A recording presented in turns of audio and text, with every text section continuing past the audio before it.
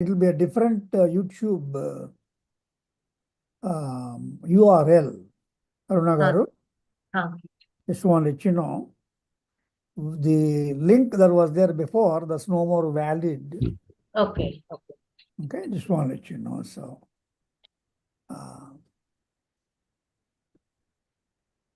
Just you send me the updated link, sir, so that I'll forward to all our. oh, I think it picked up the same link, looks like.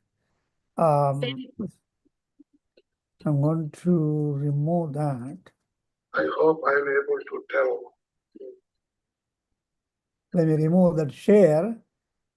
And in YouTube, there's a delay latency of about 15 seconds or so. Yeah, there we go. So it is the same. Same link, sir? I think it is same link. Hold on, just want to make sure. Thank you. I'm posting this link in our present group, sir. Okay. So that somebody can join. YouTube stream okay, please hold on. There's a feedback. Is all previous one is coming. Hold on, please. Okay. There's a feedback. Oh. నేను ఇంకోటి ఇస్తా ఉండండి. అలాగే. I want to make sure that this is the right one.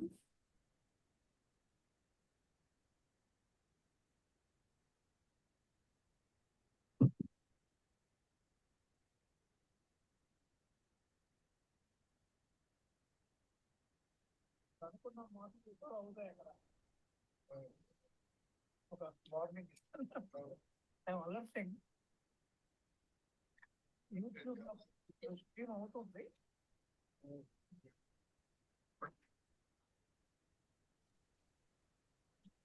Good morning, sir. Kai, we've been loving going to Magnesium to keep our mass. And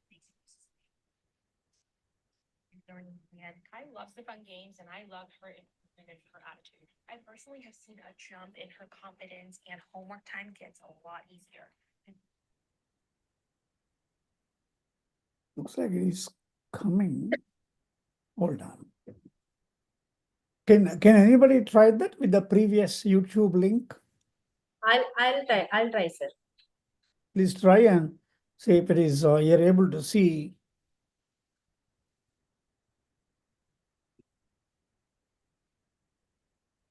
Here is some good news for you. From today, you don't need to remember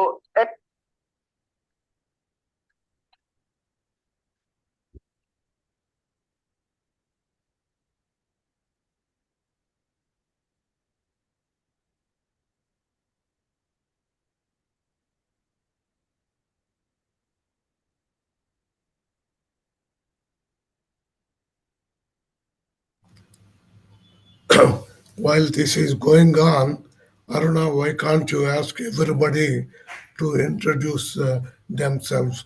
Just a 30 seconds introduction, who they are and where, what organization.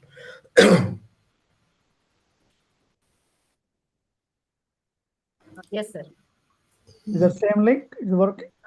Same link is working, sir. It's working for you? Okay. Yeah. All right. Let me also bring it up so I can monitor it. Please hold on.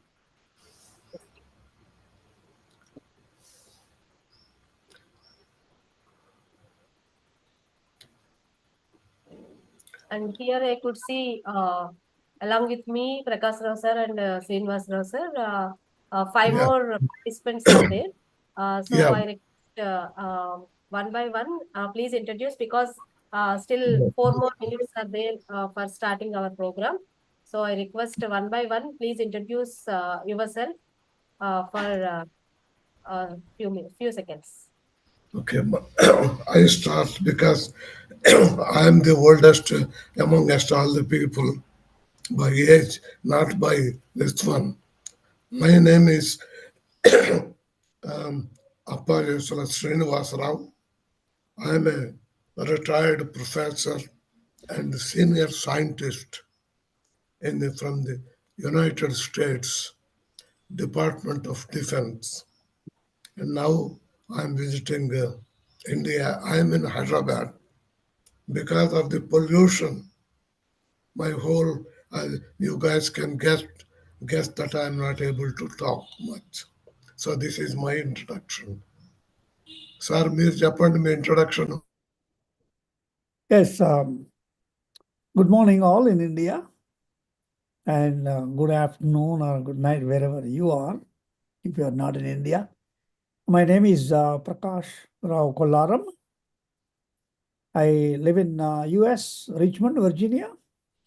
I'm a retired US Department of Defense cybersecurity chief engineer level. Well, in the US, we have different cadres. I'm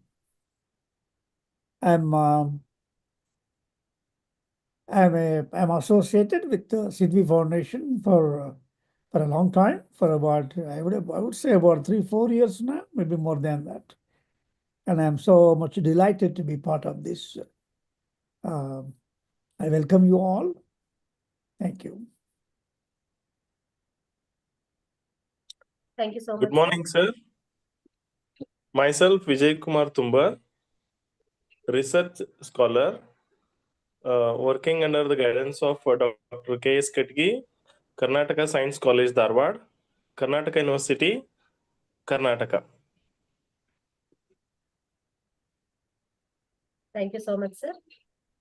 Anybody, next person, here I could see Bhaskar Rao garu.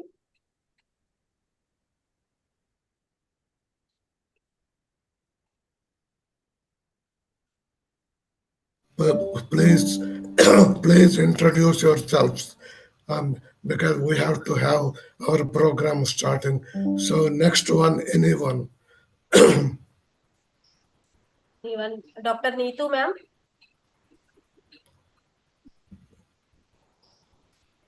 So Bhaskar Rao, I can see. Okay. Go ahead. This is Dr. Neetu and I'm from Sri Sati University for Human Excellence, Karnataka. So I'm happy to be here. Thank you. I'm working here actually as assistant professor in Department of Life Sciences. Thank you, ma'am. Later on, whenever your presentation will come, ma'am, please check your audio. It is not that much properly. Next, Vaishnavi, Dr. S. Priya. Good morning, everyone. Audible? Yes, you are audible, please. Good morning, everyone. So, I'm Vaishnavi Chaudhary. I'm a student and researcher at D.Y. Patil International University, Pune. And I'm a bioengineering graduate. And my mission is to push boundaries in science, innovation, and make the impact in STEM. And I'm very honored to present my work at this conference. Thank you so much. Good. Thank you. You are welcome. And Dr. S. Priya, ma'am, please introduce. Afterwards, we'll start our program. Bhaskar Rao.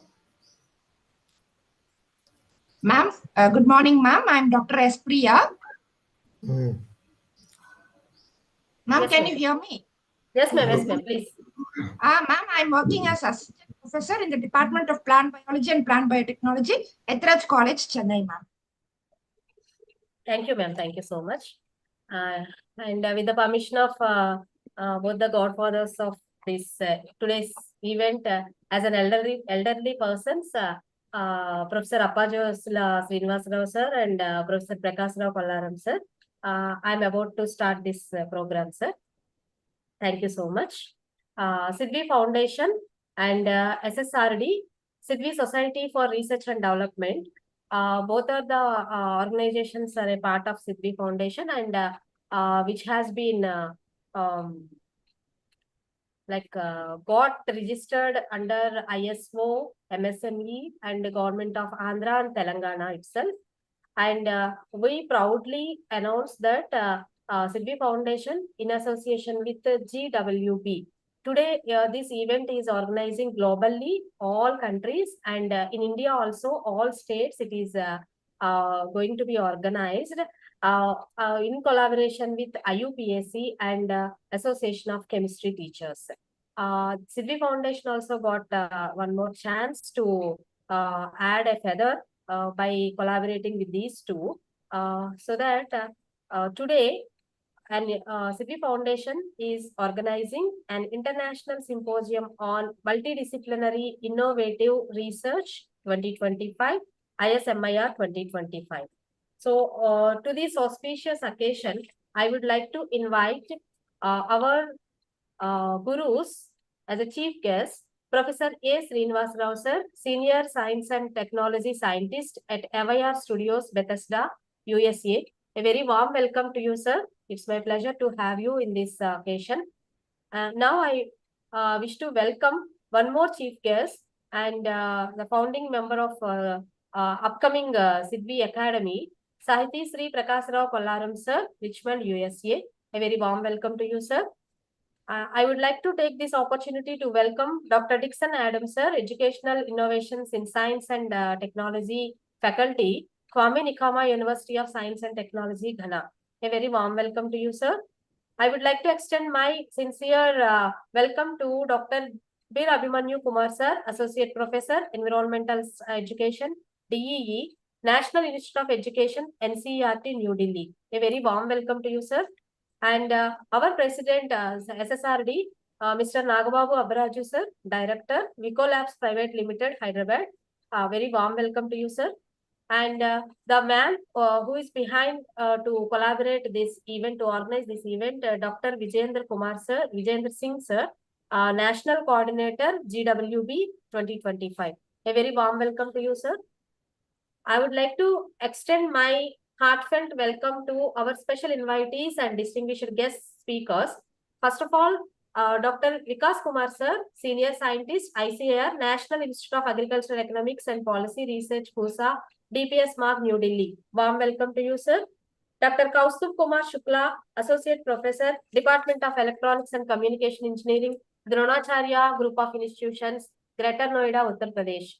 Very warm welcome to you, sir. And guest of honors, Dr. D. Jayarajan, sir, Head of the Department, Medical Lab Technology, Divine Mother College, Korkudu, Puducherry. Warm welcome to you, sir. Mr. Alok Ras, Assistant Professor, Department of Chemical Engineering, Rashtrakavi Rambari Singh Dinakar College of Engineering, Bihar. Warm welcome to you, sir. Dr. Sirajuddin M. Horigemani, Environmentalist and Director, Highland EduTech Institute, Bizapur, Karnataka. Warm welcome to you, sir. Dr. N. Bharatajyoti, ma'am, Assistant Professor, Department of Geology, Mary Stella College, Andhra Pradesh, Vijayawada. Warm welcome to you, ma'am.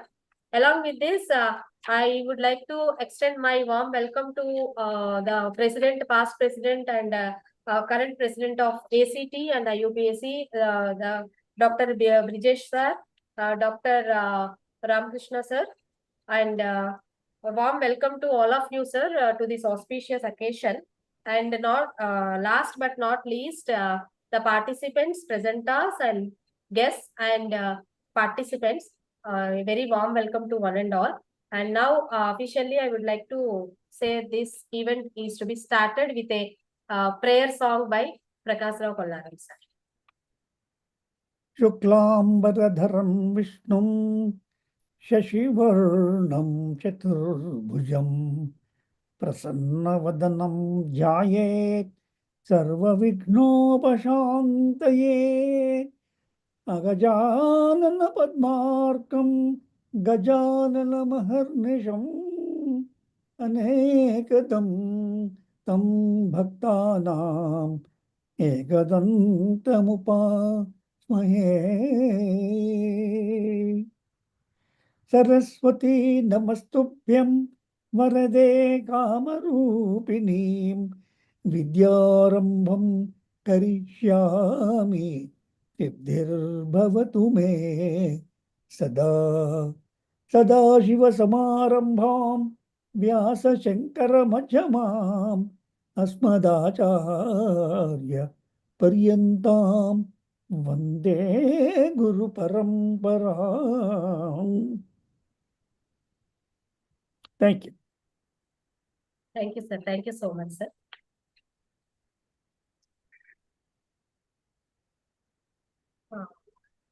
Now I would like to announce that all the abstracts we got for this are around 58, sir, and we had selected, because it is a very short span of intimation, we had selected 20. Out of 20, we had included 15 abstracts as a conference proceedings as of now, and we are about to add those 5 abstracts also in the conference proceedings. And before that, I would like to announce that we got ISBN number also for our conference proceedings, sir.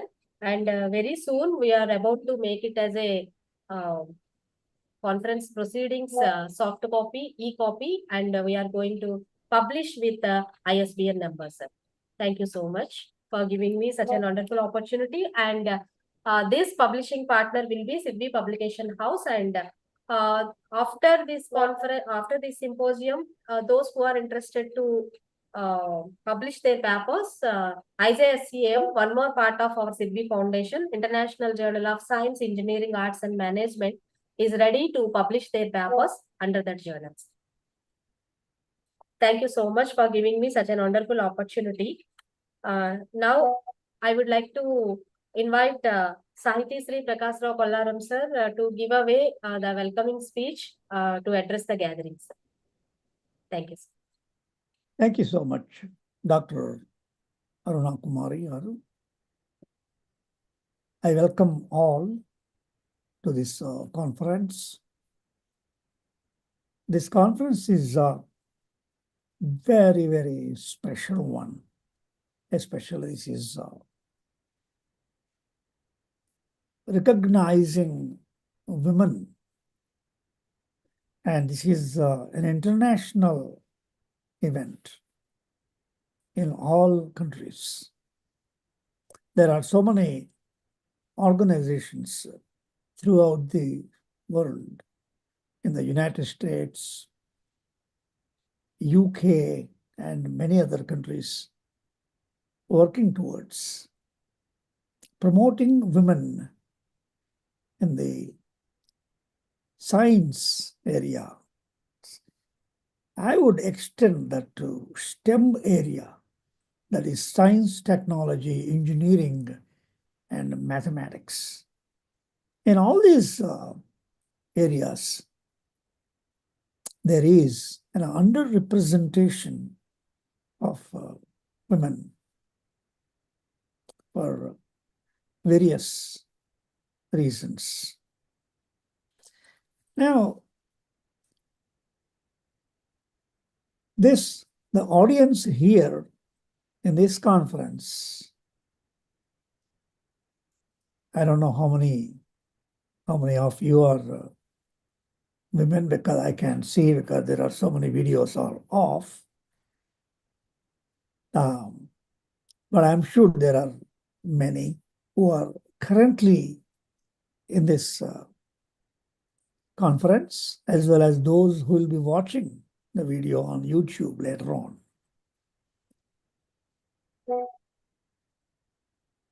This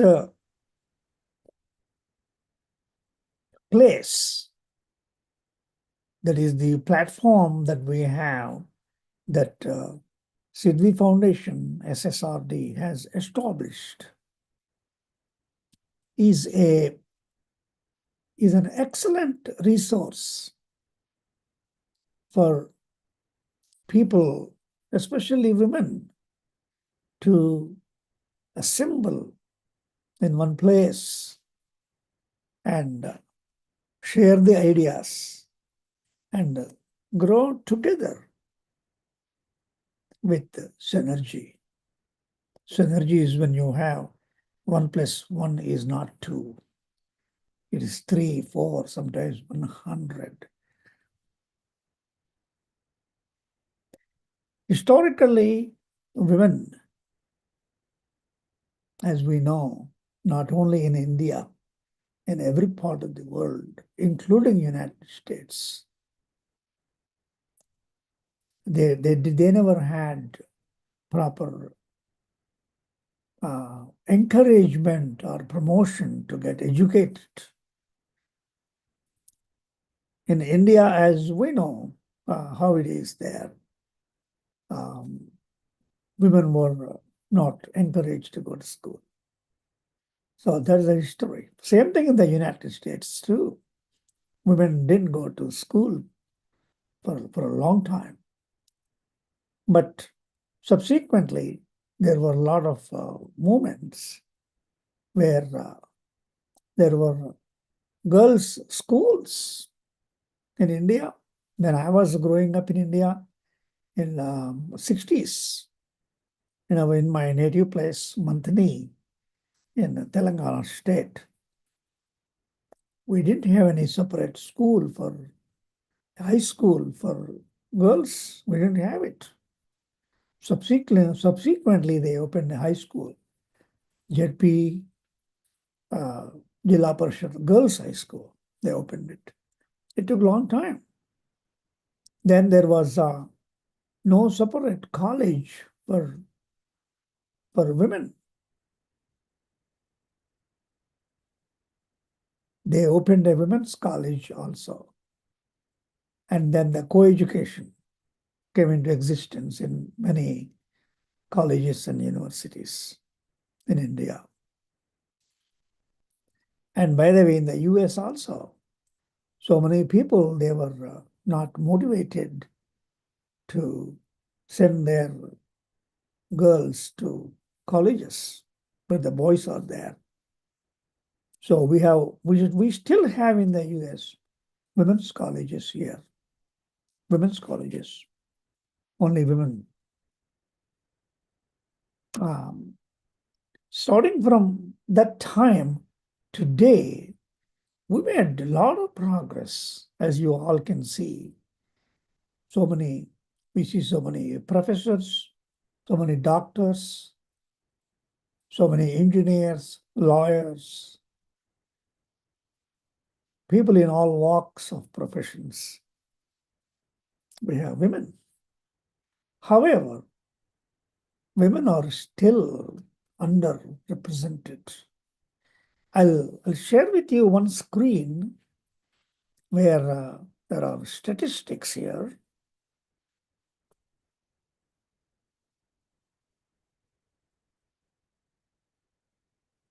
Hope you are able to see one screen here that says women in STEM statistics. Do you see that?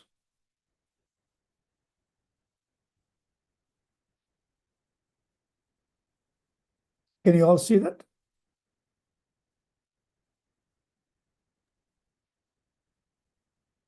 Yes, sir. Your screen is visible. Women in STEM statistics. Can you see that? Yes, sir. Okay, you can see that. Okay, that's good. That's good. I got a dual monitor system, so just want to make sure. If you look here, these are the recent statistics, 2023 to 2024 statistics are not out yet. So you can see that only 31% of female students are enrolled in STEM programs. And then, if you look at the subject breakdown, physical sciences, 44, and 56 is men. Mathematics, 37 women, 63 men. Computer sciences, only 23% women, 77% men. Engineering, only 21%, and 79% they are men. So those who are interested in the audience, you can go and do more research. Take a closer look at these statistics, how they are trending. That clearly shows that there is still a lot of room for improvement. We, the community, the government, the politicians, everybody got to realize and evaluate the socio-economic reasons, any other reasons that discourage women from getting into the STEM programs. In the United States, there's a lot of emphasis on the STEM program, science, technology, engineering, and mathematics. So much of promotion going on, so much of government gives a lot of funds for encouraging and coming up with the STEM programs, getting into the people, bringing them awareness, establishing scholarships and so forth. And part of that is women also, to encourage them. So it's about time for the society at large to realize that there is a need to push, to promote, to encourage women to get into the science, technology, engineering, and mathematics. I thank you all for this opportunity, sharing my views. Thank you.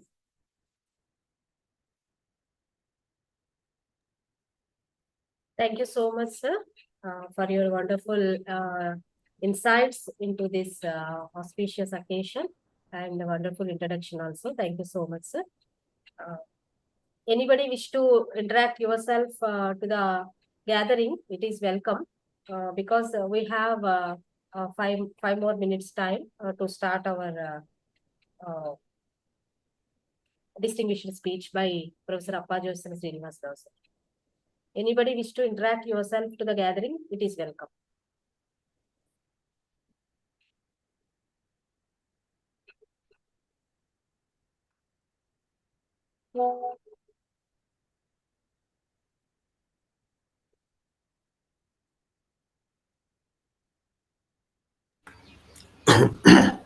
I have one positive comment.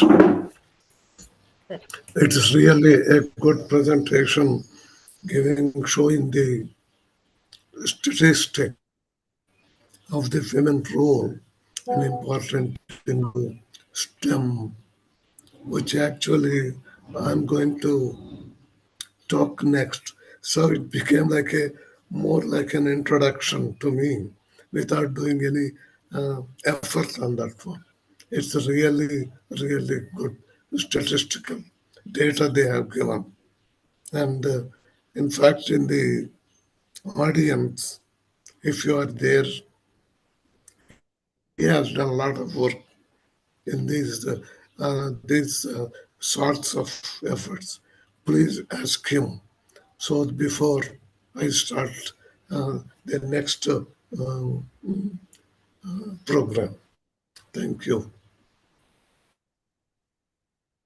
Yeah, actually, we must utilize such a wonderful personalities, insights, and their ideologies also for our both professional and personal growth. So here, two big personalities are there with us. So I request the gathering to utilize their services and to utilize their ideologies also. So please interact with Prakash Rao sir and Srinivas Rao. Yes, please. If anybody has any questions or any thoughts, how we can promote and encourage and facilitate higher participation by women in the STEM programs. What are the social elements which are pulling back? We do realize that women, they have certain things that they used to have in the past. So a lot of them, they have been overcome now. we have in India, for example, we have excellent transportation where we have, if you go back to the olden days, women needed to take a walk, they carry water from a well, carry water from nearby river. That's the way it used to be. There's no more. Today, water comes to your home. Everything comes to your home. We have refrigerators at home, so you don't need to buy every single day vegetables. See, the times have changed. Now it's about time for the community to change. It has changed, but a lot more to change.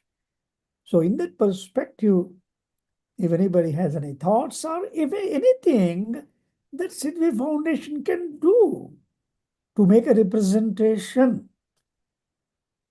Dr. Aruna Kumari, I am talking on your behalf. If anything that Sidvi Foundation can do, make a representation, make a petition, approach the local colleges or government, gather signatures on a petition. That's the way it works in the US. We have to sign petitions. And I'm sure same thing exists in India too, and take it to the government, to their attention. I do understand. Sometimes it works with influence. We got to use influence too. That's not a problem. So anybody has any thoughts, you can raise your question now or later. Some people, they put questions in the chat. I don't know if there's a question or no. They only said happy to be part of the symposium. That's not a question. Okay. All right. Thank you, sir. Actually, by God's grace and the blessings from the elderly persons like you, we got one more opportunity to collaborate with a government college from Kolhapur, Maharashtra, sir. Faltan Educational Society, Srimant Baisha Saheb Rajmane Mahavidyalay, Kolhapur, sir. And we are about to organize one more conference, international conference on 27th and 28th of February, sir. Actually, Sidvi Foundation is having one motto that on special days it will organize some conferences. So National Science Day to commemorate Mokshagundam Visvesvaraya sir's Raman effect. Sir C.V. Raman's Raman effect. So on that auspicious occasion, India is celebrating National Science Day on 28th of February every year. And last year also we had organized one conference on that day. And this year, this college Faltan Educational Society came forward to collaborate with Sidvi Foundation to organize that National Science Day event as an international and global level, sir. And I'm very happy to announce that we are about to have one more conference in this month only. Actually, I had requested this Global Women Breakfast persons and IUPAC and ACT persons also that we can organize this event on that 28th February National Science Day. But they told me that on 11th February only we have to organize this event, GWB, Global Women Breakfast, so that a very short span of time we had organized this event, sir, today's event. Actually, it is not there in our regular calendar, but even though we got an opportunity to collaborate with all these things, and today I can say proudly that Sidvi got an opportunity to make a global event, and because on this day many nations are organizing this GWB, and from India, especially from Andhra, we only are organizing, sir. From both Andhra and Telangana, we only organizing this event. Rest of the states, they are organizing, like in Madhya Pradesh and Uttar Pradesh and Maharashtra, some colleges are organizing. But as far as an NGO concerned, as a autonomous body concerned, Sidvi Foundation got an opportunity to organize such a wonderful event first time, and one and only both the Telugu states, Andhra and Telangana. Thank you so much, sir. Thank you, Wonderful. sir. Wonderful. Now it's time to listen from our great Guru, Professor Appajosla Srinivasarao, sir. I request Sir Professor A. Srinivasarao Garu, Senior Science and Technology Scientist at MIR Studios, Bethesda, USA. Sir, we are all very eagerly waiting to hear from you, sir, your valuable speech and valuable directions to all the budding fraternity. Thank you so much, sir.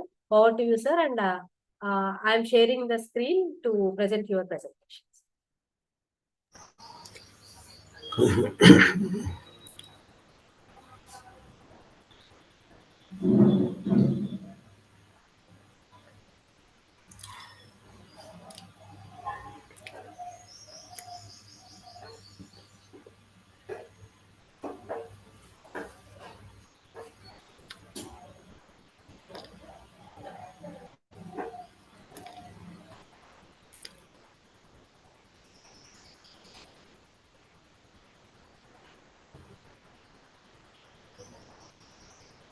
Sir, please let me know whether my screen is visible, sir. Yeah. Can you make it big? Okay. Can you? Yeah, great. Um, it is my pleasure to be here today, except my voice is gone. As I came to India, the dust in Bangalore and Hyderabad really choked my whole throat. I I can do the justice.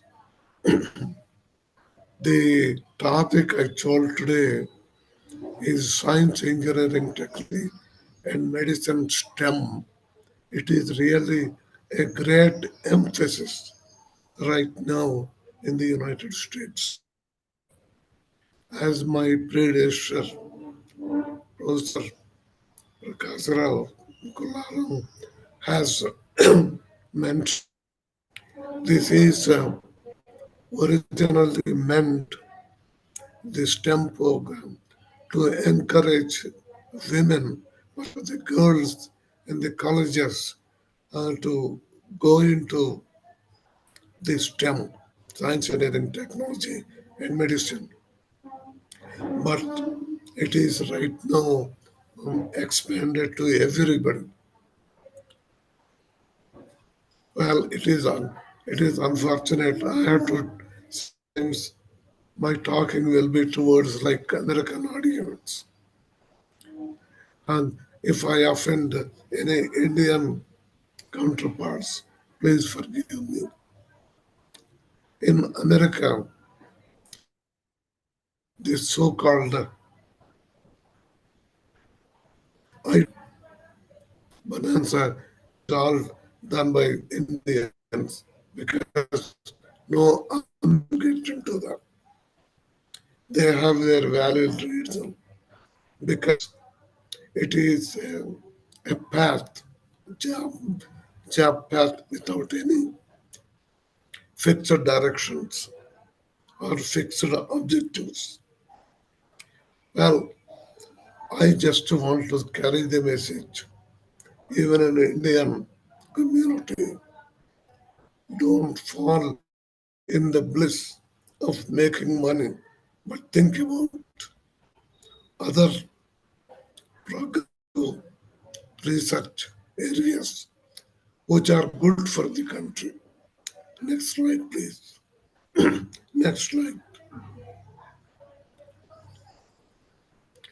Aruna, next. Okay. The previous, you crossed it too. In this presentation, I will talk about current research in science, technology, engineering, medicine, and a paradigm shift in the S&T culture. Here I want to emphasize, talk is not fulfilled without any questions. The way talk is important, questions from the audience is equally important. It not only enlightened you, but also us to verify what we have said and what is the different way one can look at it. So please be prepared for questions. The objective is right now the sequence I will talk about. The objective, the science and engineering historic perspective, aspect extensions in the present research, some achievements, efforts to repair the damage, then what is the future vision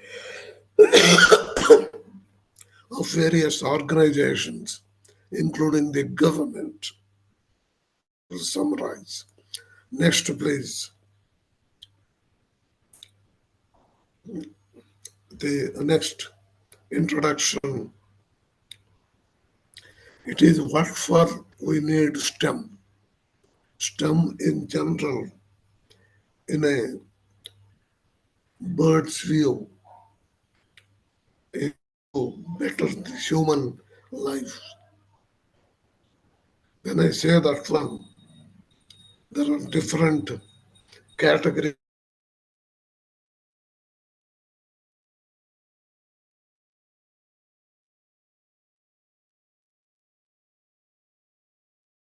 Human life, which positives, and while doing it, we have negatives. In fact, I don't know how Indians take it, but when I look at it after this IT, too much money coming, how much Hindu societal values have gone down. I went to Kaveri River. There I saw the younger girls and boys around from Bangalore. You guys, parents think they're doing great. No, it is worse than Warren. When they came to the sacred river place and doing this sort of thing, also a negative. So, okay, I don't want to go into that. The standard of living is one betterment because of STEM, but it is not complete because if we try to improve the standard in one segment, another segment suffers, particularly the food. Right now, we have very good food production, but it requires attention in the future. Health, right now, health. Everybody, whomever I see in India, they pray God not to take them to the hospitals, particularly the corporate hospitals. So we need some new innovations.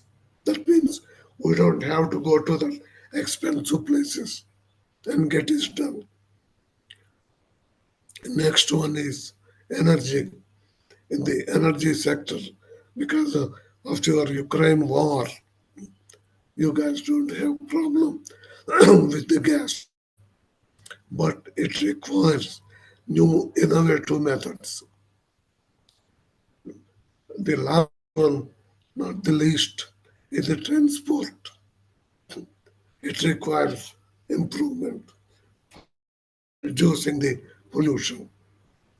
So recently, there is a paradigm shift to better preparedness for the human survival. On the top, I see betterment. Here, preparedness. One, standard of living. If you want to make, it's not enough space. In US, I have almost nearly 1 acre of my land in my house. How do I come here? And all my friends, they're all in apartments. When I sit there, I feel disappointed. But what can we do? So the space is not there. And this is encroaching onto food production. So in the food production, accept resources and innovate new thinkings, health, new challenges. I will show you at the end new drugs, how they are coming. In fact, they may make these doctors, the surgeons, obsolete. By the way, my daughter is a surgeon. When I say this, she doesn't want to listen to these things. So we may actually completely bypass the surgeons, even for the heart transplants and all. The energy sector, it requires innovation. I will talk about those things. Transport, that also require improvements. Next, please.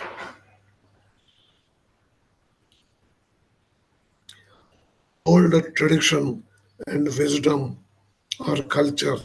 It says you repair, augment, discard, damage this one, or usable or redundant.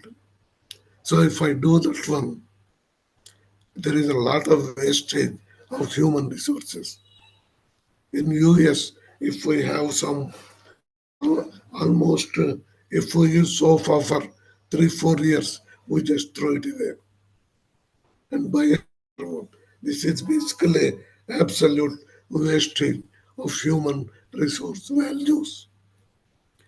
The new vision or change in the new culture develop for future for science, technology, and medicine, both short term, next 25 years, and long term, that starts in the future.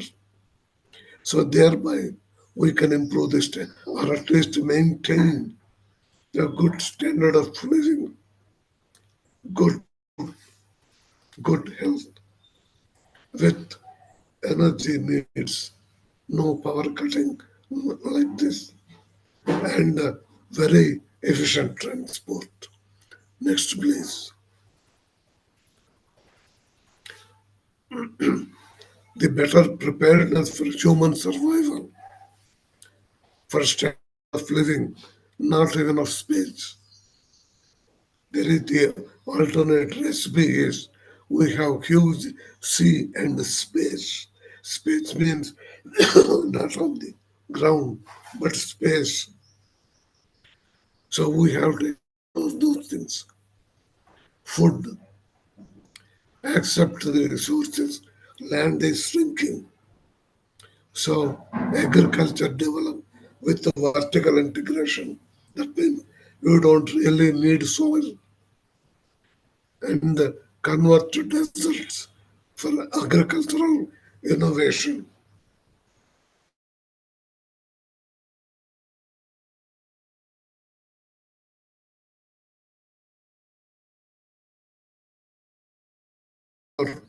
Already on the sea, more number of plants than on earth, than on land. So we should exploit them. In the case of health approaches, biomedical engineering is a new approach in which only doctor cannot, a chemical engineer, chemist, physicist, mathematician, they're all contribution needed. I will show some examples. Next one is genetic manipulation. I lost all my teeth. I went to the dentist. He put complete implants. $65,000 I gave him. It's a failure. But we know sharks continuously regenerate teeth after they are lost throughout their life, entire life. So we should actually go in that sort of genetic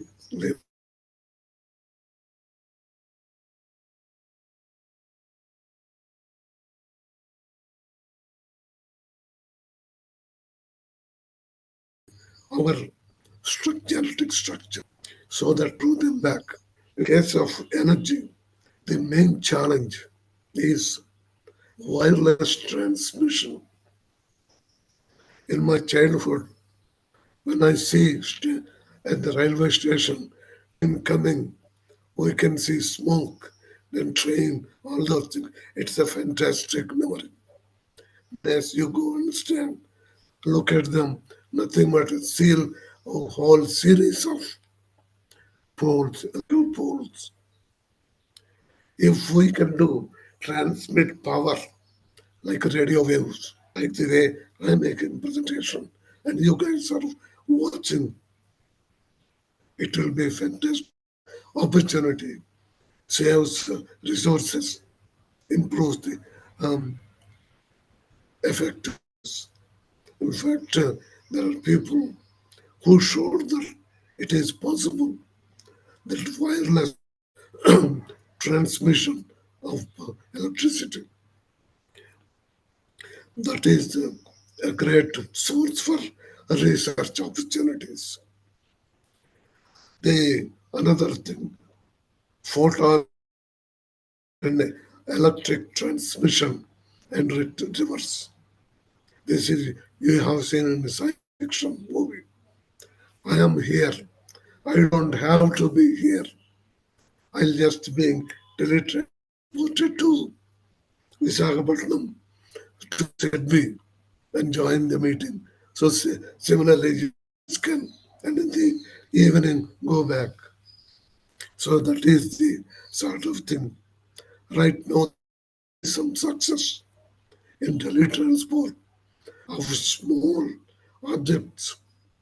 We can't risk life at this.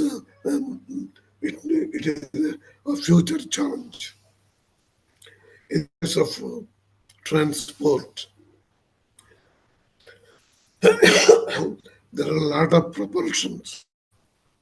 Even in our Vedic textbooks, ancient times, there are vimanas that are being operated using Mercury, and people commented on that one. But a lot of research is going on using mercury plasma. Plasma propulsion is a well established, theoretically established research finding. So, in fact, for rocket fuels, you generate a plasma and send it and get high speeds. So, mercury, our books have told that we can renovate it. Because I recently met somebody who talks about Sanatana and Sanutana ways of life. That means Sanatana Dharma and present Nutana Dharma. So this plasma propulsion. And as I said, teletransportation. Sometimes we can actually go into take a time travel and space travel, which requires some practice. We can do that. If I say I have that experience, it will be like blabbering, boasting, but I have to know.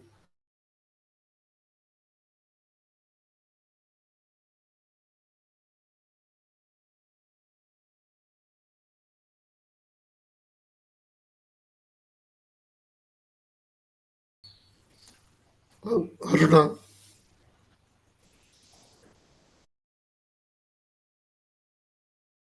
I'm going to briefly discuss these things next.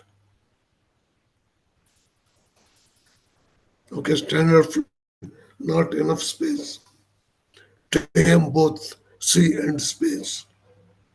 Sea is almost 2 times or 2 to 3 times that of land mass.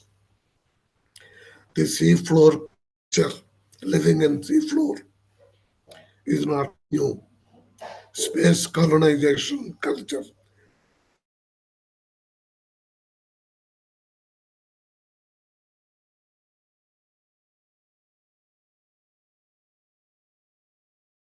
That is missing culture.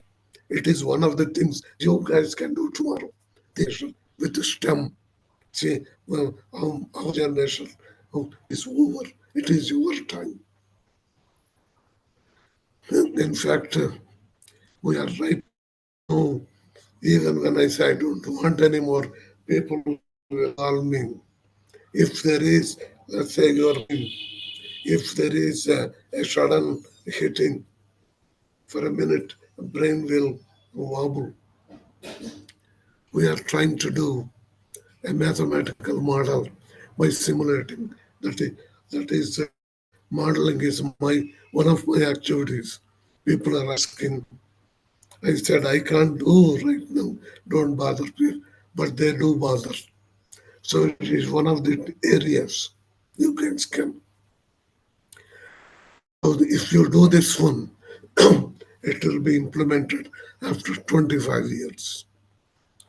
In the case of food, innovate now new approaches. There is a lot of success. It is proved you don't need land. In fact, the whole desert, they produce lots of vegetables by actually feeding the roots the nutrient. Then you get the crop. In fact, those tomatoes, hydrophone, they taste better, but my wife doesn't want it. She thinks something may happen if we eat like those things, unnatural. This is where, uh, after at the end, I will say, you have to educate the farmers and the people like these who don't want to change.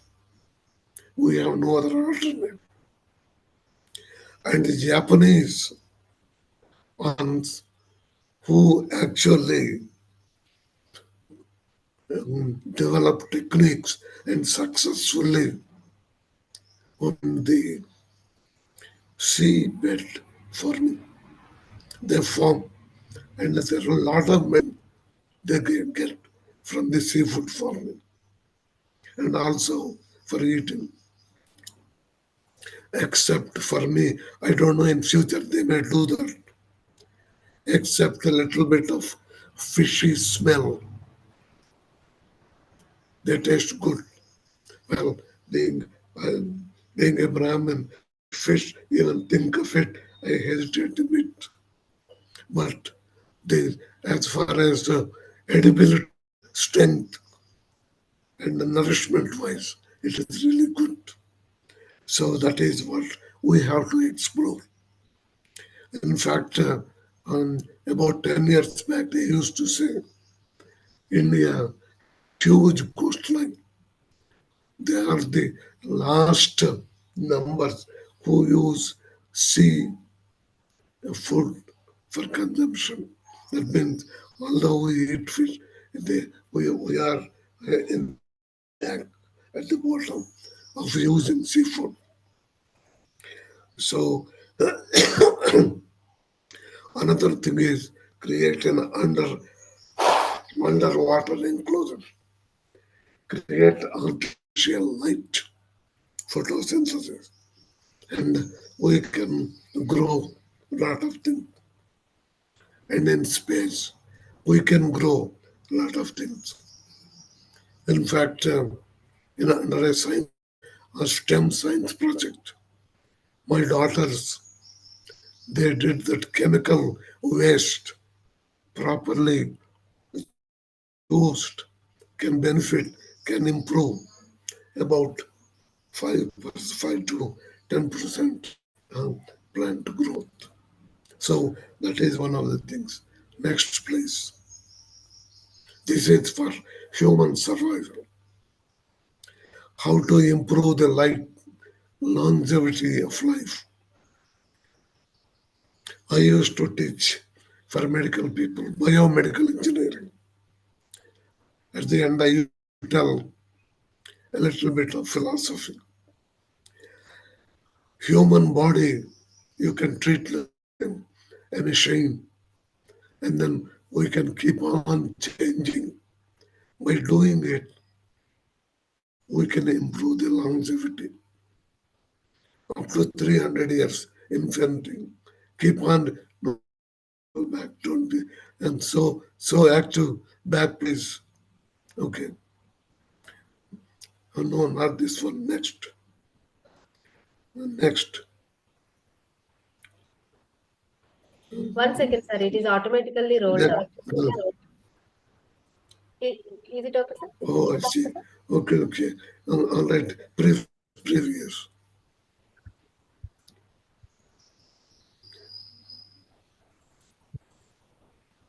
Okay.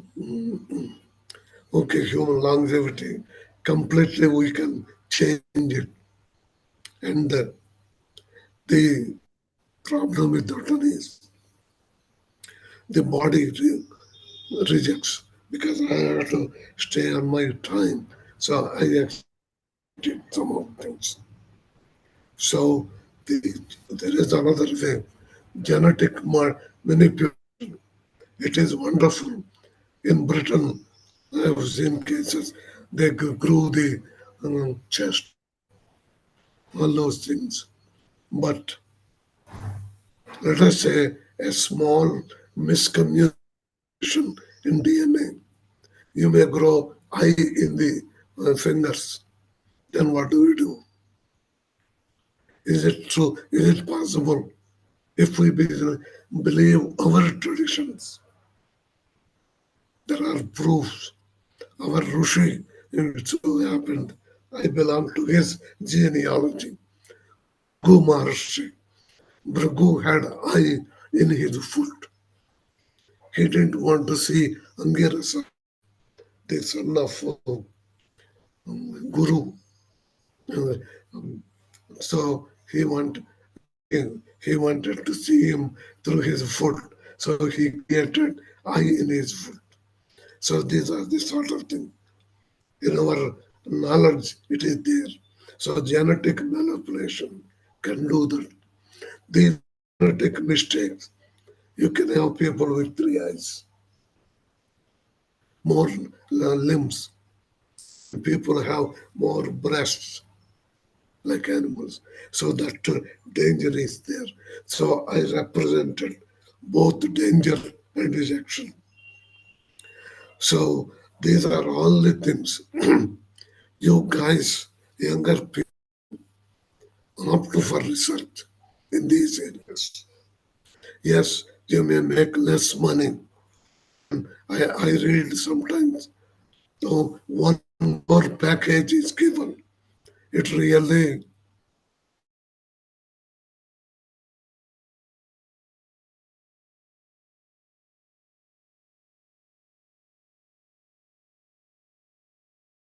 I will become at the same time, even if they are killing the Americans are very miser. How they are killing, I don't know. So there could be a little bit exaggeration.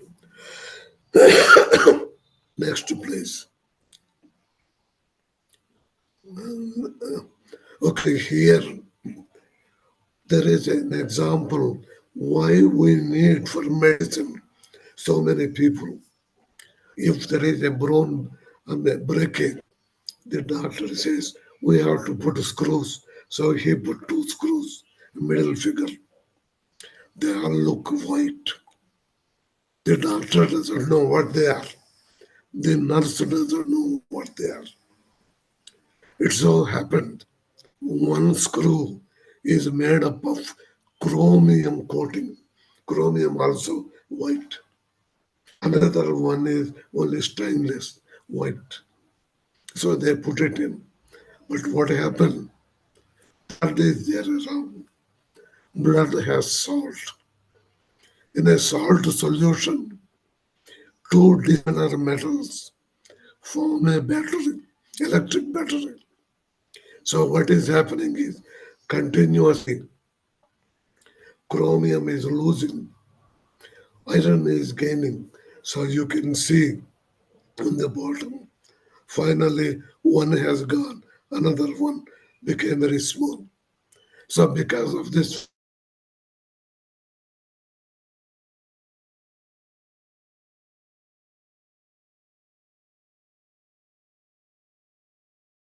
particular patient, it will adjust, it doesn't. After months, the patient went to another doctor who x-rayed, and these are what happened. Immediately, they have to remove this similar metal. Then this biomedical engineering course is a must for US medical students. They should have engineering knowledge for their practice. Next, please. Next. Better, and then there is one wireless transmission is electromagnetic field.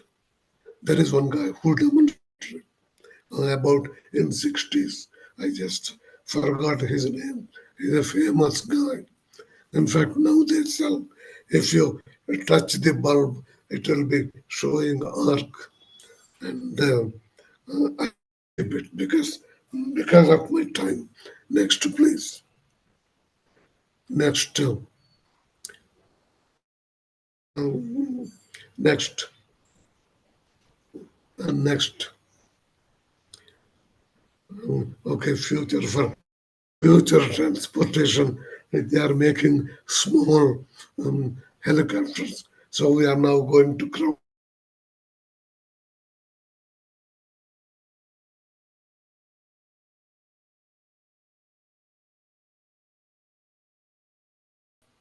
On the road. Next, please. I don't want to detail. Next. Next. Okay. In medicine, future drugs are smart drugs to betterment cancers and also regenerative body parts. You just grow them.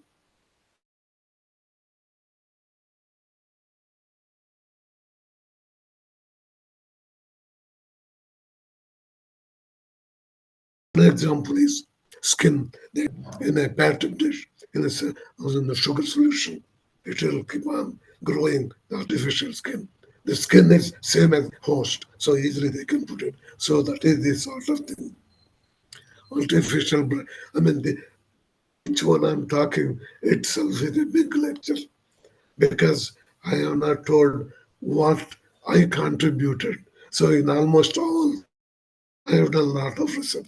I'm just hand waving you. Next, please. Okay, okay. This is how the next drugs look like. These are called cages. In this one, inside will be. It is like a Star Wars movie. Inside there will be medicine. Drug is a toxin. Drug is a toxin. And that's the reason if you overdrug it, you die. So in this one, you encapsulate the drug, take it to the place where you want to cure, explode. So the drug will spread everywhere, and the tissue will die. This is one is actually you can drive. It is a car. A rover is a car. These are all of nanocytes. So don't think like the picture. I will go next to that. Next. Okay. Yeah, these are the two types. And these are what I researched. This one has a propulsor at the back. And then we'll keep going. And how we take them, we actually monitor their movement. But when they are going, they have to flow in blood. escaping the blood cells, escaping the plasma, all those things, escaping your that clogs and the heart now. Those plaques, those you have to monitor. So by doing this one, there is a drag, there is a lot of opposition. Not in swimming, you will know you have to move forward. Means you pull water so that you go. In this case, what we do, we apply a small power plant that will initiate movement, but to reduce the drag on the back side, we use my research. We use what are called winglets, and those winglets we demonstrated by experiment to reduce 3 to 5% of the drag, which is very, very significant. So this is a huge area of wild ocean. And another thing I want to tell the undergraduate students, they do science projects. They can take different models, different shapes, prepare a water bed, a constant flow, and make these models of float and flow, and monitor how their flow patterns will be. So if once you know, you find a recipe. So you don't even know that these flow patterns, you can publish scientific papers. You guys do this, submit to Aruna. Let me look, and if I recommend, Aruna will publish in her journal. So there is no doubt about publication in journal. So the different shapes. So if anybody wants, they can talk to me. They can talk to Aruna. They can try to help. But right now, this is what it is. And next slide, please. Next slide, Aruna. In the summary, the present review says present day requirements for better living in the future.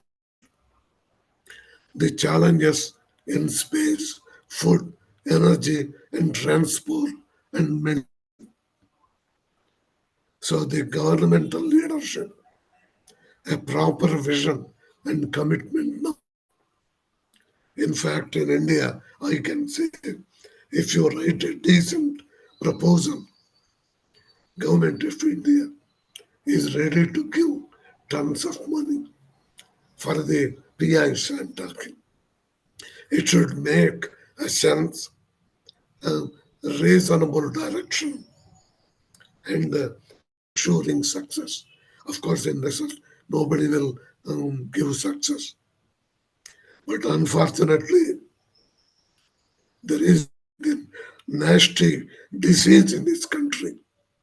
What is in for me? I wanted to come and establish a lab. One minister from Telangana, he asked me what is in for me. Straight question. It is really a disgrace. But don't be discouraged. Of course, that guy is out of government now. But please write good proposals. And government of India is supporting like anything. Only IT is not solution. The way it came, it is, in fact, if our Trump tried a bit, there is quite a bit of a collapse here. That is the reason why Modi is running there. To not to completely close it. So please, youngsters, this message is for youngsters. Defense establishments, they want people, technical people. Not that the paper doesn't mean anything. You have to be competent. Then you will chain. You see, a lot of people say, I'm a PhD. PhD doesn't mean anything. It's a paper. You see, Prakash Rao Palaram, he is a professor. He is Vedanga.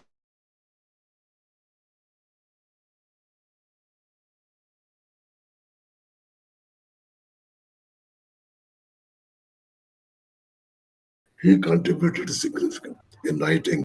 See, that is what recognizes, not that one, okay, I'm a PhD. I see so many people, I'm a PhD. Then I say, how much did you do? Nothing. I published 400 papers. I gave lecture all over the world. 100 only for, I don't know my weakness. I'm giving R&D lectures. But generally, I won't. So please choose STEM, particularly government encourages women come with this one. Once with age, one becomes senile.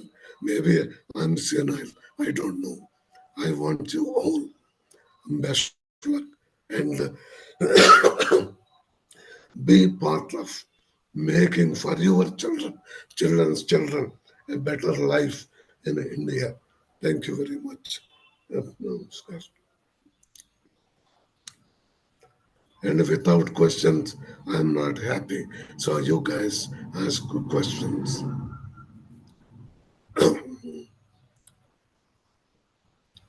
I have a comment to make.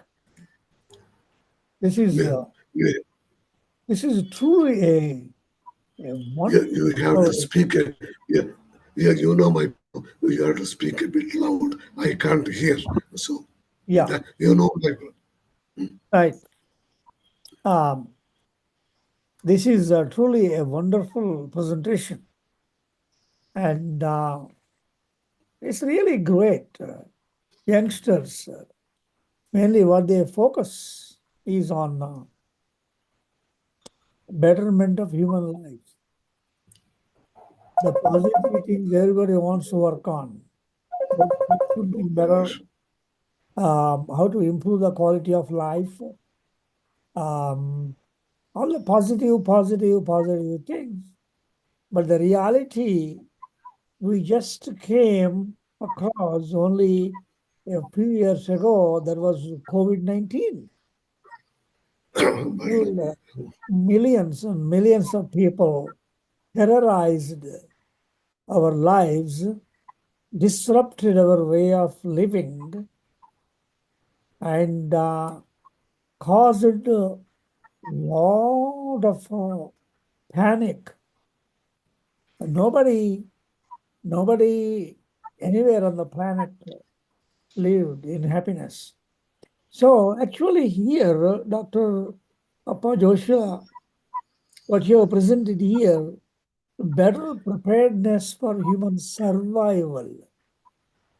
That is a great thing that young scientists, not only young, any scientists, they should look more into, because as we speak, we know in who has these nuclear weapons, and how far are their fingers away from the nuclear weapons. So it's very scary. If something happens, it'll be much worse than the COVID-19 pandemic. So in that situation, what do we do? So you have already shown in your presentation the areas of various research. When the earth is, when the ground is not habitable, we only have to go down into the ocean, the sea, and then go inside, and we have to live, we have to survive. Not many people are doing that kind of research. I think maybe they are doing it, but it's not coming to surface. If anybody is doing that kind of research, there must be come to surface. that becomes encouragement to others, Mm. which I believe is not happening. It is same thing with the vertical, the agricultural field growing vertical, because there's only so much of land that is there. Land is fixed on the earth. So with the growing population, growing need, you got to go vertical. Many countries, they are saturated. There are people, Japan, for example, India, China. There are many countries, where even when you go to Middle East, the habitable land is not much. It's all sand and deserts. So they got to go. A lot of innovation is necessary in going vertical, going towards the, in the air. We got to go. No, okay. Today's presentation, whatever he put it as a bulletin, they're all by themselves a talk. In fact, when Aruna asked me I should talk, then I just summarized. And in fact, the human innovation is not a new concept. In fact, the ancient is another talk last time I gave. The corn production in Peru and Chile, they actually found the wild grains and they mutated. And finally, they were able to get to this long, about 12 inches long corn. So these are all the innovations done in the past. But right now, we have enough. We are not looking. But we have to look for it for the future. And and also, vertical integration has its own problem. It is actually a challenge to civil engineers, agricultural engineers. In the civil, the structure, and if you keep on doing any wind, it will be wobbling. What is the effect on the plant? In fact, that is the thing we are modeling on brain. When suddenly something happens, somebody, I hit onto the wall. So there is a shock wave. What is the effect of shock wave on the functions? So there are so many things. So every bulletin you asked on one aspect, it is pretty good, and it is well. See, for 25 years we read the seedlings now. Then only it will come. It is not anything utopia. No, it's there, but we have to improve into large scale. Right. Anybody else? Please ask me. Good morning, Professor. This is Dr. Nitu from Sri Sathya Sai University for Human Excellence. Am I audible? Yes, but you have to speak a bit loud. Deaf. Yes, sir. Am I audible now? Yes, ma'am. Just make it to be somewhat clear and say some loudly, ma'am. Okay, ma'am. Am I audible now, sir? Yeah. Yes, yes. Yes. Sir, it was a very wonderful presentation, and I'm really privileged to hear such knowledge from you. So, what what I want to discuss today is like you have mentioned many things about the food security, like the food. Okay, mostly. Here now, what I came across, these diabetic patients, they use a sort of sugar tablets. I hope you know, like to increase the sweetness in whatever they eat. So recently, what they have done is incorporating chromium in it. Okay, they are incorporating chromium in that sugar tablets, saying that it has the ability to like reduce diabetes or increase the insulin levels or some control insulin levels. So I just want to know your opinion on it, because I feel this chromium consumption of that could be really dangerous. But even that is a research, but it has come out to the society. There are so much research what we do, and we are unable to really bring it out due to several reasons. So I just want to know, what do you think about this? Yeah. Okay, just a minute, ma'am. I left India about 55 years ago. And the way I have an accent for you, you have accent for me. The Indians very fast. So for me to understand, Sir Prakash Ragaru, if you understand, can you tell me what Yes. her question? Yes, I can tell you. I can tell you. What Dr. Neetu said is, in India, in the drugs, diabetic drugs, they are putting chromium, saying that chromium produces insulin in the pancreas, Okay. or whatever.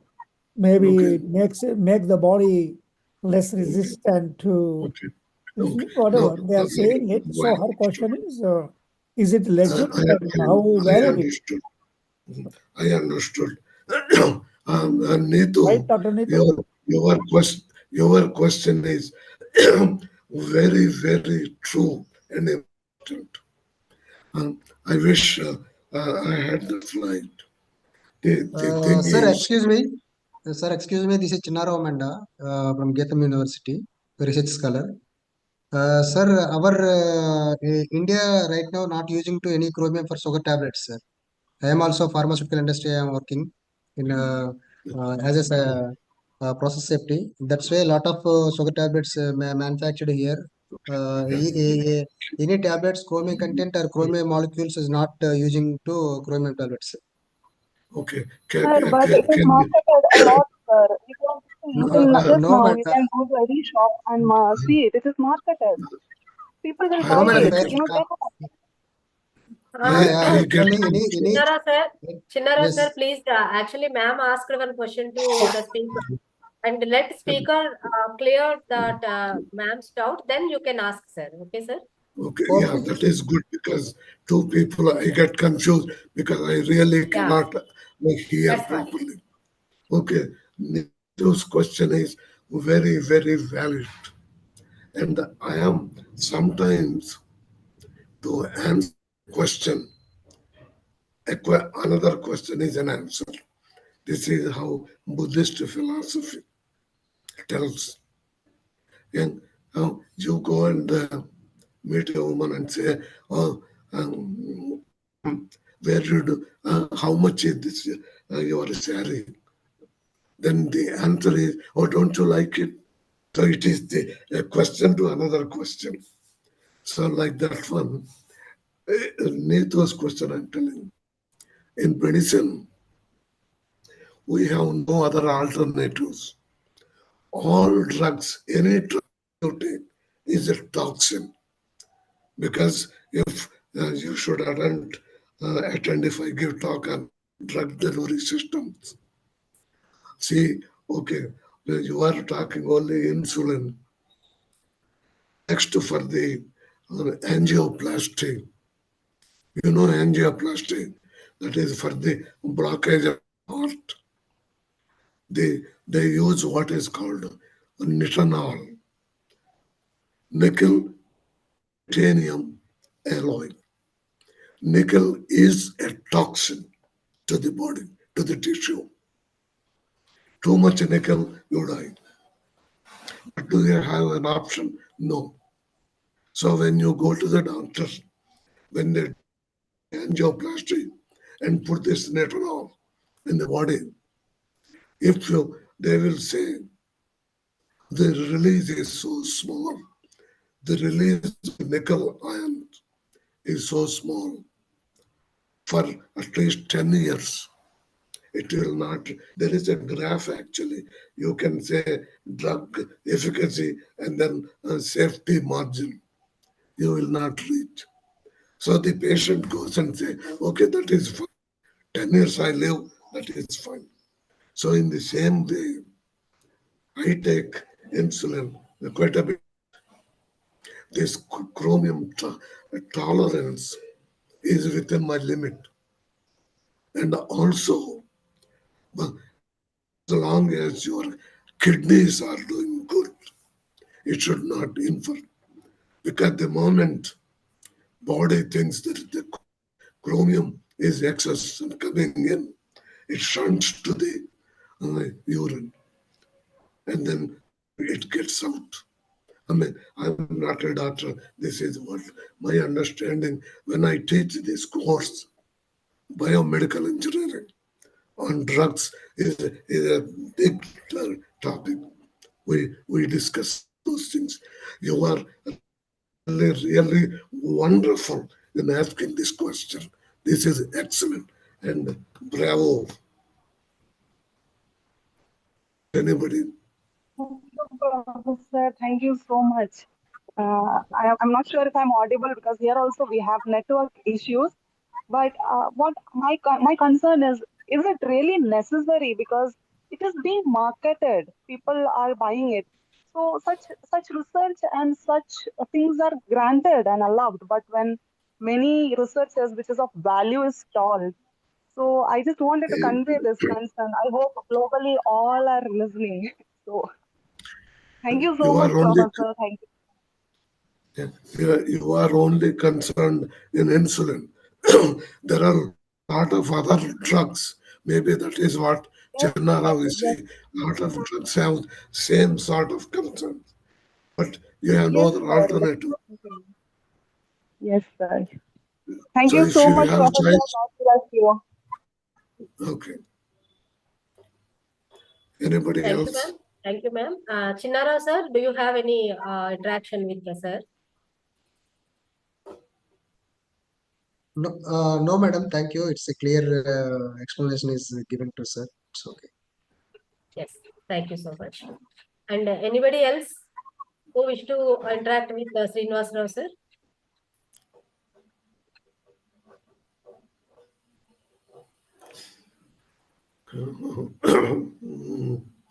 It's the last call. Anybody wants a question? Please question. No, no, sir. Okay. Vaishnavi, do you have any questions to ask, sir? Because you are also from the same field. You are working some good work in this, being a student. Vaishnavi.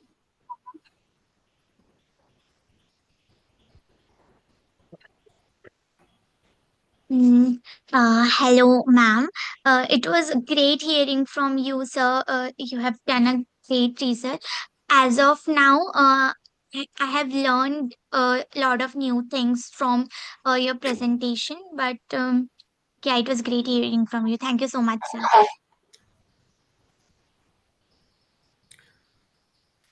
Kiranmai, ma'am, do you have any questions to ask, sir?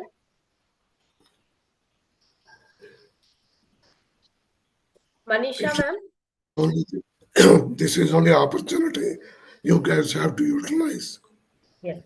So Exactly. No, thank you. It was wonderful to hear him. Thank you, ma'am. Thank you so much. Okay. Actually, here we had missed the, Dr. Jayarajan sir and Vamsidhar sir.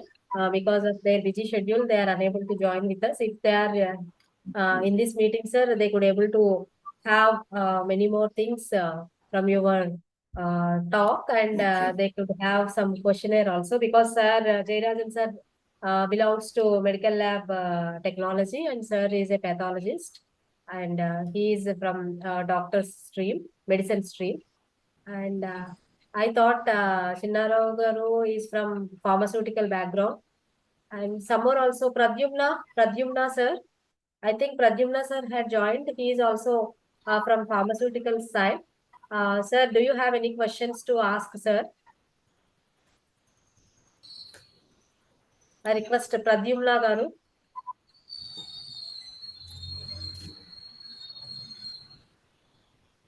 Okay. Okay, sir. Okay, thank you so much, I sir. wish you Yeah.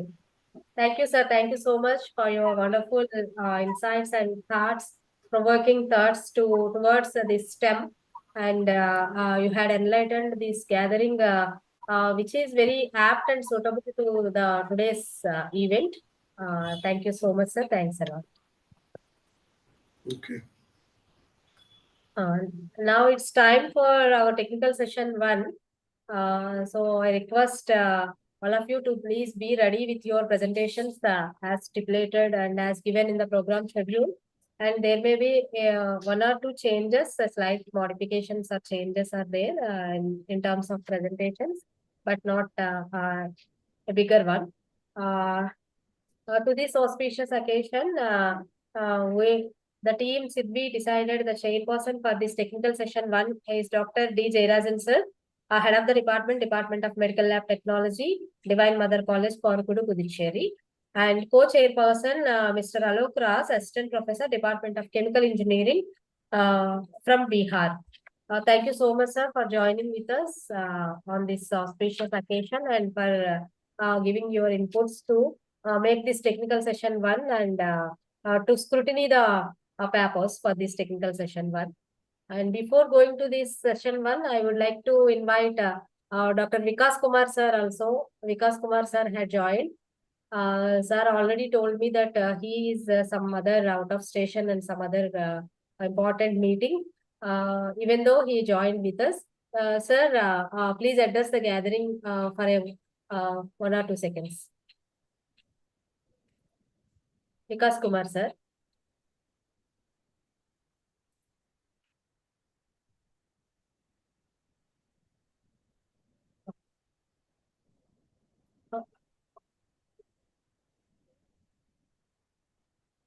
So now I would like to announce the first presenter of this session, ICMIR GWB 2025-02001, bearing the title Synthetic Green Chemistry and its Applications, a Need of the Current Scenario to Protect Our Environment, by Dr. Prashant R. Mahalle, Assistant Professor and Head of the Department of Chemistry from Maharashtra.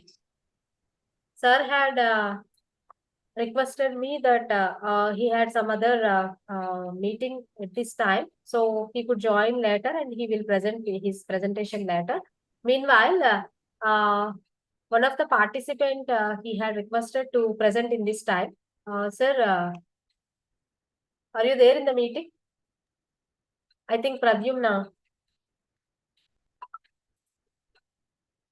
Pradyumna sir, you asked me that this time you will present your paper.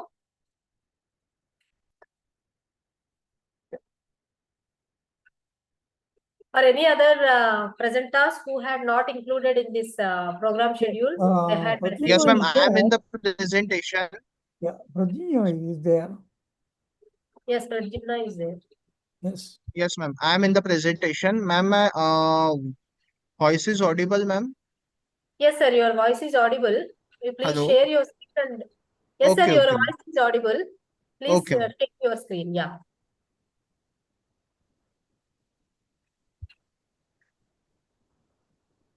Okay, ma'am. My screen is visible. Yes, your presentation is not there. Screen is visible. Okay, okay, ma'am.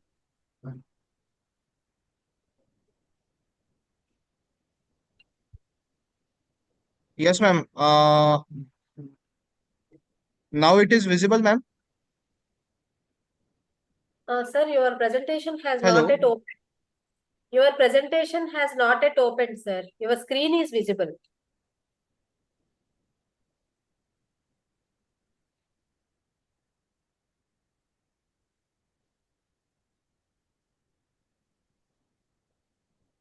Your presentation, you please, first of all, you open your presentation and then share the screen, sir. Okay, ma'am.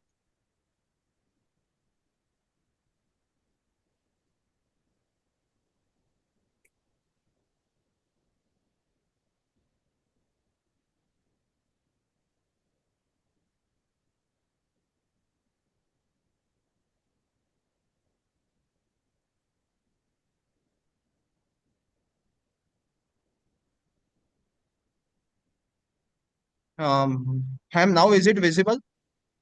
Yeah, yeah. It is visible. Yes. Make Okay. it full screen. Yeah.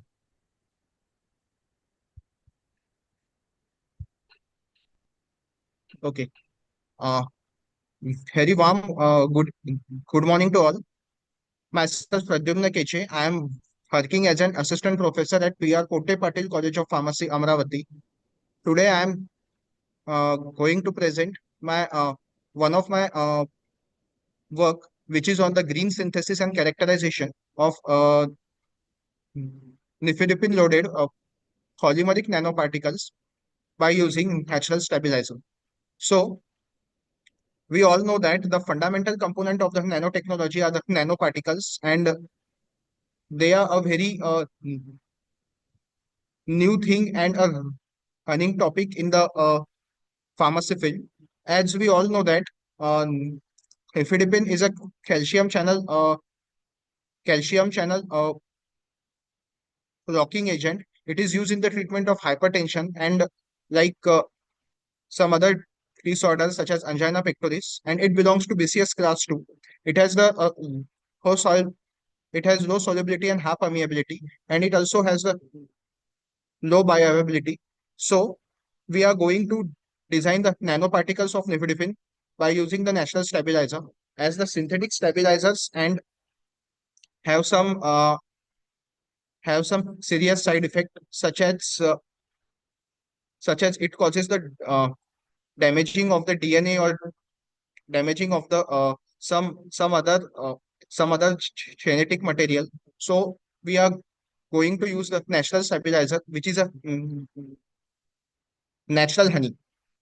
And for the nanoparticles, we use the polymer, which is sodium alginate. So this is the brief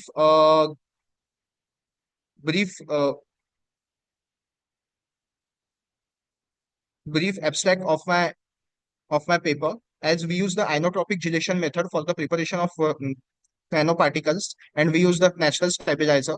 And after that, we carried out the in vitro study for that evaluation. So these are the literature review.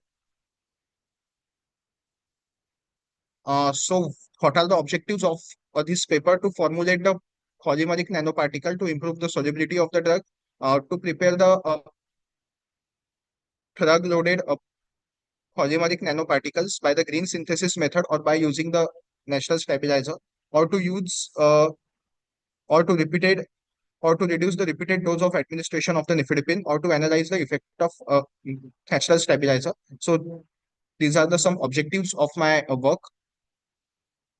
So this is the brief introduction about the nifedipine. So it belongs to the BCS class 2. It has the IUPAC name dimethyl 2,6-dimethyl 4-2 nitrophenyl dihydropyridine ring. So it has the dihydropyridine ring, which is the parent ring of this structure, and it has the half-life of 2 hours. So this is the brief introduction about the sodium alginate. It is white yellow and it is odorless, and it is originated from natural origin, and it has the pharmaceutical application, like it is used as a film coating agent, thickener, stabilizer, antacids, and dental molds. So it is the brief introduction about the honey. So it is the methodology by which I have prepared the nanoparticle. First of all, the sodium alginate I have added in the water. Then we add the natural stabilizer of honey, which is about the 1%. After that, I have add my API or the drug, which is nifedipine in that, and the all process was carried out on the magnetic stirrer at the RPM of 600, which is mentioned here. Then I have added my cross linker, which is calcium chloride dropwise. After that, the cloudy suspension was occur. In that, the COH group or CO group of sodium alginate, or means acidic group of the sodium alginate, reacts with the Ca positive of that cross linker, and it forms a nanoparticle. After that, I have kept my suspension for the lyophilization, which is mentioned here. And then after that, I found that powder. And before the process of lyophilization, I use the probe sonication process, which is about of 5 minutes for decreasing the size. I have done this project in between the 11 batches, and I have kept all these batches by using the DOE software, or the software name is Design Expert 11. These are some pre-formulation studies, like the observed melting point of nifedipine is in between 172 or 174, and the standard is of which is mentioned here. It is like up to 175. So these are the FTIR of the nifedipine. It consists of pyrolidine ring, which is also mentioned here, and it consists of the OH stretching or OH group, which are given here. This is the FTIR spectra of the sodium alginate, and it consists of the acetyl group, which has the important role in the cross-linking process during the formation of nanoparticles. This is the FTIR spectra of the plain nanoparticle in which it does not consist of the drug. So it is the DSC spectra of the differential scanning colorimetry of the sodium alginate, or sodium alginate nanoparticles, or the API.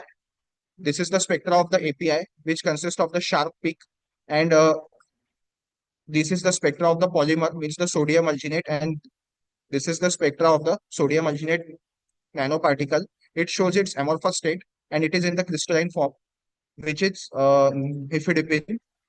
And this is the XRD spectra, like the X-ray diffraction spectrophotometry study of the nifedipine. It consists of the sharp peaks, which are mentioned here. It shows its crystalline nature of the API. And this is the UV visible spectroscopy of the nifedipine, which is mentioned here.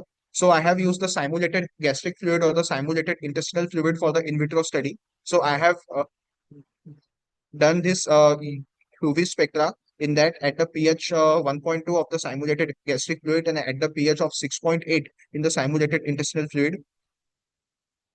And these are the calibration curve of nifedipine at pH 6.8 and at pH 1.2, which are mentioned here. This is the calibration curve of nifedipine in ethanol, and this is the calibration curve of nifedipine in the water. As the nifedipine has the less solubility in the water, so it shows this type of curve, which is mentioned here. So these are the solubility studies of the nifedipine, which are given here. For the purpose of solubility finding, I have done the calibration curve in the ethanol, simulated intestinal fluid at pH 1.2 and at pH 6.8, and also in the water. So it has the less solubility, or the negligible solubility in the water, which is mentioned here. As this is the evaluation. These are the particle size evaluation. So after forming the nanoparticles, or after that whole process, it shows the particle size like that. I have compared this in some standards, like the published literatures, and also this is the statement that I have got the linear model from the Design Expert software. So this is the statement for the linear model, and the runs are ranges for the particle size is between the 413 to 530. So this is the ANOVA study which I got from that. So it has the p-value. So it has the so it got the significant model, and it got the p-value for the particle size which is less than 0.1. So it shows that it has the significant model. So it is the brief graph of the for the particle size, which also obtained from the software of Design Expert, as it is mentioned here. Like, as we increasing the concentration of stabilizer, that is the natural honey, it shows the decrease in the particle size, which is also shown here. This is the same spectra, but it is in the three-dimensional format. Like, as we increase the concentration of the stabilizer, so it shows the decrease in the particle size. Next, Next one is the entrapment efficacy for the formulation batches. Next is the entrapment efficacy for the formulation batches. It shows the effect due to the concentration of the polymer. As we increase the concentration of the polymer, it shows increase in the entrapment efficacy in between the nanoparticle. So it also shows the linear model. It has the brief equation of this, which is shown here. So it also shows again the p-value of the polymer is less than 0.1. So it shows the significant model. Means it shows that as we increase the concentration of the polymer, it shows increase in the means entrapment efficacy. So it is again the 2D graph which I got from the design expert software. As we increase the step concentration of polymer, it shows increase in the entrapment efficacy, and it is the three-dimensional graph. Same is mentioned here. As we increase the concentration of polymer, it shows increase in the entrapment efficacy. So it is the FTIR spectra of the loaded formulation. So from that, it does not shows the formation of something new peaks or that. So it shows that it does not include the excipient or API interaction. So it is the excited spectra of hifidipine formulation, plain nanoparticles, and the plain API. So the plain API have the sharp peaks, mean it has the crystalline structure, it has the less amount of solubility. FTIR spectra of the plain nanoparticle have the amorphous nature because it consists of the polymer, and after the encapsulation of the drug, we does not found any sharp peaks. So it shows the amorphous nature and it shows the amorphous graph. So we can say that so our drug is encapsulated in between the nanoparticles. So same the TSC spectra are here for the sodium alginate API or the plain nanoparticles or the drug loaded nanoparticles. So this is the particle size of the optimized batch, which is found in between which is found to be 437 nanometer. So this is the zeta potential which is mentioned here. It found to be negative, and as per my study or the literature review, if our zeta potential is negative, there are the less chances for the cytotoxic reaction because the cell mostly consists of the negative charges. If our zeta potential is positive, then it shows the chances for the cytotoxic reaction because the positive and negative, it causes the close contact in between the cell membrane. So my zeta potential will be negative. There will be the less chances for the cytotoxic reaction as per my literature review. And if our zeta potential is less than 30, it says that our formulation will be stable as per my literature. And it found to be entrapment efficacy results are also mentioned here. It found to be entrapment efficacy will be 84.50%. Next one is the swelling behavior. This is the most important study. That means our formulation we have to release in the intestine. We use the enteric polymer sodium alginate, and it has the pKa value which is less than the pH. So it causes the more swelling in the intestine, and it causes the release of the drug or sustained effect. Again, we use the model of Cosmer papers which are in the next slides, and it shows the less swelling in the at pH 1.2, means in the simulated gastric fluid, because it has the pKa value which is smaller than its pH value.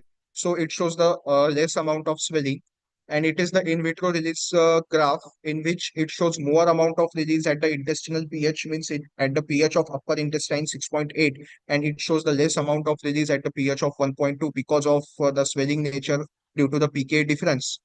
And we use the Higuchi-Korsmer-Papaz model. So the value of N was found to be more in case of the Korsmer-Papaz, and it shows the Fixian release of the model, means it shows the diffusion release of the drug. And so this is the study of that model which are mentioned here, in which the largest value is of Korsmer-Papaz. which is 0.9457, and it also the graph of the Kurzweil-Pepper's model. So this is the same analysis of nanoparticles, and these are the accelerated stability study. It was carried out for the 90 days, and it shows the brief difference in the entrapment efficacy and the particle size. And this is the conclusion. Additionally, the natural stabilizer used in the formulation and has the discriminal impact on the particle size. Furthermore, accelerated stability studies demonstrated that nanoparticles remain stable even after the 3 months. Overall investigation highlight this conclusion, and this is somewhat the future perspective, in that before the coating of the sodium alginate polymer, we use the banana fiber coating to enhance the sustainability, to enhance the sustained release effect, which is also the mention here. Then these are the references, and thank you very much. After that, thank you very much. Thank you so much, sir, for your wonderful presentation. Anybody wish to If there are interact any with, yeah, any questions to Pradyumna, sir? It is welcome. Sir, you please stop sharing, sir. I have one question. It's an excellent presentation. By any, you showed basically two pH conditions. Do you have the zeta potential curve, whole curve, by any chance? Sorry, sir. I don't understand the question. Okay, you showed two potentials, 6 pH conditions, 6.2, and something else. Yes, sir. So At pH 1.2 and at pH 6.8. Yes, sir. Yeah. Do you have the whole spectrum? Can you show Sir, me? these are the in vitro studies, and yes, sir, I have the whole spectrum, and these are the in vitro studies in which I use the dissolution test apparatus for this study. So it is. I understand. I am not. I'm trying to understand to myself. See, the reason is you are using the word swelling. So when you say swelling, yes, sir. Do you mean? Yes, sir. Do you mean because of flocculation, or why that swelling occurs? Is it the primary particles which are 400 nanometers or 500 are becoming 5,000? So only just to understand, I'm thinking, because if the primary part, this is only for you to publish. That's what I'm saying. If the pH is if the zeta potential is high, then more or less you will end up with the primary particles. So the swelling almost zero. I mean, the final to initial particles will be 1. So if we have like that, no, sir. But how do you get this? Yes, sir. How do you get the value of the flux, so-called swollen particles? How did you get that value? Yes, sir. Okay, sir. Sir, the swelling of the particle are not depend actually on the zeta potential. It depends on the pK value of that sodium alginate and the pK and the pH of that here. So as the in case of pH 1.2, the pK value, the pH is less than the pK value, so it causes the decrease in the swelling because the interactions occurs in between the CO negative group and the Ca positive. And in case of the pH 6.8, here the sodium alginate pH pK value is 3.0 and the pH is high than the pK value. So the swelling is occurs in that here. So sir, I carried out that swelling studies and I have I have the results of that study, sir. As the swelling increases, the sustainability increases. Does not depend on the zeta potential. Somewhat depend on the zeta potential, but sir, it actually depend on the pK value of that polymer, and sir, the pH value of our simulated gastric fluid or simulated intestinal fluid. तर एक minute इकडे बसता का माझं पण तिकडे घेतो I understand. Well, I don't want to confuse you. This is only adding more to your analysis. If you can somehow relate zeta potential to the final swollen particles, you can actually. I suggest another experiment. Let me put it that way. If you have these in suspension, if you have suspension, put it in a graduated cylinder and monitor how the kinetics of these particles going down, and that can sedimentation occurs. Yes, sir. The rate can tell the aggregate size. So okay, that is fine. Yes. Okay. Thank you very much, sir. Okay. Bye. Yes. And sir, yes.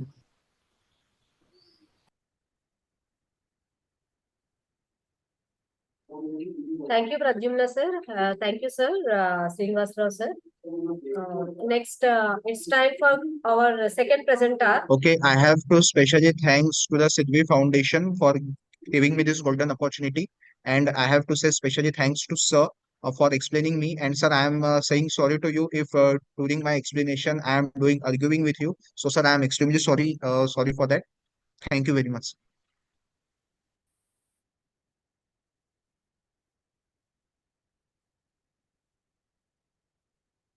Sir, you are in mute condition, sir. Srinivasrao sir. What happened? No, what I try to help him another way to have more data analysis. In fact, if you remember from one of the presentations on sedimentation, on that one I discussed the theory behind the settling. In fact, that is a sort of thing, if he can extend it, he can publish it. It is a well-known, in that sense, I told him.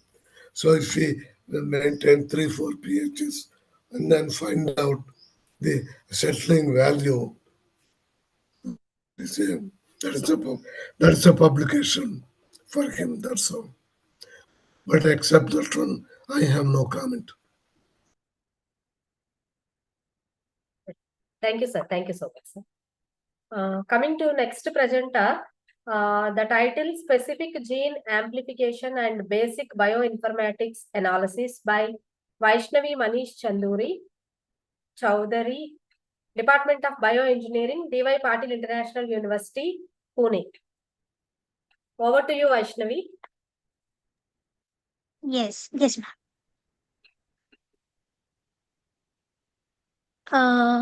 Is my screen visible?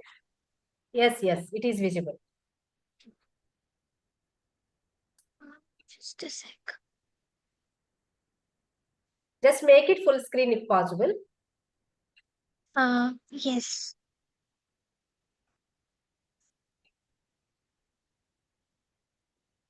Is it visible now? Yeah. Please go ahead. Yeah. So, good morning, everyone. I am Vaishnavi Chaudhary, and a bioengineering undergraduate from D.Y. Patil International University, Akodi, Pune. I'll be presenting my research titled Specific Gene Amplification and Basic Bioinformatics Analysis in poster format. So let's start. So microbes are everywhere, in the air we breathe, the water we drink, and even in our gut, pulling the strings on the health in ways we don't fully understand. But how do we actually catch them in the act? So culture-based methods, too slow. Microscopy, to wait for this. Then enters a 16S rRNA gene amplification. It's a genetic detective tool that lets us identify bacteria with pinpoint accuracy. So today I'm going to take you through a scientific heist of its kind, where we steal secrets from the microbial DNA, decode them with bioinformatics, and use them to outsmart those infectious diseases and environmental stress. Now, why 16S rRNA gene? So, bacteria may be tiny, but their impact is massive. And yet, despite their influence, identifying them has been like solving a kind of crime. So, the 16S rRNA gene is the microbial fingerprint, a highly conserved yet variable region that allows us to tell one species from another. Now, think of it as a microbial gossip. Some parts are identical across the bacteria, while other regions are unique to each species. So, with PCR, we amplify this molecular chat and make microbes more visible. Now, let's break down how I went from a tiny bacterial isolate to full blown microbial report. First of all, DNA extraction using a non toxic NaOH tris buffer method for high yield DNA without contamination, which was verified its purity via nanodrop spectrophotometry, because contaminated DNA is, as you know, PCR amplification. I used 27 forward and 1592 reverse primers to amplify the 16S rRNA gene. Successfully produced 1550 base pair bands, confirming we'd had clean and amplifiable genetic code. Thirdly, gel electrophoresis. So, ran our amplified DNA through gel electrophoresis to confirm a successful amplification. Then sequence alignment and phylogenetic tree construction using MegaX software for sequence alignment and tree construction. Applied maximum likelihood and neighbor joining methods to reconstruct evolutionary histories to know better about the evolution. And lastly, the primer designing. So designed a specific primers, species-specific primers for Pseudomonas aeruginosa, a major pathogen in this, and used NCBI primer blast to ensure specificity, because because in molecular diagnostic accuracy is everything. Then about results. So you can see my result for DNA extraction, which was verified using nanodrop and electrophoresis, then 16S rRNA sequencing. Here is my result for electrophoresis. And on the most right, you can see the sequence alignment and phylogenetic tree. Now, about applications, it's majorly used in clinical microbiology for its early and accurate pathogen detection, environmental science for monitoring microbial shifts, for personalized medicines, identifying gut microbiota or customized health interventions, and antibiotic resistance surveillance, detecting resistant strains before they wreak havoc. And then lastly, this research basically proves that gene amplification plus bioinformatics makes the ultimate microbial like truth serum. We are entering an era where pathogens won't hide, infections won't go undiagnosed, and treatment won't be a guessing game. So the intersection of biology, technology, and sheer curiosity is the next evolution in diagnostics and medicine. Thank you. Thank you, Vaishnavi. It's a wonderful presentation. Any questions from audience side?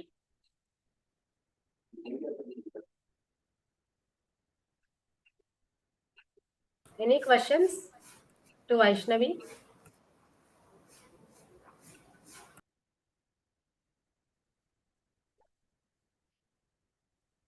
Okay.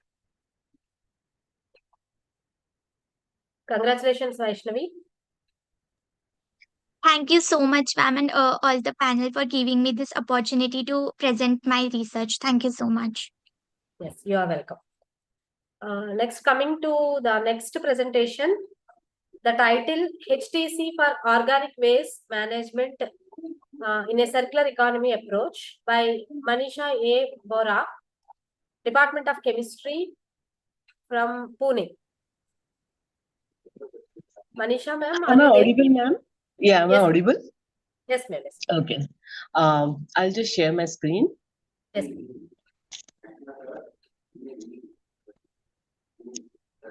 Is it visible? Yes, ma'am. Yes, ma'am. Just make it full screen. Yeah.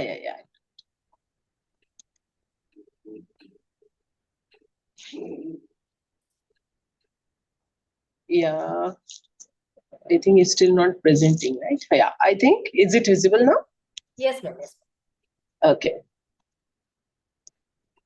So, very good morning to all of you. And I'm Dr. Manisha Bora and presenting work on HTC for organic waste management in a circular economy approach. I'm from Bharatiya Jain Sangatna Arts Science Commerce College, Wagholi, Pune. This is the overview of my talk. Introduction to HTC, then how HTC can be used for bio-waste and plastic waste management, what is the mechanism, and what are the advantages of hydrothermal carbonization technology, and what we have done in this particular by using this technique.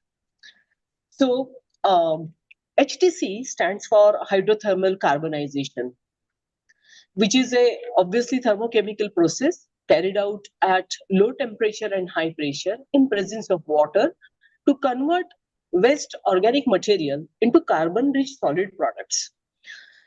We can say that it is a process which mimics natural geological process where how the coal formation takes place. We all know the formation of coal and how long it takes, and it's years it takes to convert your material into coal. So we have a technique by which we can, by using water, at low temperature, we can convert our organic waste into HT's, that is hydrochar.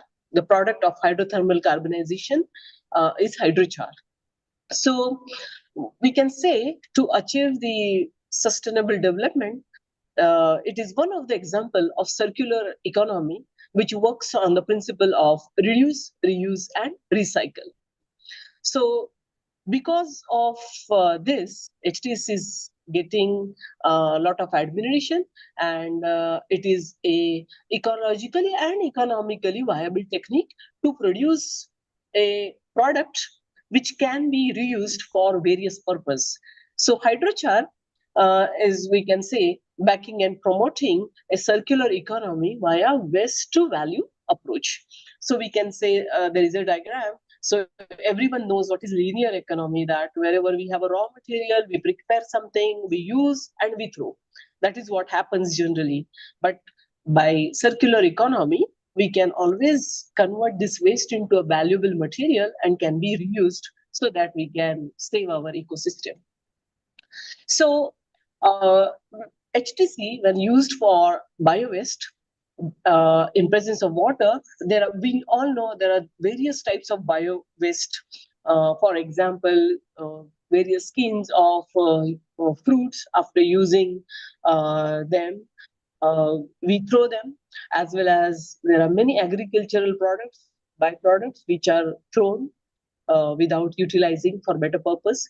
So such kind of bio waste, if used in a hydrothermal reactor in presence of water at a very low temperature, around maximum of 200 to 250 degrees Celsius, and at little higher pressure, elevated pressure, if carbonized, that technique which we call it as a hydrothermal carbonization, we can convert this into hydrochar.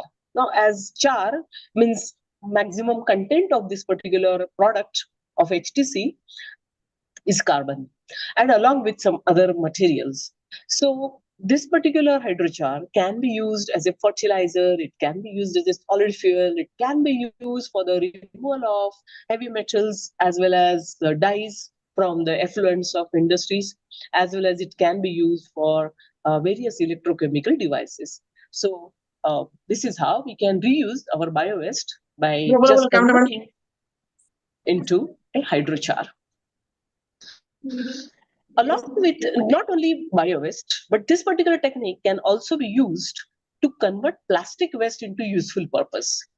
So, as we know that there is a big question about plastic waste management, and we really have limited management strategies for plastic, and this is one of the then method by which easily one can convert a plastic into a plastic hydrochar, which can be used again into various electrochemical devices in a as a super capacitor and as a carbon cell, as well as a fuel. But very less time it is used as a fuel, but it can be used as in supercapacitors and carbon electrode. So HTC transforms plastic waste into valuable products.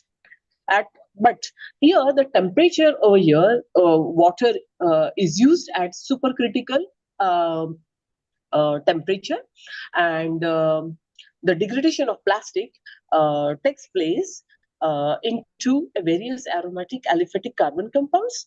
Obviously, water again is a byproduct, and energy is released during so. So how does this hydrothermal decomposition of waste plastic takes place? So we know that most of the plastic material contains PET and other polymeric materials, which are organic material. When they are subjected to high temperature and pressure in presence of water, breaking of bond, chopping of bonds takes place. So most of the times they contain ester bonds and polymeric materials. The chains are, for example, PET is broken into terephthalic acid, as well as it can also, its other byproducts are polyethylene, it is ethylene glycol, then various aromatic compounds and compounds like benzoic acid, acetaldehyde. These are the byproducts of plastic when it is subjected to hydrothermal carbonization. What happens over there? So there are the three main reactions happening over there. Hydrolysis, as we are using water over here. So at higher temperature and supercritical temperature of water, the polymer breaks down into useful materials like terephthalic acid, alcohol, and aromatic compounds. So this is how the HTC works for the degradation of plastic. So obviously, why we should go for this particular technique? So it has several advantages over generally what we do. People do pyrolysis. And you know that burning something is going to convert into a carbon dioxide, carbon monoxide, and various other gases like sulfur dioxide or hydrogen sulfide, and they are going to again pollute the environment, as well as we are not reusing these resources. So obviously that is not a good idea to manage the waste. So hydrothermal technology operates in presence of water, and the various feedstock or bio waste or plastic waste, they can be converted into a useful purpose by a very simple technique called hydrothermal carbonization. The technology produces more of solid carbon, and this solid carbon, obviously having some surface functionalized group, can be used for various useful purpose. That is the advantage of this particular technique. In addition, energy recovery hydrothermal process may facilitate the recovery of valuable nutrients from plastic, bio-waste, providing additional environmental benefits, and it also facilitates the removal of heavy metals, halogens, dyes from the effluents obtained from industries. Like understanding this, we are working on hydrochar. So we have collected various bioorganic waste material, and we have, by using hydrothermal technology, we have converted this into hydrochar. This hydrochar is further then activated. Now for activation of this hydrochar, various chemicals like potassium hydroxide, KOH, NaOH, K2CO3, phosphoric acid can be used for activation. Now what happens with this? When you activate this particular material, Firstly, hydrochar is a very porous material having very high surface area, and as it is when activated in presence of nitrogen or carbon dioxide from 500 to 800 degrees Celsius, it gets converted into further a porous material with very high surface area and high carbon content. So we may call this as an activated carbon, and this activated carbon then can be further used for various purposes like supercapacitor or a carbon electrode or other electronic devices, and as well as this particular material can be used as a biofertilizer, or it can be used for the removal of dyes from the waste water. So, by keeping in this mind, we have prepared various hydrochar materials using various bio-waste. In my next slide, I'll be showing this what materials we have prepared, and when these materials were subjected for various for their applications, what we found that a hydrochar obtained from lemon peel. As we know, after using lemon, the peel is thrown. This peel was used, it was dried, and then after this thing, after converting it into a powder form, we have used HTC at about 200 degrees Celsius for 4 to 8 hours and converted into a hydrochar. And then hydrochar was activated by using KOH. So you can see here the XRD data of activated carbon. So HC1 and HC1, these are the XRDs of HC1 and AHC1. The down one is hydrochar, that is HC, and the top one is for activated HC. Now, this is obtained from lemon peel and from onion peel. So you can see here that the XRD of hydrochar is indicates that it is amorphous material. But if you see the activated carbon HC, that is activated hydrocarbon, is XRD, it is quite sharp, indicating that it is converted into more of crystalline form and more of porous form. So this again proves that the material is converted into a carbon, and that activated carbon is in a crystalline form. As well as you can see here the FTIR and of both the materials, and which again indicates that along with carbon, oxygen, most of the times they contain carbon and oxygen with some small impurities like sulfur and silicon may be present. But in our work, we found that it's only carbon and oxygen is present. Then this is the Raman, and you can see here, this is the SEM image of HC1, that is activated hydrocarbon 1, because we got good result for lemon peel hydrocarbon activated. We have characterized these materials right now only. So you can see here the material is so porous, and this indicates that the porosity increases the surface area, therefore it can be used as a catalyst, it can be used for removal of dyes and other heavy metals from polluted water, as well as it can be used for as a supercapacitor. So you can see here that the carbon content is about 86% and oxygen is 13%.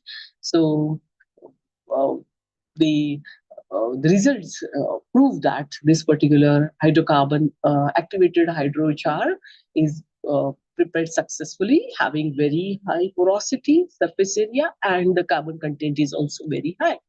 So we have used these materials for the supercapacitor, and we have measured its supercapacitance. And what we found, the supercapacitance of the lemon peel activated hydrochar is quite high, around 60 to 90%. We are still trying to improve this material by some other technique and by changing the activation method so that we can increase the supercapacitance up to 100 or more than 100. So the work is still going on, but this is also a positive sign that we are getting 63.90. So by improving our method and by activation, changing the activation process, we can always go for higher specific capacitance so that this material can be used as a supercapacitor. So these are the various materials we have used for the conversion of our raw or bio waste into hydrochar.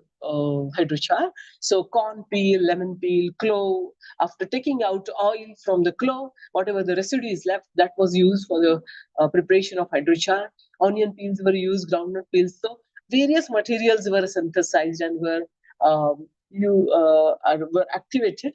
Still, we need to characterize a lot of materials and check their applications.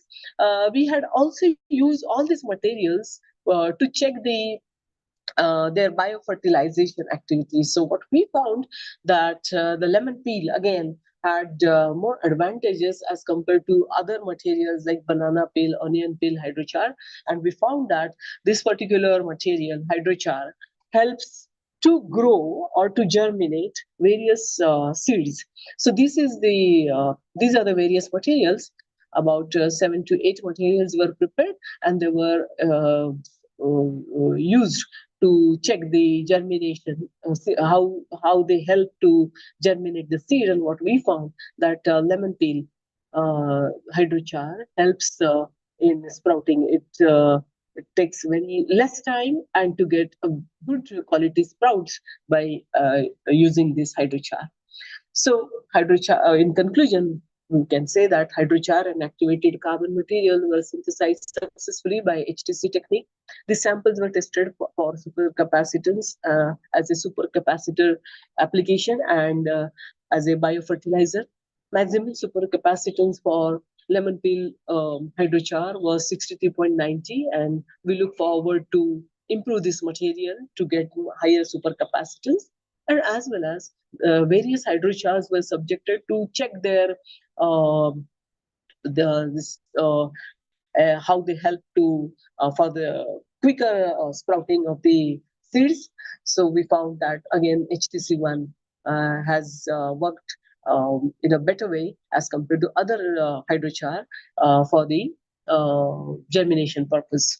So with this, I thank Sidvi Foundation, SCT, and IUPAC for giving opportunity to present our work. Thank you so much.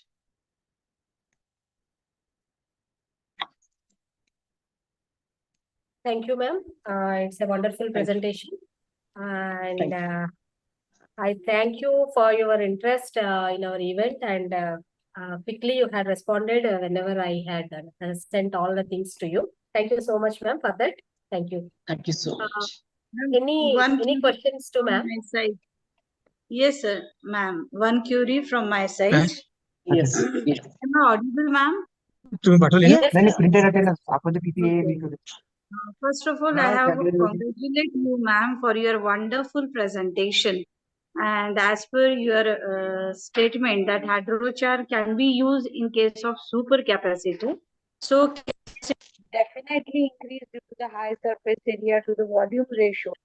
But what is the effect on discharge rate of that particular capacitor? Okay, I need to study about this. This work is still going on. We have not yet reached to that. Hello? Yes. Am I audible? Yes, hello? Aarti ma'am, you had audible, ma'am, Hello? and ma'am got your question and she is answering, ma'am. Yeah. Am I audible? Yes, ma'am. Yes, ma'am. Yeah, what you said is correct. We are still working on that. As I told you that our first aim is to increase the specific capacitance of this particular material up to 100 or more than 100. And what you said, yeah, that is one of the query, but we look forward to check that also.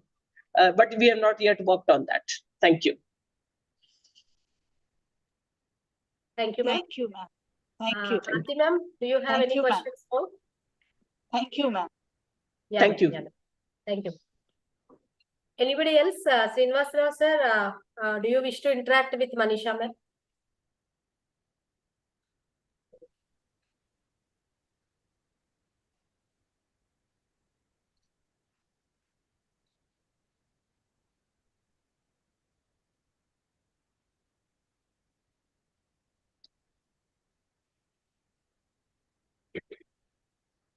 Sir, do you have any questions, sir, to ask Manisha ma'am? Okay.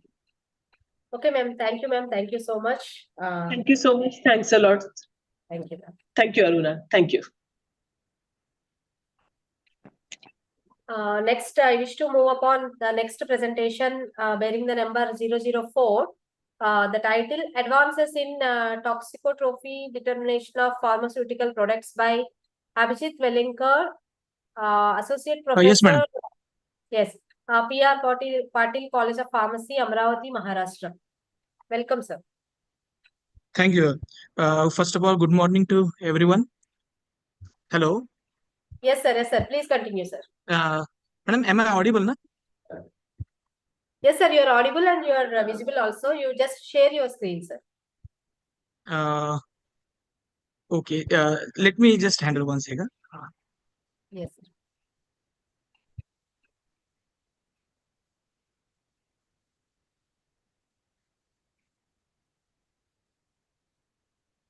Yes, madam. Did you see my presentation, madam? Yeah, your screen has been shared, but presentation is not there, sir. You are not getting presentation? Yeah, yeah. Yes, now it came, Is it? sir. Okay, Yeah. okay. First of all, good morning to everyone and all the respected judges and participants. Myself, Abhijit Wellinkar. Currently, I'm working as an associate professor at PR Patil College of Pharmacy, Amravati. Recently, this is a review article which I'm going to present in this conference. Is the advances in thixotropy determination of the pharmaceutical product. See, the regarding thixotropy, as we all aware that it is a isothermal but comparatively slow recovery of the material who has undergone some sort of a shear force. Okay, so in thixotropy is a reversible time dependent reduction in viscosity under the stress. It is a critical for different pharmaceutical formulations like gel, suspension, cream. Its ability to facilitate control flow. Why we need this in suspension, gel, and cream? Because all these formulations depend upon the flow property of the material. Okay, you aware there are two types of material: non-Newtonian and Newtonian. So non-Newtonian, there is plastic, pseudoplastic, and dilatant flow. Okay. Regarding thixotropy is a time-dependent shear thinning property observed in certain non-Newtonian fluid where the viscosity decreases over the time under the constant shear stress. Okay, and gradually recovers when the stress is removed. This is the typical three graphs I have covered: plastic, pseudoplastic, and dilatant flow. Okay, amongst which plastic flow, it is there is a point which we call as a yield value, beyond which the material show the direct proportionality between the shear stress and shear rate. Okay, pseudoplastic, it is the typical property exhibited by the polymers, and dilatant. Dilatant property is what? Where if we apply the force, there is a hardening of the material. So more force you apply, more resistance to deformation. It is a typical property exhibited by dilatant flow. Okay, anti-thixotropy is also called as rheopexy. It is the opposite of thixotropy.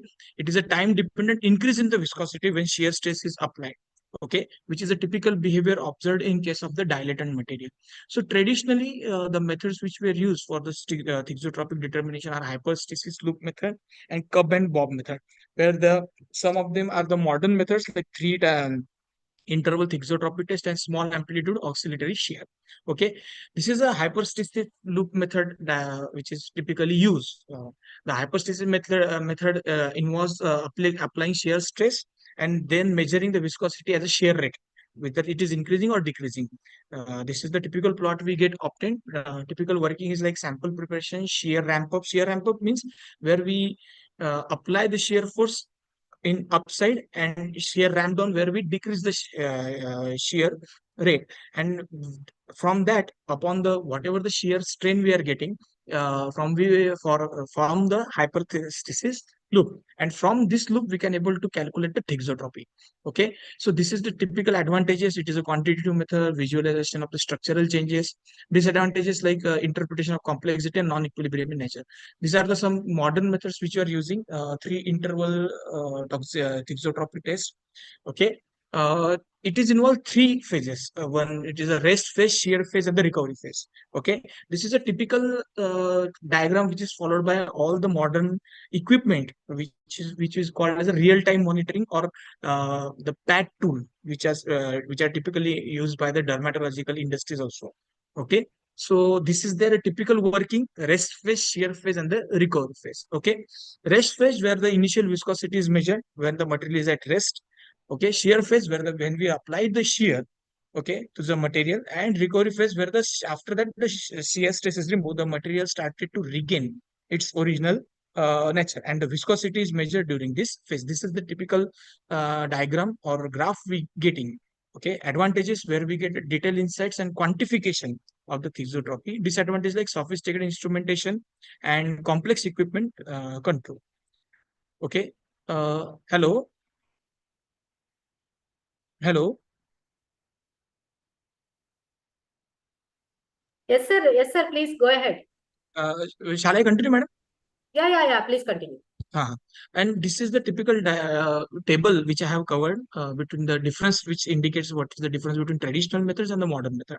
Traditional method, quick and easy, where modern methods require more, often more pronounced view of the material behavior, lack of ability to distinguish between the structural mechanism within the material, and allow the researcher to break. Where in the modern method, we get a very detailed insight about the structure of that particular material, his breakdown, and the recovery process. Ease of use, obviously, can be conducted within the simple rheological equipment. Okay, requires more advanced and equipment and expertise. Okay, application range limited to certain material condition. Modern methods can be applied to broader range of material and conditions. Provides a more comprehensive understanding of thixotropic behavior. Yes, this is the typical. This is the advantage which is covered in the modern methods. Now, in this review, uh, I have also covered the basic method and the modern method, but one thing I here wanted to introduce in this, that integration of the process analytical technology in the thixotropic determination. That means the real-time monitoring analysis of the real-time measurement of thixotropic determination. Okay, where we are in this, from this section, I am trying to cover such a tools which can be directly incorporated into the manufacturing process, where we can get the thixotropic behavior of the suspension, cream, or gel at the time of manufacturing. So we don't require to take the in-process sample. We don't need to halt the process. The process is going on, and accordingly we can real-time adjust our manufacturing process. So this is the point which I wanted to cover, where in this I have covered 2-3 tools. First is involves the use of real-time measurement tools, that says feedback system and process control strategies. This is done by the typical softwares, okay, which are loaded with the devices to monitor the thixotropic behavior. And see, this is how you can integrate. So identify the key thixotropic properties. We need to identify for a fact some variables, like key variables like shear, thinning, viscosity, recovery time. Like we need to select the analytical tools for that, whether it is inline, at-line, near-infrared spectroscopy, Raman spectroscopy. Okay, we need to set some critical control parameters. Critical control parameters tells whether our process or manufacturing is going in a correct direction or wrong direction by real-time measuring of the viscosity data. Okay, data integration and process control system. So the nowadays many sophisticated systems are available who can easily halt the manufacturing process if there is a sudden drop in the viscosity, or if it is sudden gain in the viscosity of the formulation. Okay, pad tools into the control system who can adjust the processing parameters also, like mixing speed and temperature. So accordingly, if you want to achieve the certain viscosity or density, we can adjust the manufacturing process at the real time. So we do not need, so it is possible that we can draw the sample, and we don't need to draw the sample, which is a conventional QC process, which can be escaped by this process analytical tools. Feedback and loop automated control. Okay, validation and optimization. Validate the system by running trial. Obviously, even though we don't by this approach, we don't need to draw the sample, send it to the quality control lab, and check whether the that means we not need to halt we do not need to halt the manufacturing. We can undergo for continuous manufacturing, but we need a strong validation and optimization trials even this with this approach also. These are the some USFDA regulatory guidelines regarding this process analytical, like process understanding. We need to design, analyze, and control this manufacturing process through real-time measurement. So for implementing the PAT in this thixotrophy, we should have the sound process understanding, manufacturing process understanding. Based on that, we can design, analyze, and control this manufacturing process through this real-time measurement with different thixotropic tools, real-time tools. Risk-based approach. Okay, this has minimized the risk-based approach in traditional manufacturing. By this, we can mitigate the risk also. Okay, risk we can optimize our risk strategies, risk mitigation strategies. Okay, PAT tools, these are the multivariate designs and analytical method. PAT tools means it is some sort of an analytical tool who is equipped with a particular software who can undergo for the real-time measurement, and they are equipped with the various statistical models, multivariate statistical models. Okay, who are continuously analyzing the manufacturing process, the density, viscosity, whatever, and from that it creates n number of predictions based on that mathematical model. Okay, it creates the n number of predictions, and those n number of predictions tells us how, whether what changes we should include in the manufacturing process, whether we can change the manufacture mixing speed, mixing time, whether we can change the temperature so as to we get the defined density and viscosity and real time release. This aspect allows the PAT quality of in process or product to be ensured on the real time process data. By this approach, we at the time real time through real time manufacturing monitoring, we can observe whatever our analytical data is, and we can escape the some sort of the process halting by in process quality control. Integrated system approach aligns with the development, manufacturing, and quality management. Okay, we should have some flexible options of PAT implementation. Regulatory strategy has to be some flexibility to introduce this into the real-time manufacturing. Okay, training and collaborations and PAT team and inspection. Which, according to this approach, there should be a separate PAT team should present who can conduct the regular inspection. Okay, and for the effective use of PAT tools. Okay. These are the some PAT tools I have covered here, like rotational viscometer, oscillatory rheometer, Anton-Par MCR 30T and 502. This is one of the latest technology which is currently being used by different dermatological industries. Anton-Par, okay, TA Instruments Discovery Hybrid Rheometer. Okay, Brookfield DV Next Rheometer, Anton-Par Visco QC series 100 to 300. We can use near infrared spectroscopy, Brook Matrix FT NIR spectroscopy also. Okay, and Profos NIR system also. Ultrasound spectroscopy like Malvern P analytical ultrasizer, inline and outline viscosity sensor, optical coherence tomography, and Raman spectroscopy. Okay, Thermo Fisher Scientific DXR3 Raman microscope. See, this is some SRV wide range inline process viscometer PAT tool. Okay, this helps in understanding how the material viscosity decreases under the shear, like mixing and pumping. Rheonics SRV fluid viscometer ensures that the viscosity by means of vibration of the resonator. There is some resonator device who vibrates, and based on which we can able to predict what is our viscosity. In process installation in process line, immersion in the fluid stream, vibration of the resonator, and measurement of the damping and frequency changes. Okay, so as soon as the material undergoes shear, the resonator's vibrational frequency is affected by this. Okay, and based on the those of the frequency changes, we can able to predict what is our current viscosity. Okay, continuous real-time data. Okay, and integrated temperature measurement device is also there. Anton-Par MCR 30T2 and MCR 502. It is the latest technology which has been used by many dermatological pharmaceutical industries who for the determination of the viscosity and shear rate. Okay, Anton-Par MCR 30T and 502 are widely used. Okay, two key aspects of this test performed by rheometer are the rotational and oscillatory test. Each serving as a different purpose depending on the what type of material property we need to assess. This is the diagram of this instrument. Okay, sample preparation, rotational test and oscillatory test, data collection and result analysis. These are also some rheometer Okay. This is the case trees which I have covered.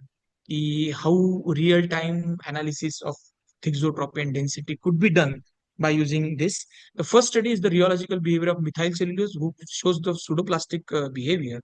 And rheology amplitude sweeps at 3-interval thixotropy test 3IT. And here they use the Anton-Par modulated compact rheometer. The result shows that the methyl cellulose high viscosity, okay, and temperature sensitive. And second is the online viscosity monitoring for quality control emulsion, regarding emulsion.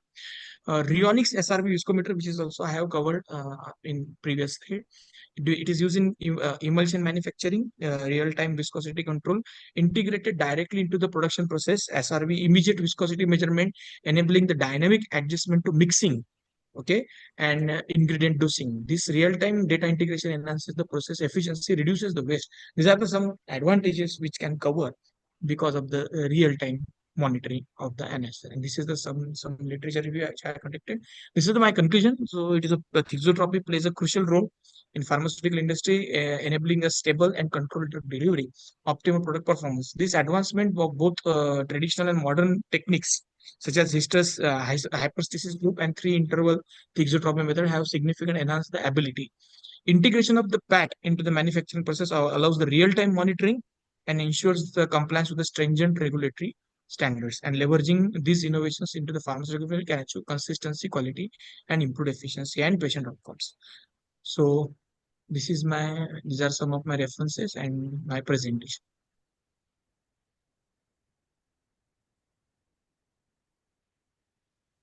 Congratulations, sir. Very good work you had done. Yes, ma'am. Yes, sir. Congratulations, sir. Very good work you had done and nice presentation.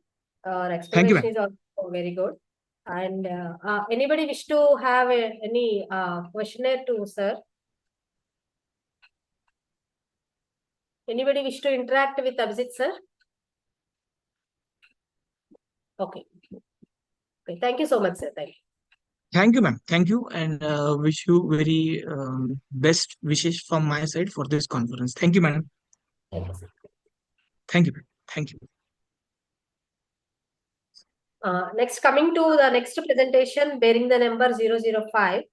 The title, Analysis of Industrial Solid Waste for Secure and Eco-Friendly Disposal by Incineration Practices by Chinnarao Menda from Geetham University, Visakhapatnam. Welcome, sir.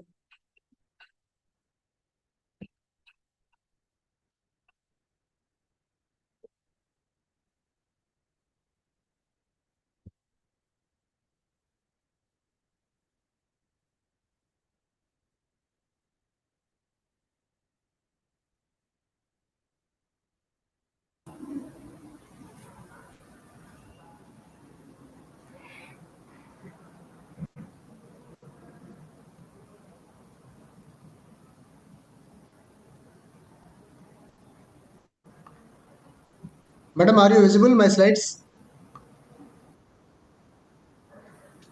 Hello? 1 second, sir. 1 second.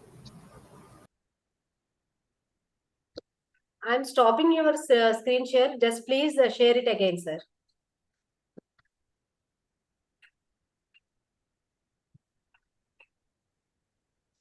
Yeah, please check, madam. Yeah. Yes, sir. It is visible. Please make it full screen. Yeah. Yes, sir. Good afternoon, everybody. Myself, Chinnarao Menda. I'm studying Geetham University and PhD, Deemed University. Analysis of my presentation, analysis of incinerable waste and friendly disposal of incineration practices.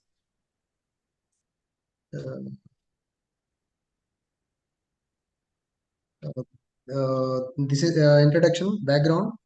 Industrial solid waste disposal in major environmental challenges due to unspecified disposal leads to soil, air, and ground pollution is occurred. Growing energy demands highlight to need to alternative fuels optimized to waste management also. It is my introduction. need to effective waste management. This is the traditional landfill. Right now, a lot of issues also going there based on the pharmaceutical industrial waste disposal in landfills. Lot of organic and inorganic high concentrated chemicals also there. That's why it is very critical to landfill some leakages also there, like Visakhapatnam, some landfill area, and Hyderabad and Chennai also. That's why so landfill alternatively will evaluate all the elements of the pharmaceutical waste materials like organic solid waste and inorganic solid waste and some solvents also there. That's why we will need to reduce the materials like it will be landfills and other methods also. It is used to any organic waste with waste to convert to energy. One project also going there at Visakhapatnam right now. At the same time, roles of incineration of waste management. Incineration reduces the waste volumes while generating the energy. Burns waste at high temperature at 800 to 1000 degrees, producing steam to effectively and minimize the dependence of landfills and mitigate the pollution risks. Our study focus area analysis of around 21 industrial solid waste samples from Visakhapatnam and different locations to evaluation of chemical composition and leachability and compliance with the disposal of standards also. Assessment of sustainability for secure and eco-friendly incineration is my focus, and the research importance support sustainable waste management practices and enhance environmental protection. Environmental protection by ensuring safe disposal, promotes energy recovery from waste through technologies. Technologies. Our aim and objectives to evaluate the heavy metals contamination in waste samples, assess their compliance with regulatory disposal standards to identify the potential environmental risk associated with their leaching characteristics. Our key objects quantify heavy metal concentrations, assess regulatory compliance, and identify leaching potentials and compare with existing studies and highlight the risk factors and recommendations management of the strategies. This is the methodology sample collection. Collected approximately 1 kg of solid materials or appropriate volume of the liquid also. So stored in samples in double-lined polythene bags and stable containers to prevent the contamination of the detortion. Labeling clearly labeled each sample with ID number, collection date and location.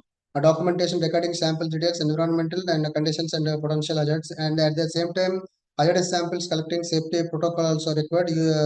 We use it to record BPS and handling and transportation also, and as per the material safety data sheet. This is samples from various industrial samples like 2022 onwards. So we will collect to different samples for incineration samples. This is the results of physical state and color and texture, chemical behaviors and paint filter liquid test and chemical reaction tests and bulk density and pH and flash points also. We will check all the results. Based on the results, these loss of drying and calorific values, extractable organic waste and soluble waste, inorganic cyanates and sulfates and ammonical nitrogen and zinc and copper. Those all the parameters we will check the samples, around 21 samples in different industrial samples. Those results within the permissible limit, but some calorific value also there in all the samples. That samples based on the characteristics, we will analyze different methodological and HPLC, GC and chromatography.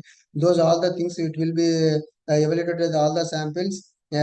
Those samples within the permissible limits also there, but calorific value is very high. That calorific value very high samples, it will be incinerable. That incinerable samples, it will be generate high energy. That energy has converted to the power. It is very useful to the environment. At the same time, reduce the pharmaceutical hazardous waste like in pharmaceutical APIs and pesticide industries and bulk drugs also. This is our sampling results. All the samples. around 21 samples collected in different locations. My main summary and conclusion: regulatory compliance. Most samples meet disposable standards with no limited leaching risks for zinc, copper, and arsenic or cadmium. Also, cadmium concerns some samples show higher cadmium levels. Cadmium levels 8.5 mg per kg, requiring the monitoring to prevent environmental impacts. Key takeaways: while most samples are safe and cadmium, arsenic, and zinc requires contained monitoring due to their potential environmental risks also. Our conclusion: overall compliance heavy metals levels are within regulatory limits, posing the immediate environment threats. Key monitoring of the needs: nickel and lead and cadmium also, some parameters also there. All the samples we will evaluate within the parameters. Those competence studies also given to this data.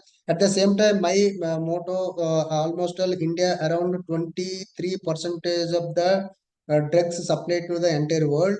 That 23% of the drugs supplied in one country and different locations like Bangalore, Gujarat, Andhra Pradesh, Telangana. A lot of pharmaceutical industries also there, and a lot of environmental pollution is also occurred. Based on the calorific value, based on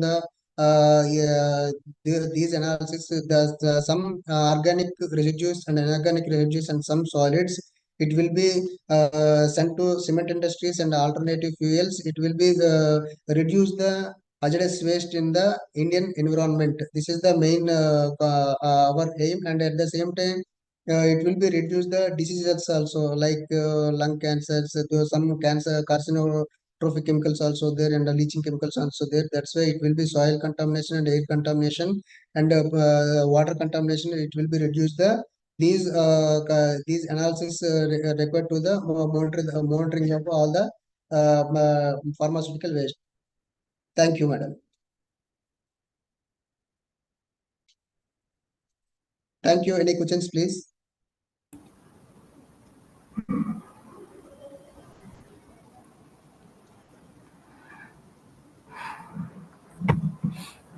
Thank you, Chinnarao sir. Thank you very much, madam. Thank you giving for opportunity for your organization. This is the actually my main motto: drastically developed India. A lot of pharmaceutical industries also there. A lot of pollution also occurred right now. That's why it will be control the pollution to reduce the hazardous waste. This is the my paper and review my research, madam. Thank you. Thank you, sir. Thank you so much. Anybody wish to interact with Chinnarao sir? Anybody have any questions?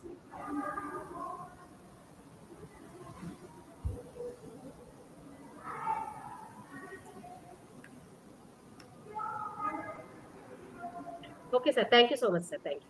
Welcome, madam. Thank you.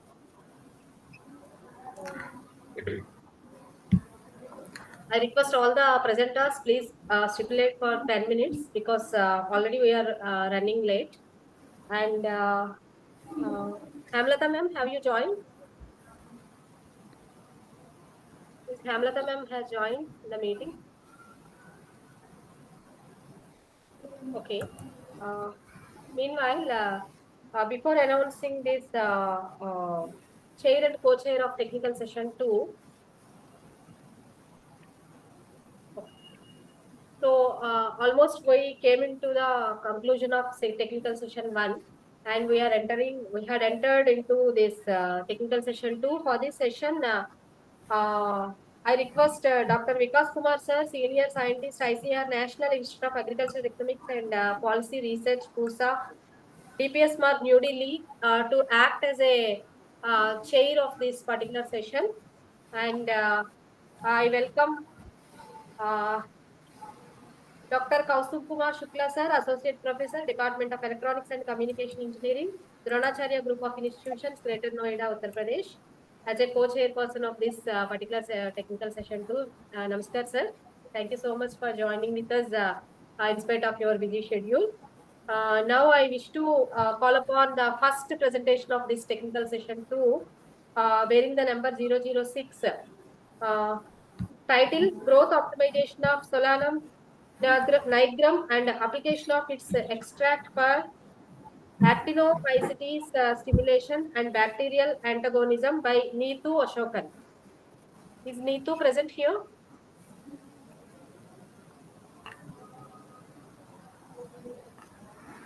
Okay.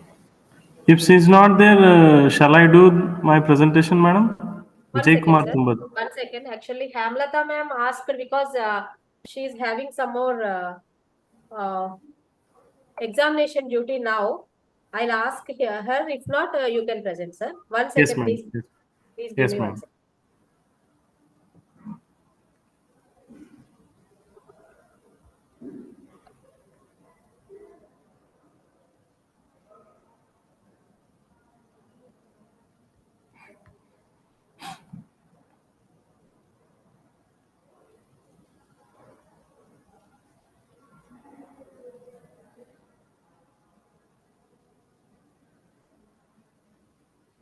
Please let me know, sir, who is there for presentation. Vijay Kumar Tumbat. Yeah. Yes, sir. Please continue, sir. Please share your screen and tell us your title also. Yes, madam. Yes, ma'am.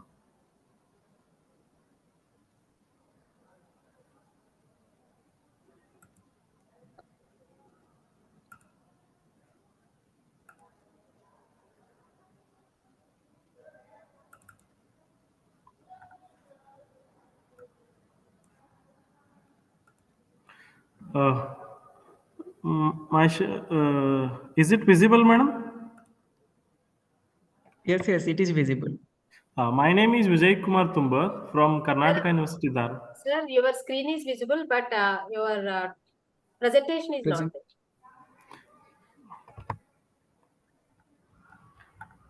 You just open the file and share your screen, sir. Okay, madam. 1 second.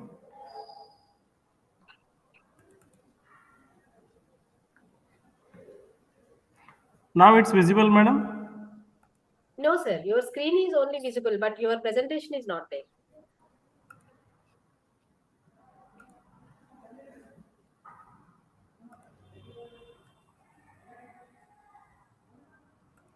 Okay, madam. 1 second.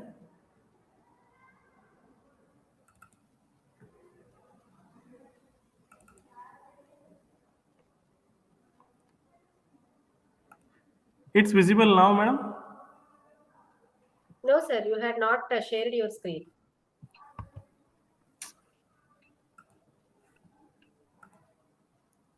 Share screen. In the middle, one green color is there, no? Arrow mark, up arrow mark, share. Ah, madam. Yes, madam.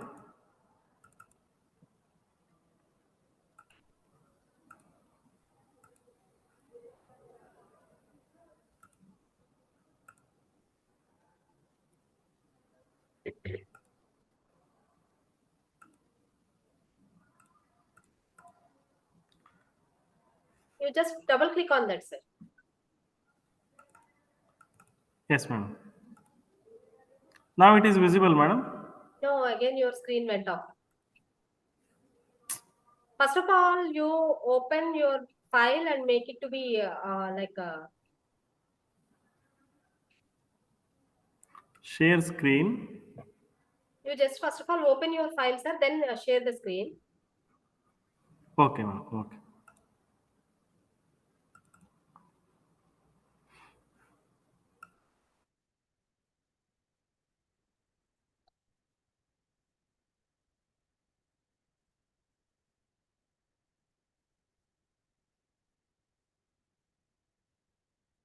Okay, meanwhile, is Alina Dash ma'am, are you ready with your presentation, ma'am?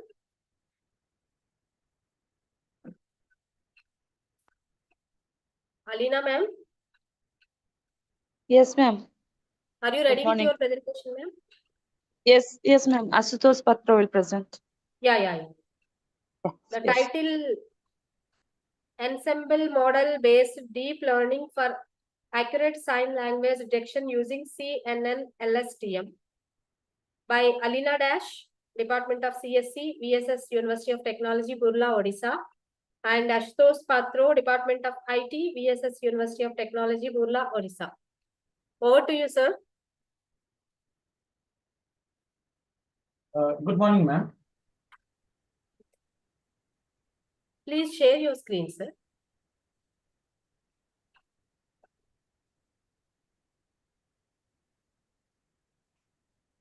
Good afternoon, ma'am. Coming back to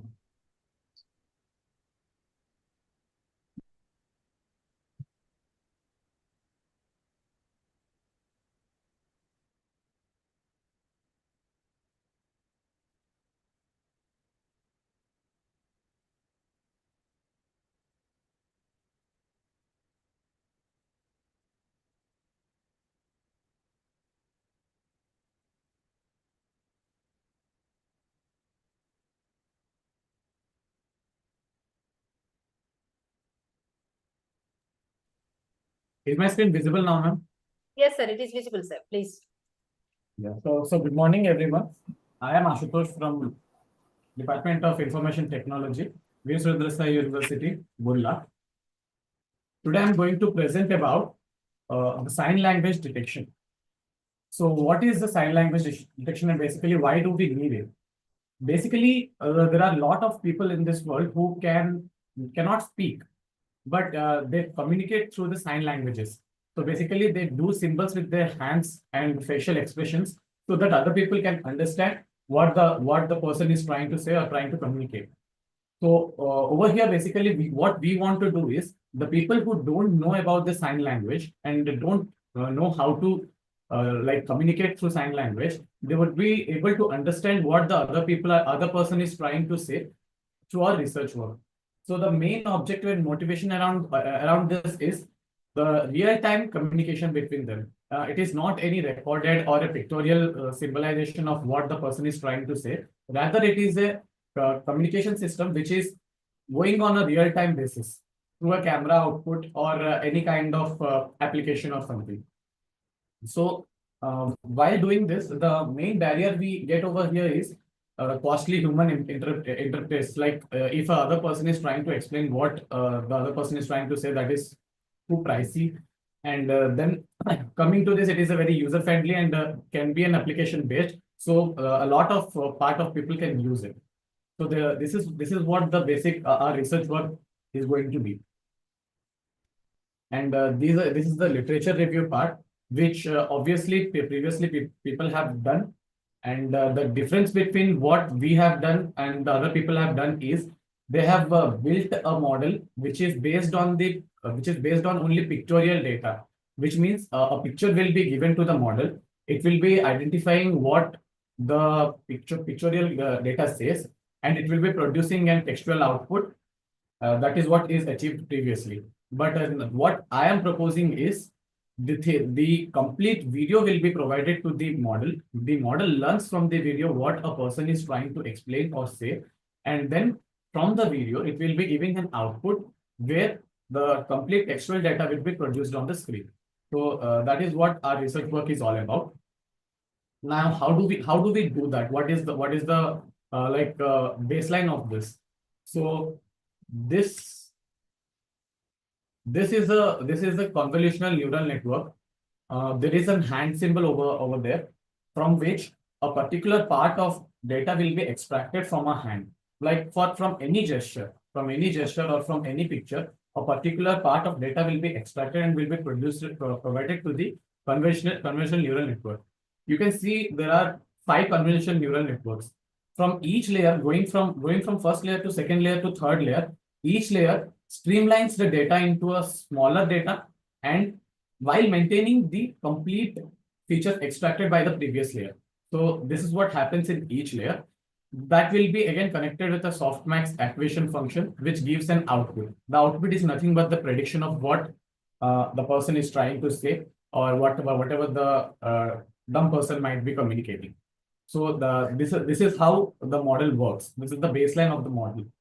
And for example, there is a video file. The video file in that a person is trying to explain something through his hands. So the frames will be grabbed, the pre-processing will be done, which will be given to the pre-trained CNN model. This is our CNN model. So this will be given to the pre-trained CNN model, incorporated with the LSTM layers. So over the CNN layers, there will be LSTM layers incorporated. The main reason for incorporating LSTM layers is it is a long short-term memory, which will be able to grab the data from the previous sessions. From a particular timeline, it can grab the data and again reproduce from that. Again, it will be attached with the softmax function and the prediction will be given out. And this is the pictorial representation. There is a raw data storage over there, and the raw data storage is given to the stream processor. So after the model gets from the raw data, there will be an ensemble model, and the processor data will be stored in the cloud or data storage or anywhere, and that will be used. This is the algorithmic steps of how the model works, and this is basically the training procedure of the whole model. And after the model is trained from the whole data we have, it can be saved and it can be used in any kind of application or cloud models. These are the results that we have obtained from our research work. As you can see, there are hand gestures, face gestures, eye gestures, everything. And the data can be taken from each of the points that are visible in blue colors. So after the data collection from this, the pre-processing is done and the data set is split into 80:10:10 ratio. So for fair evaluation, obviously. And then after the complete training of data, we can evaluate it through the performance matrices. That is accuracy, precision, recall, and F1 score. Accuracy is nothing but the total number of prediction given by the model, which is correct. That means the proportion of correctly classified instances out of the total instances. And then precision is a measure of how many of the predicted positives are actually correct. The recall measures how well the model actually decides the positive cases. So these are basically the performance matrices. From these performance matrices, obviously we can determine how well the model is performing, and this is the data of what a person, for example, a person is trying to say hello, then the precision of that is 0.98. So basically, these are some of the expressions that a person is trying to say, and these are the scores regarding that. And this is a confusion matrix consisting of the same things. This is the confusion matrix. Over here, if a person is trying to say hello, and the hello is predicted 99% of the time, but sometimes there might be a little bit of problems. That is, if a person is trying to say hello, but it produces thanks, like over here. There is one thanks given out of all the hello predicted. So that is a little bit of error that can occur. But as you can see, there is a lot positive responses. So this is the confusion matrix based on that. And the conclusion is for now we have to train the model based on our data, but there is a data set of WLASL that is complete sign language of American, in which if a person will be continuously putting on the gestures, easily the whole word which he is trying to say will be available on the screen. So these are my references, which I have taken from previous. That's all. Thank you.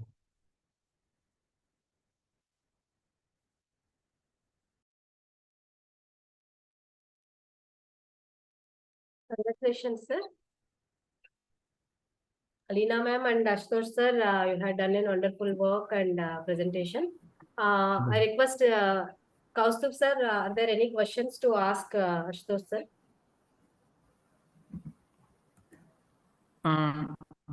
Good morning, sir. Good morning, ma'am. Actually, it was a wonderful presentation. Just my small one suggestion is, because you are faculty, so I'm not in a position to comment anything. But yes, I have one suggestion. Ma'am, am I audible? Yes, sir. Yes, sir. You are audible. Yes, sir. You are audible. Okay. Sir, if you are presenting your data through graphical representation, it will be good. And you please try to compare it at last with some kind of analytical values, sir. It will be giving more clarity. So I feel that research will go up to next level if you are just showing it with existing, proposing, and what you have achieved, because it is an incremental kind of research, right? So Sure, it sure, will be sure. far better. Sure, Ah, sure. okay. Thank you, sir. Otherwise, it's a wonderful job, sir. Thanks. Thank you, sir. Any questions? Any more questions from audience side? Okay. Now, by considering Kaustubh sir's busy schedule, I request him to please address the gathering with your talk, sir, for 10 to 15 minutes. Okay, ma'am. Ma'am, I will share my screen. Yeah.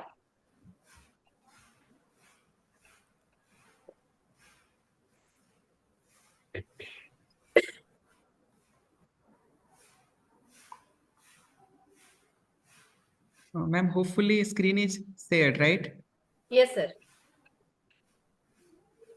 Yeah, it is visible.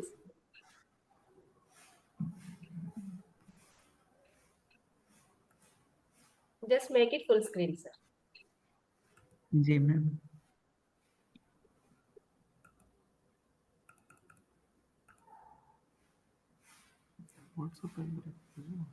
Okay. So my screen is visible, right, ma'am? Yes, sir. Yes, sir. Screen is visible, sir. Okay. So first of all, a very good afternoon to one and all present here, and thank you so much for inviting me. Really, from my bottom of my heart, I want to say Sidvi Foundation is doing fantastic job, and we are just blessed with the team. And thank you so much for just giving some kind of role always to contribute to myself with this great esteemed organization.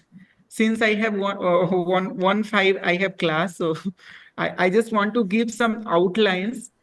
Actually, I am from engineering background, so just I want to give some outline between life science and engineering. So here, in a very introduction, I just want.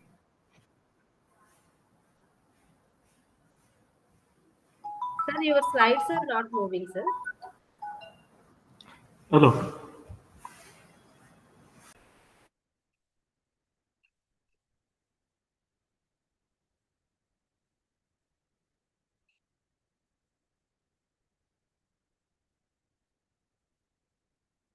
Ma'am, sorry, some network connection is there. So I am switching off my video so that it will be, connection will be more. Okay, sir.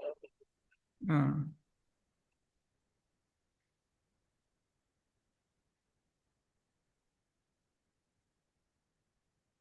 Okay, hopefully it is visible, ma'am.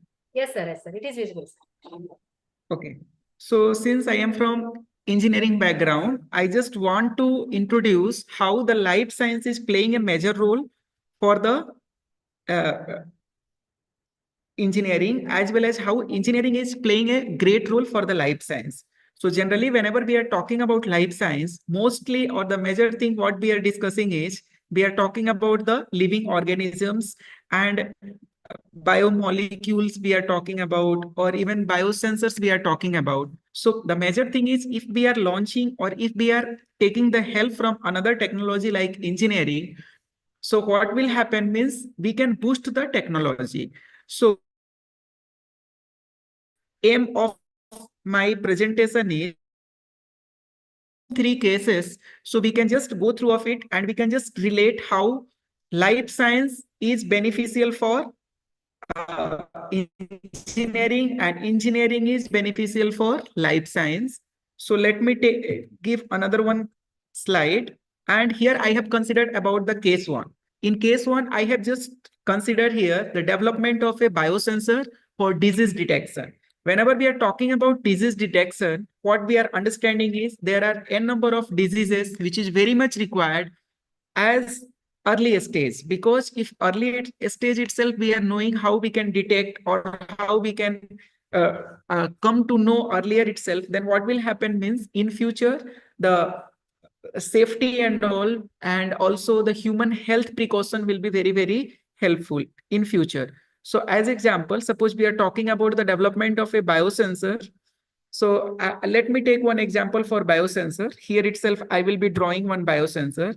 Suppose we are taking an example of a cantilever. Okay, so this is the cantilever. Its one end will be fixed and another one end will be free. So suppose we are doing some kind of coating here. Coating in the sense means as we have some kind of gold, okay, or silver or some kind of another materials we are coating, polymers also, depending on the properties. So what will happen means, and then some molecules we are just making here to get interacted. So what will happen? Suppose we have two cells. One is cancerous cell, another one is non-cancerous cell. Okay, so if we are going to analyze here with the help of cantilever, what will happen is we can understand the density wise, the property wise, the characteristics wise, some differences are there between cancer cell and non-cancer cell, right? So this kind of biosensors we can design, and how we can design this kind of biosensor, that also I want to tell you. First of all, I will tell you the case study. Otherwise, again and again, PPT, I have to change it. Another example I have taken here. What are the components of a biosensor? Whenever we are talking about the components of the biosensor, the very first one is bioreceptor, like antibodies, enzymes, DNA, so on. So bioreceptors in the sense, whenever we are going to do some kind of coating process, we have to understand clearly how the molecules will react with that coated materials. And then some kind of conversion is also required. So transducer is nothing. What it is doing is one form of energy, it will transfer or it will convert into another form of energy. So whenever we are going to make use of biosensors, transducer is playing a major role. Apart from that, signal processor is very much required, because as we are knowing that digital signal processing or analog communication or digital communication, these are the major techniques which we are making use to amplify the signal. Amplifying the signal in the sense means whatever input we are giving, based on the given input as an output, it is getting amplified. As example, suppose we have V1 and we have V2 as input. So output, what we are going to get means, in case of output, V0 is directly proportional to the difference between V1 and V2. And after that, further analysis can be done. Next one is display system. Yes, we can just get some kind of display system like LED or LCD to observe what is the current status of the signal and responses. So that is one case. In first case, what I was proposed means we can design a biosensor which will be really helpful for understanding, analyzing, studying life science related things. Next one is, another one thing is human movement. In life science, we are studying about the human movement. Okay. So how this human movement can be helpful with the help of engineering. So human movement can be done with the help of robotics. So what we will do is we can design the robotic arm and we can just analyze this one. Addition to that, just I want to say one thing. In case of life science, if we are using some kind of cameras and all, am I right? So here we have used robotic arm for human movement. Like that, if this camera and all, if we are fitting in robot, humanoid one robot is there, in humanoid robot, instead of their eyes, if we are fixing the camera like artificial, then what we are going to do is we are making our system as intelligent, means on the basis of or with the help of artificial intelligence. So that is possible. So what I am telling is entire human movement, the visibility and all those things we can just do with the help of humanoid. So engineering, from engineering background, humanoid is helping life science. So this is the second example. Third example is bio-inspired robotics. Whenever we are talking about bio-inspired robotics, what we have to understand is, in this case, we are just understanding the animal locomotion and behavior. So for understanding the animal behavior and animal locomotion, what we are going to do is we are going to design some kind of robot that will be mimics. Okay, like what kind of movement is there, and how the snake or the bird, what kind of exploration is there. These kind of things can be done by bio-inspired robotics. Okay, so these are the three cases I have taken because of the time issues. I just wanted to give some. Hopefully, I'm all right. So just I want to give you some brief about some tools. Here you can see this is the COMSOL multiphysics. Actually, those research scholars or field members doing research life science, it will be very, very helpful. That COMSOL.com website is COMSOL.com. And here we have number of products, n number of examples, and even tutorial videos are also available in this website. So COMSOL website is there. You can just see is available.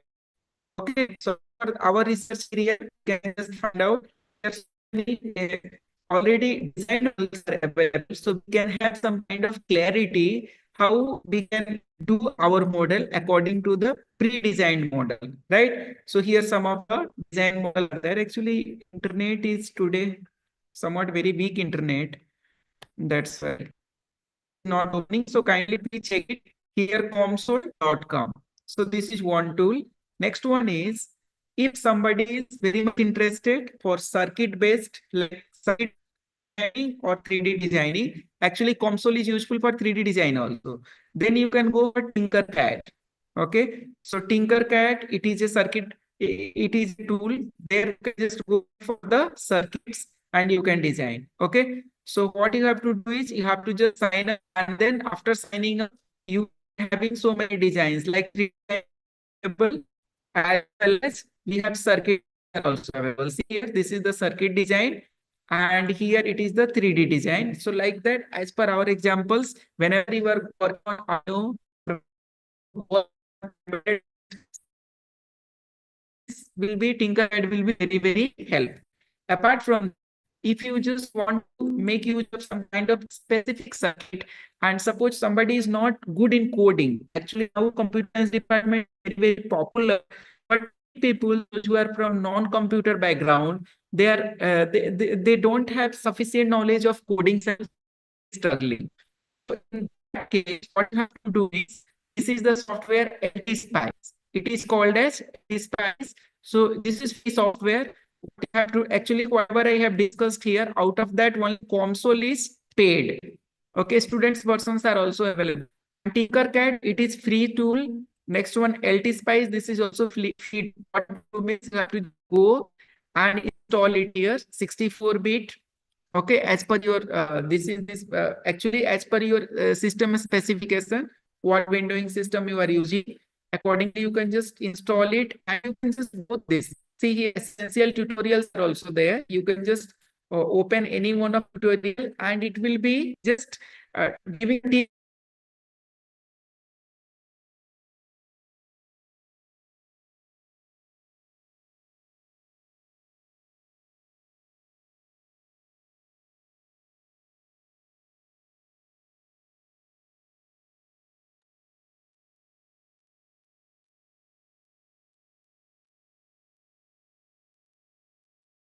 think he might got some technical issues.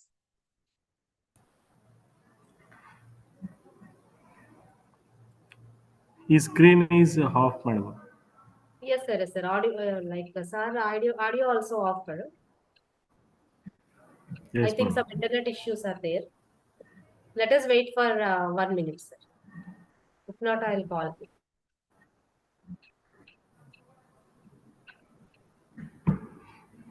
Sorry, ma'am. Actually, Yes, again and again. Yes, sir. No issues, sir. Now it is audible. So this is the LT-SPICE. So you can just go through of this tutorial and all, and you can just have something. So related to this biosensors, COMSOL is very good. Tinkercad there, LT-SPICE is there. Apart from that, for designing and all, you can use it, Draw. draw.io. This is also very good tool. This draw.io is very good. Okay, so for flowchart designing and all, this will help. This will be helping a lot whenever you are going to design it, right? So actually, just I want to conclude my speech because many people are waiting.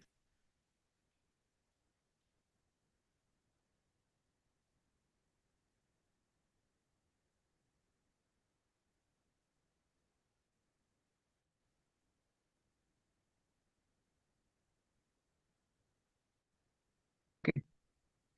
So finally, sorry, because of internet connection and some less timing, just I'm concluding it. Finally, what I wanted to say here is life science and engineering both are giving complement to each other, and we can really say that it is the two sides of a single coin. So we can just study life science and we can make use of the technology from engineering, and we can just make use, we can club and we can combine and we can do the good research work. So as a conclusion, I can say those who are interested following some kind of research in biosensors related or biomedical devices, life science based for living organisms and all, they can just make use of console multiphysics. Apart from that, they can make use of LSPI if your background is not coding related. Apart from that, you can just make use of another one thing for flowchart purpose and all, you can make use of draw.io. Apart from that, if you have some kind of more designing like embedded system based thing, you can just make use of Arduino and all. So try for it and hopefully it will be helpful. So thank you so much, ma'am. And sir, Rao sir, especially. Okay. And all the participants, my best wishes. Sorry, I have taken so very small time because placement is going on in my college today. Yes, sir. I And know, sir. I just came to ground floor in lab. Actually, I'm also in that thought only because many more people are getting some problem in their workplaces in the working days, and our Yes. team members like professors from USA and Ghana also, they are also getting some problem because it is midnight there. So in future, I'm planning to make our events by evening, sir. Let us see what may happen. By 6 o'clock, if we commence, by 6 to 10 like that, everybody can be there in the meeting. That's what I'm thinking, sir. Maybe by God's grace, in future, we can implement with the great inputs of our Srinivas Rao sir and Prakash Rao sir and some other team members also. I'll take their advices also in this, making the timings like that, sir. Even though, thank you so much, sir. In your busy schedule, I don't know whether you had your lunch or not. I don't know. Again, you are I will go. again, you are having your class also now. Thank you, sir. Thank you so much for enlightening all of us. And Srinivas Rao, sir, is there any questions from your side to Kaustubh, sir?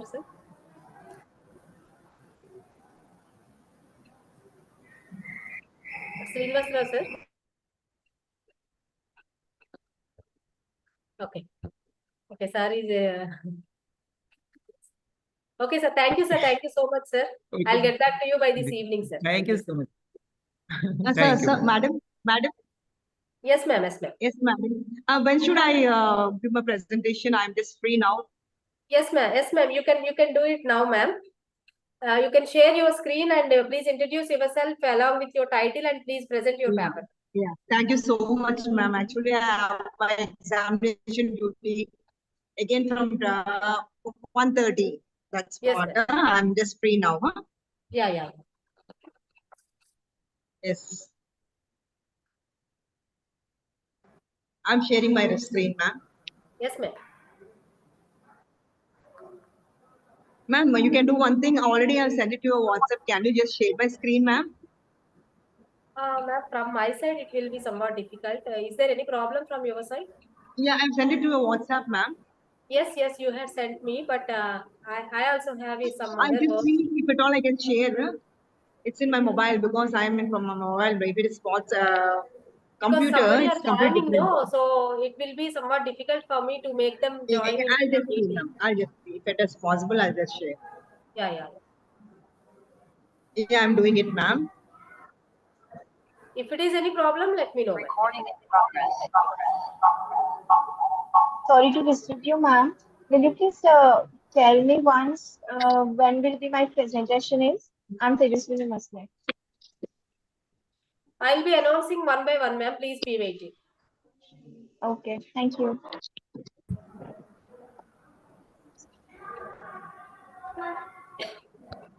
Yes, ma'am. I'm just sharing my screen. I'm just trying to share the screen.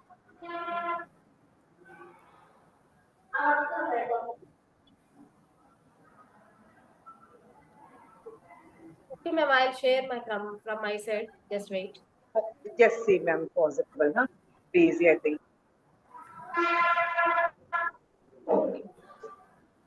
This is from mobile, no? So it's difficult, ma'am.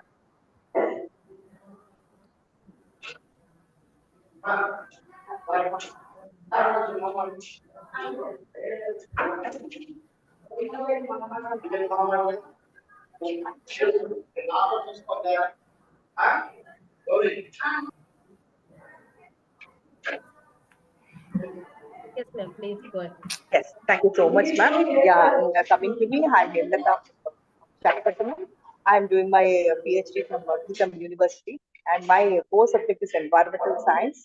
I'm doing my PhD in the dustbin area near Gajuaka. It's a dump yard where the dustbin from different places have been dumped over there. And from there, I'm doing the research work.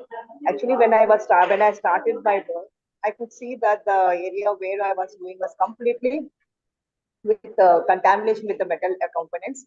The metal, the construction component was so high that even the plant growth is almost negligible in that area.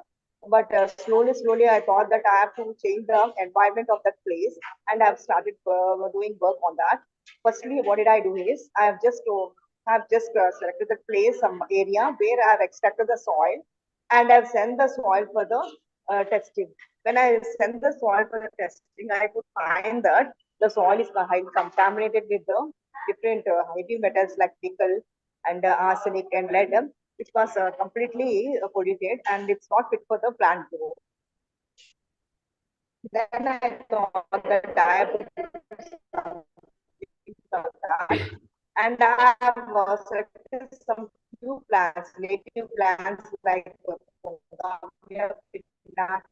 and IUPAC, that is Azatica indica, as a main plants because they are the one which can absorb the carbon dioxide and even the polluted toxins, which can even remediate the soil. So I have adopted these two plants and I've started my work. Coming to the introduction part, and the first thing I thought that I'll do the phyto remediation of the plant place. So I have started planting those seedlings first.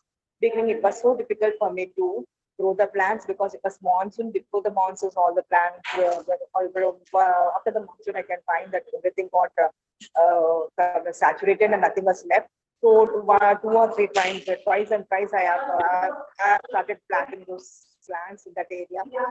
Firstly, I had a problem. Slowly, I could find that only out of the 2 or 3 plants which have started, only 2 plants could survive, and those 2 plants were one which can accustom to that area, and they can tolerate that area. And not only that, what did I do is I have selected organic manure, which I have started producing it from the dustbin area. What did I do is whatever the organic matter which is coming from the Raitu Bazaar, I have segregated the vegetables and the onion peels and all the vegetables which have been segregated in the dustbin area, and that whatever the vegetable organic content that has come, I started converting into manure. That manure was it was difficult for me at the beginning because it is a large amount, like it was 400 tons per day. So I've started drying that vegetable, whatever peel, whatever extract it has come to organic, and I started drying it and adding the cow dung continuously for it thoroughly and just mixing it thoroughly every day with the people. And at one day, find after 40 days, I could find that menu got that whatever the organic waste that is there that got converted into menu. And that menu only I've used for these plants to grow in that dustbin area. So using this menu like the cow dung and even the vegetables which have come from vegetable extracts and animal and whatever the plant extract, the menu which was having high component of all the organic nutrients, and with that I could find that there's lots of nutrients in the plant growth. And slowly I could find after a few days I could find that the plant has changed the height from I've started to take the selection of plants from 1 to 2 centimeters, and slowly it has changed from to now to 2 to 3 meters. So that was the one thing of drastic change which I could find that. And now only in the dustbin area we could only plant only 2 plants. 2 plants only got suited to that area, like Pongamia pinnata and Azatica indica, and they could grow very well. And now this is how I could do the phytoremediation of the phytoremediation of the soil, which was completely polluted. And now I'm successful in planting more and more plants over there. This is how I could change the plant of the component of the plant atmosphere, that the soil quality. The soil which was deteriorated got restored now, and now successfully I could plant more than 50 plants at the same place. Yes, ma'am. Anything else? And this is what the work which I have done to my PPT. You can find all my work what I have done, even the research work which I have done. I think you can just check into my PPTs. I'm doing my presentation through mobile, so I'm not able to see the screen properly. Anyway, ma'am has done a wonderful job. She has shared my screen. Sorry, ma'am, it is from laptop. I would have shown you more clearly all my things. Ma'am, if possible, just whoever has come and all the guests today. I'm really grateful for the guests who have come here and who have heard about my presentation. So, if possible, just check my presentations, and any doubts from this, I'm just ready to clarify your doubts, sir.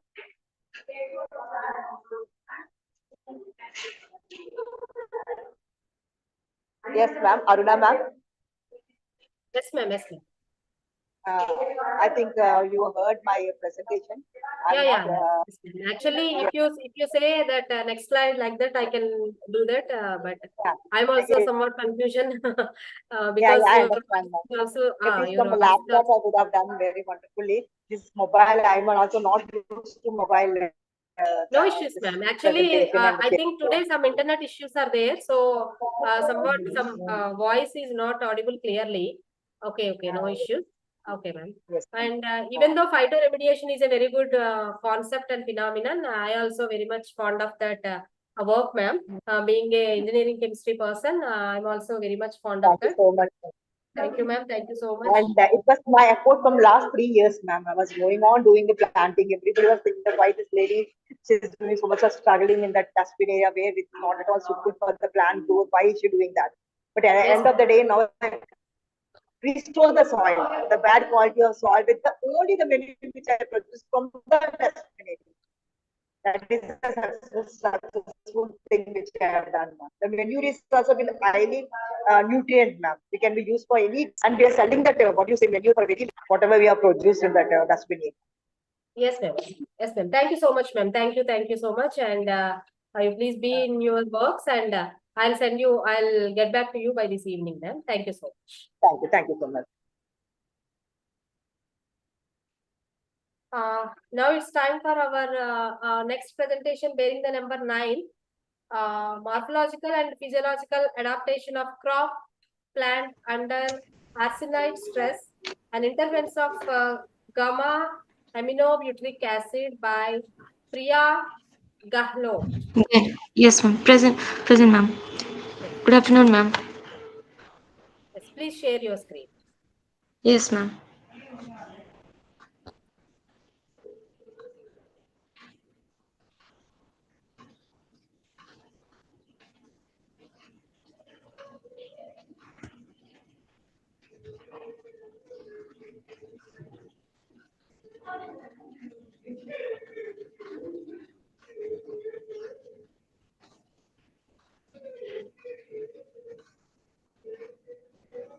Ma'am, is my screen visible? screen.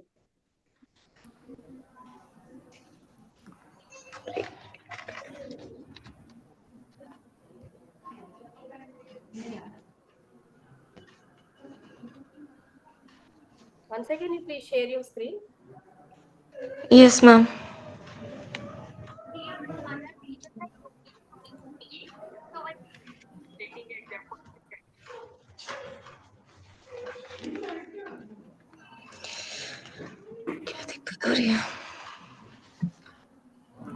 Ma'am, 1 second, just. Ma'am, is it visible now? No, it is not visible. अरे यार क्या हो रहा है? You can not yet share it, no? Yeah. Ma'am, Now okay, thank you. Okay, ma'am. Good afternoon, everyone. My name is Priya Gehlot. I'm a research scholar, Plant Physiology Laboratory, Botany Department, CMP Degree College, and I'm pursuing my PhD under supervision of Dr. Vijay Pratap Singh.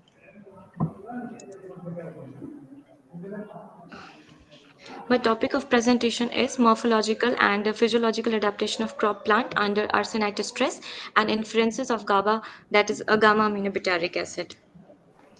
Anthropogenic and natural activities have resulted into unwanted changes in the ecosystem dynamics. Of these changes, metal contamination, including arsenic, is of great concern.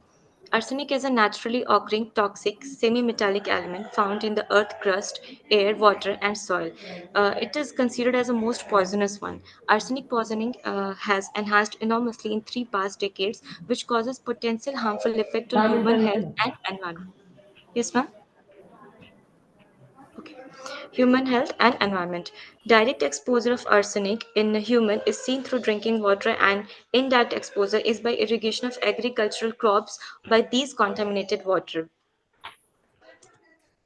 Threshold limit of arsenic is 10 microgram per liter declared by WHO, but in case of India, particularly in the east region like West Bengal and also in Bangladesh, the exposure is nearly about 3200 microgram liter, which is quite higher than that of the threshold limit. Long-term exposure of arsenic results in various health complications such as cancer, particularly skin cancer, lung cancer, bladder, kidney, etc., and some contorted perinatal situations also seen. Cardiovascular and neurological problems are also frequently seen with the, arsenic contamination. Arsenic exists in the environment in various organic and inorganic forms. A study shows that inorganic form of arsenic can be more toxic than the organic forms. The most important inorganic form species are arsenate and arsenite. Arsenate with +5 oxidation state and arsenite with +3 oxidation state. Due to greater cellular uptake, arsenite is 60 times more stable, mobile, and toxic than arsenate. Now, arsenite stress in plant. Arsenite imposes harmful effect on plant by impairing plant nutrient absorption, thus compromising plant metabolism and development. Arsenite is toxic even at lower concentration, though it compromises biochemical and physical vital processes. It impairs plant growth, biomass production, respiration, photosynthesis, and other physiological activities by disrupting the water transport. It also affects the function and structure of cell membrane, destroys the structure of vital biomolecules important for plant growth. Arsenite toxicity negatively affects the cell organelles. Arsenic is non-essential for plant nutrition, and its presence after uptake, translocation, and accumulation can cause severe toxicity. Due to its superior solubility and mobility, arsenite is more toxic than arsenate. The presence of arsenite in sediment is also strongly affected by the pH, regulating indissorption and dissolution reactions, which mobilizes arsenite from the solid phase to the liquid phase. Ingestion of arsenite in human through various food sources is a global health problem. Contaminated soil irrigated with water that has high level of arsenite is the major problem for livelihood. Abiotic stress regulation and GABA. Recent studies have reported that GABA is a major abiotic stress regulator. It is a 4-carbon containing ubiquitous and non-proteinogenic amino acid which was initially discovered in animal as neurotransmitter, but later on it was discovered as a metabolite in plant during the mid-20th century. GABA, widely known for its vital role in plant growth regulation, metabolism throughout various stages of the development, including vegetative as well as the reproductive phases.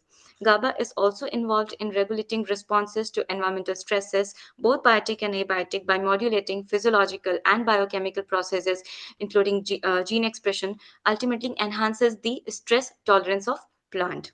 Continued researchers has demonstrated that GABA significance in various aspects of plant life, including growth, development, and also the defense mechanism. When discussing the production of GABA, it became apparent that plant synthesizes GABA through two distinct processes. One method involved the irreversible conversion of glutamate using glutamate decarboxylase, which is a cytosolic enzyme which accepts a proton molecule and generate carbon dioxide as a byproduct. Second synthesis took place from putrescine, primarily involves catabolizing or oxidizing, with the assistance of enzyme diamine oxidase, resulting in proline accumulation, which further reduced to GABA with the aid of the enzyme aldehyde dehydrogenase. Okay, so these are the material method. We actually use a proper environment-friendly plant material and growth condition. We took several observations, such as morphological observations, in which we measure length.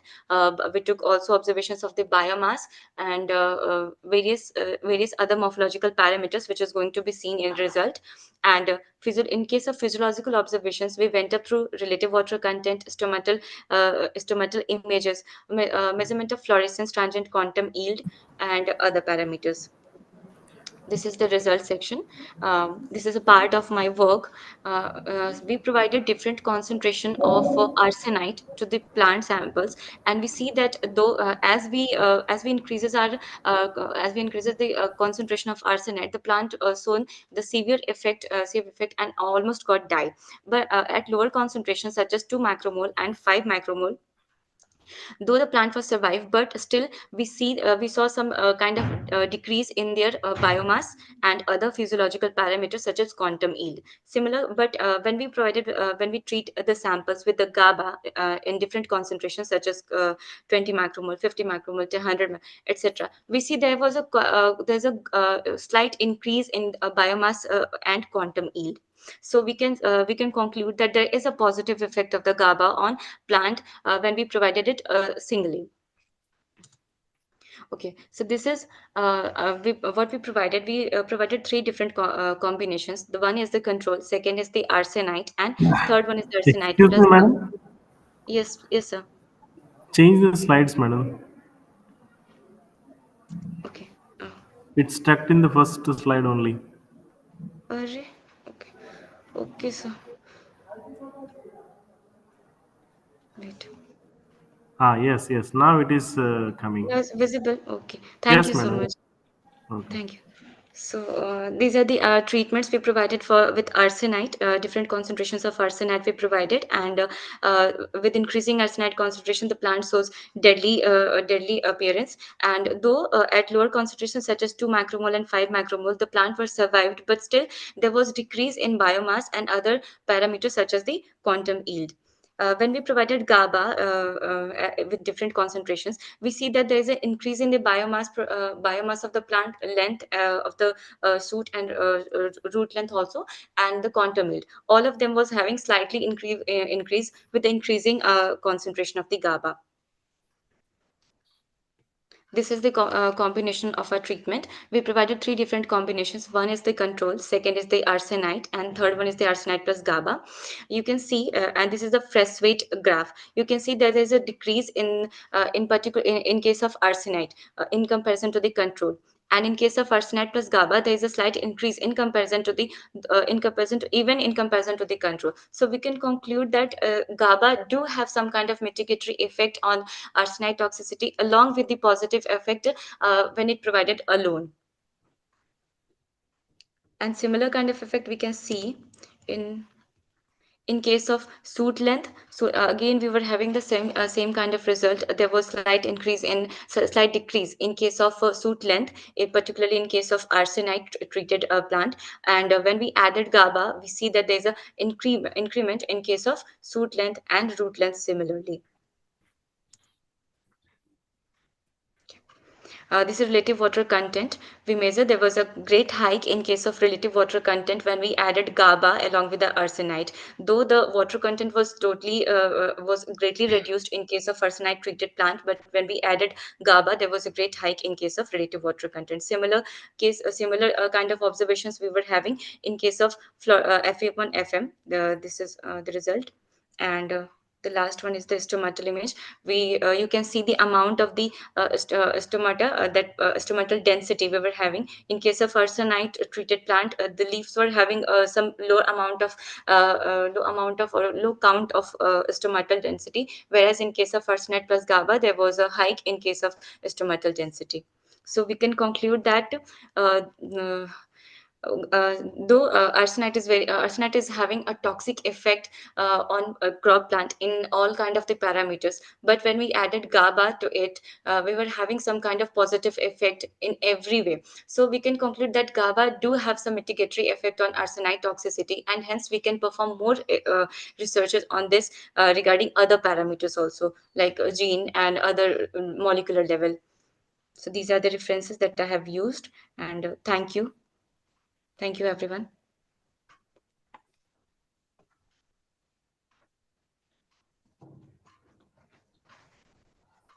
Thank you, Priya, for your Thank you, nice ma'am. presentation. And anyone have any doubts or any questions to Priya?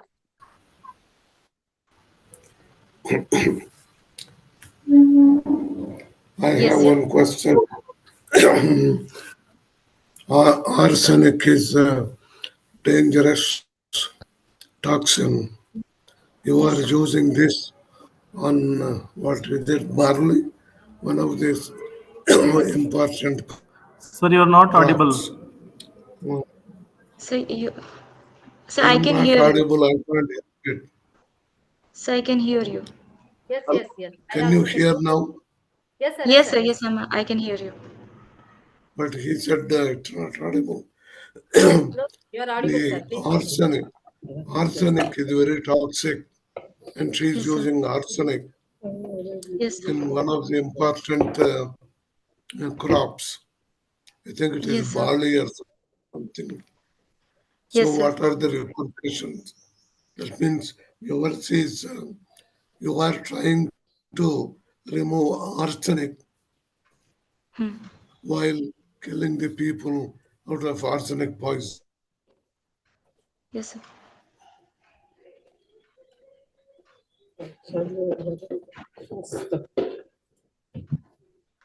Sir, ma'am, there's a problem. I think I can't.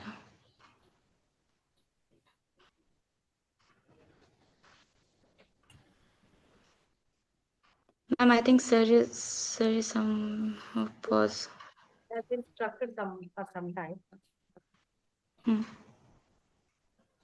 After he came back, and you can ask what exactly. Okay. Okay, ma'am.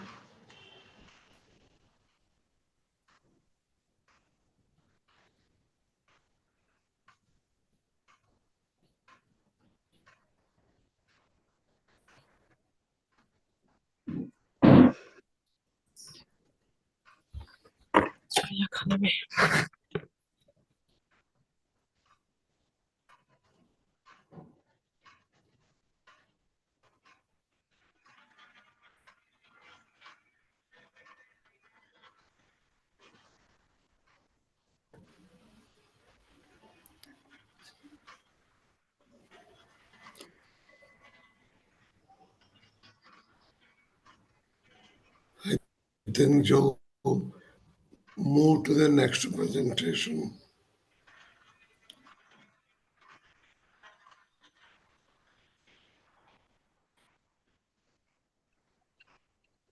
Ma'am,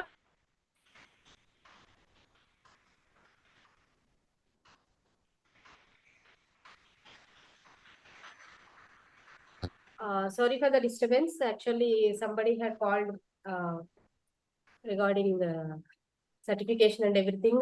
In between the meeting, they are asking all these questions. I'm sorry. Sir, Srinivasrao sir, please. Actually, some disconnection has been happened, sir, while you are talking with Priya. Could you please make it again, sir? That's okay. That's pass.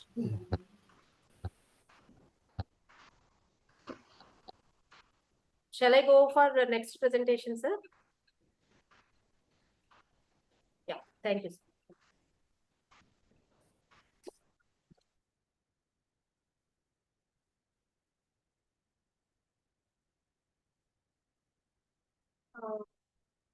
Next, I would like to announce the next presentation bearing the number 1010.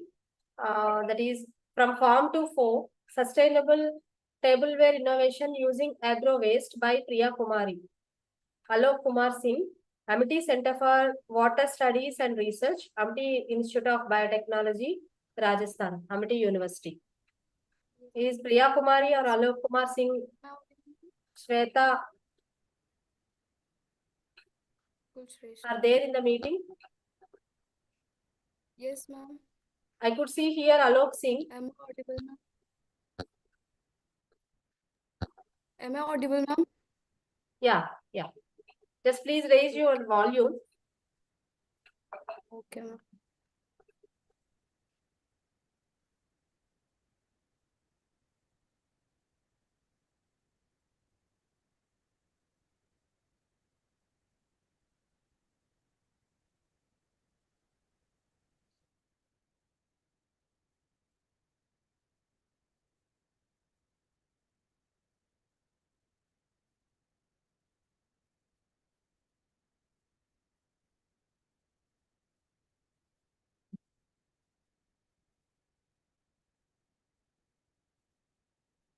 Is this visible, ma'am?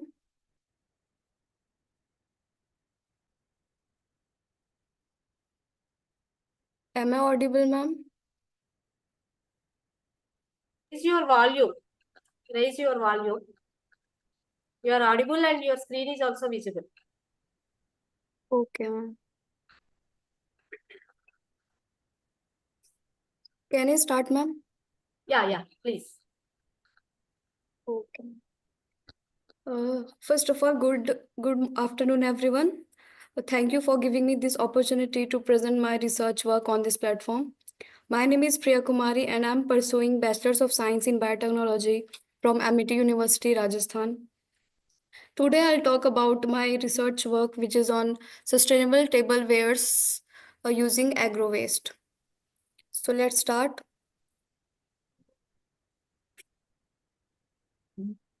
As we know, plastic pollution is the biggest problem nowadays as it is increasing day by day. So we should work on it. So in view of this problem, we have made biodegradable tablewares from the agro waste and kitchen waste for animals' feed, especially as there are many animals roaming around on the streets and eating garbage which affect their health. So we should take care of it. So we have used agro waste for making of biodegradable tablewares, which lessens the impact of plastic pollution. Wait.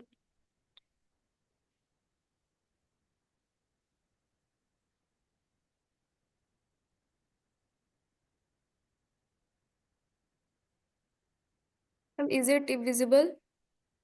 Yes. Yes, it is visible. Please continue.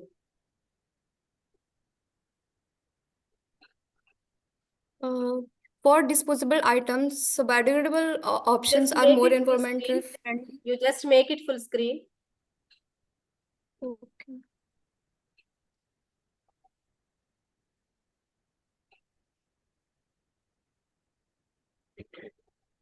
Here one square box is there, no? You please click on that. Yeah.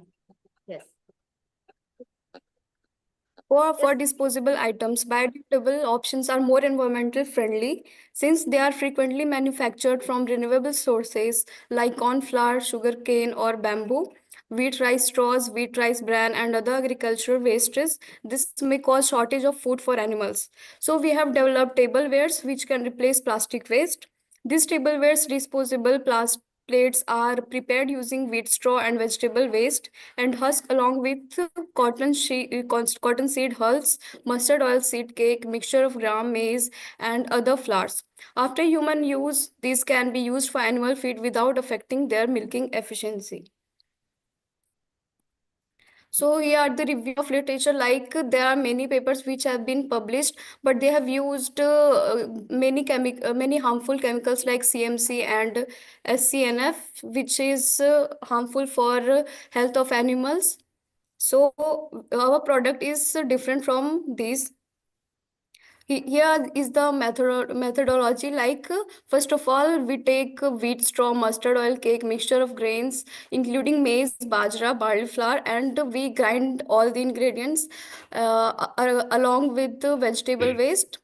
As we mix it with ground vegetable wastage, and we mix it with fine wheat flour and prepare solution of starch and jaggery, and cook well for 2 to 3 minutes, and then we mixed it all to obtain thick paste.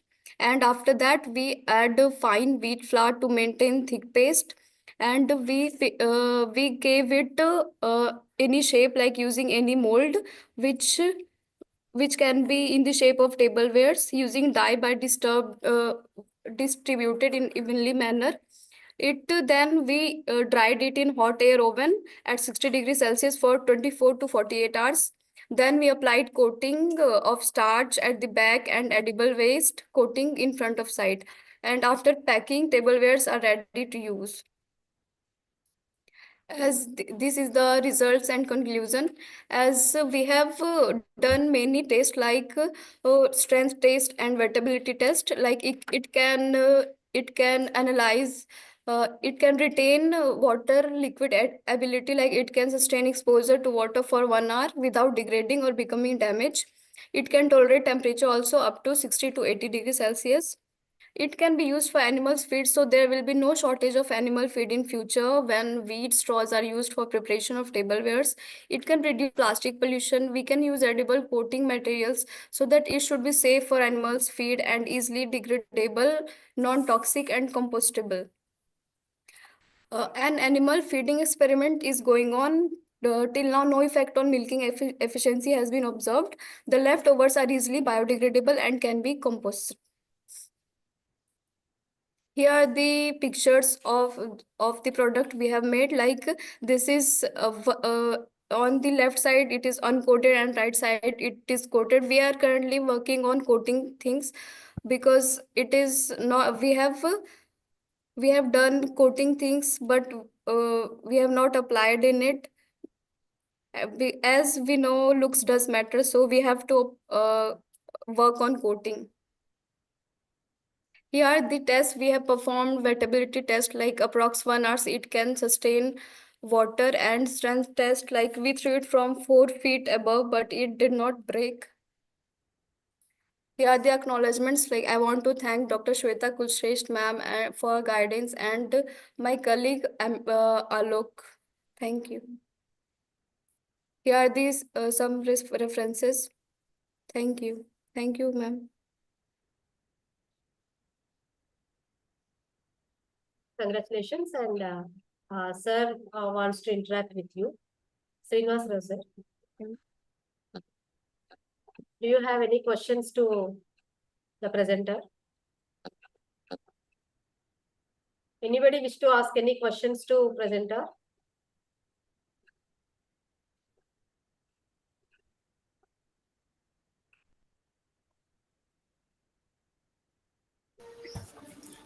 Can you please elaborate wetting test and also strength measurement?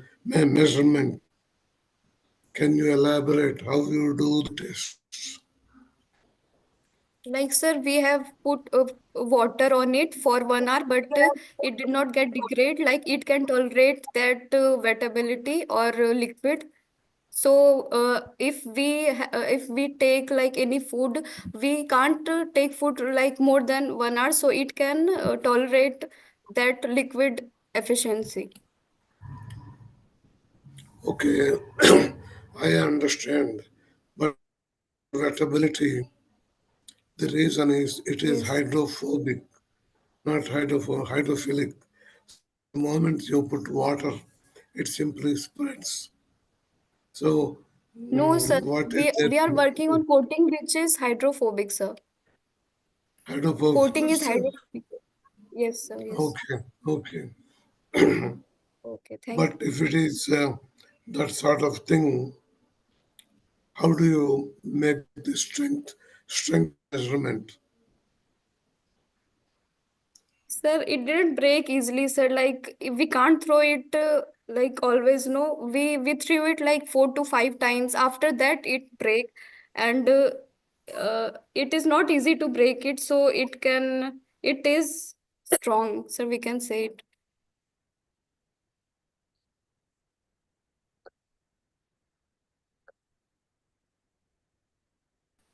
No, I'm not trying to find it out of curiosity because those two tests are important. But the main Yes, sir. Yes. problem for you, reproducibility. See, you are making like a pancakes. So Yes, sir.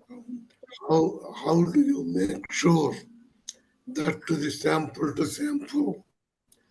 the porosity is the same or density is the same?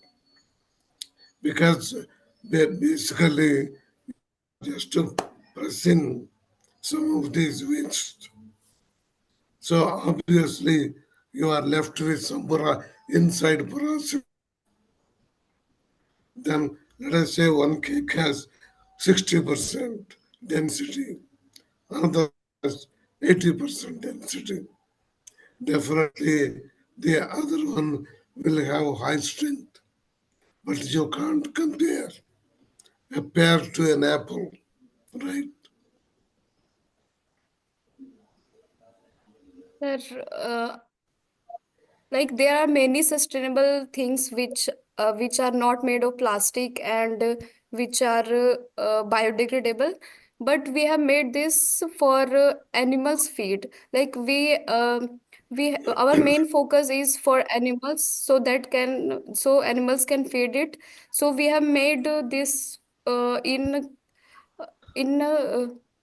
in case of animals, like animals feed on garbages which have been thrown on the streets, so they can have it without any issue. Like they, sir, th- I'm done, sir. Okay, that is fine. That's fine. Yes, sir.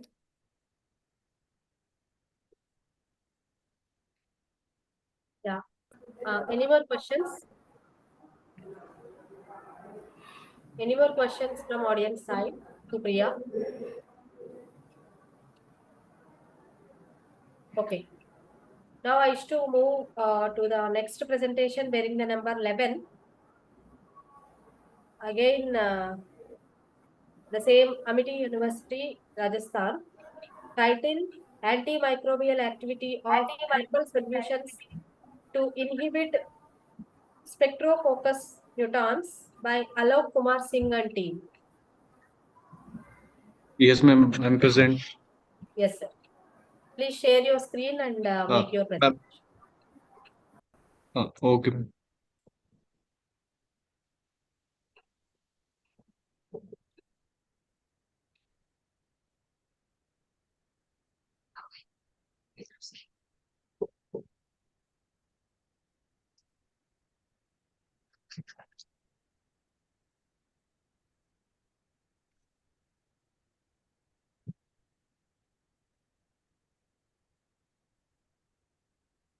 Can I start, ma'am? Yes, sir. Yes, sir.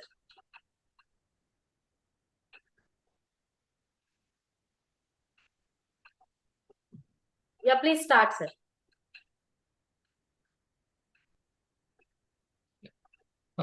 Good afternoon, everyone. Thank you for giving me this opportunity to present my research work.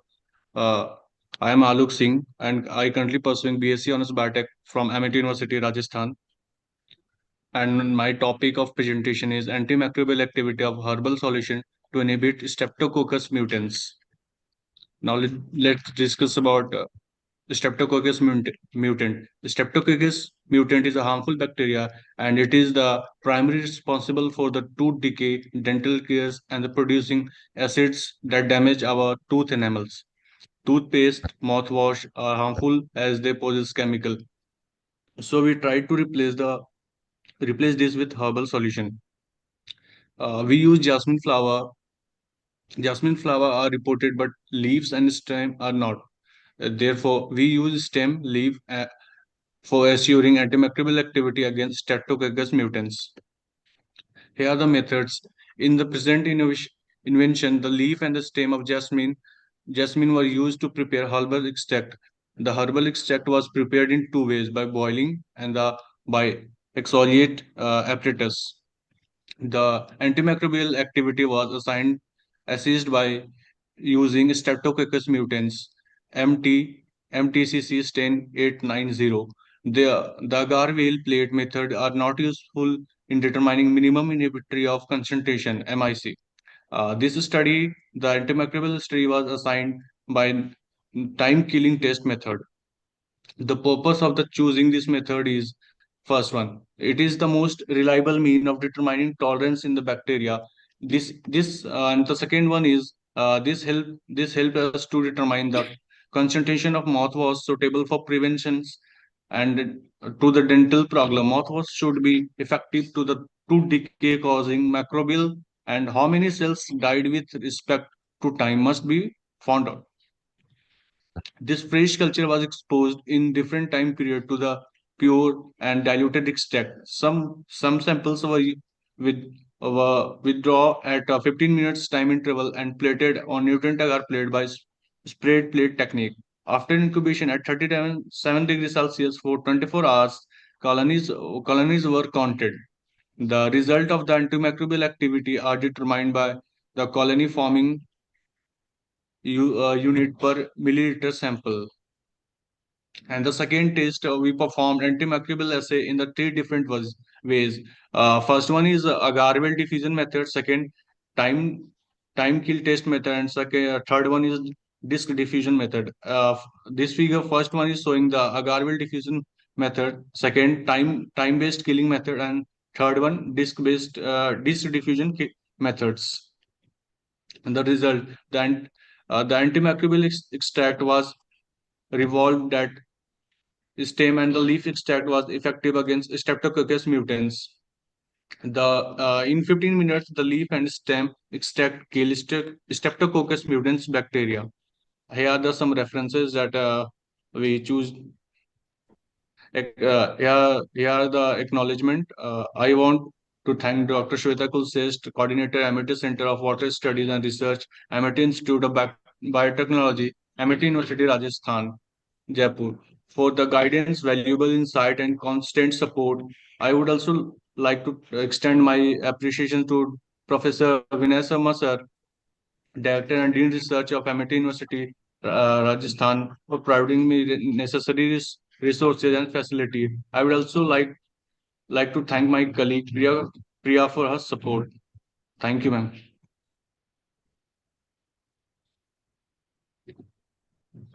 Very good presentation, which is a need for our in this present day society, because we are getting much more tooth decays and oral problems, dental problems. I wish your research must be enhanced to not as a prototype and on paper thing. It should reach to the society and the people who are needy. Yes, ma'am. Any questions from audience side, sir? Srinivasrao, sir?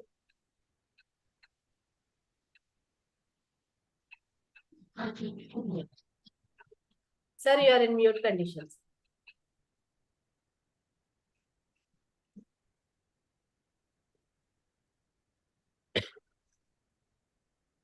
Srinivasrao, sir, please unmute, sir. Just to show her, I'm copying a picture, so I will come afterwards. I have no question. Okay. Okay. For the other girl who tried to do testing of the strength, I'm copying a photo. Just I will send it to you. Then I will talk couple of minutes. Okay. Meanwhile, shall I go for Is that next okay? presentation, sir? Okay. Yeah, thank you, sir. Okay, thank you, ma'am. Thank you, sir. Thank you so much. Sir, is Vijay Kumar, sir, are you ready for your presentation, sir? Yes, madam, I am ready. Yeah, please do, sir.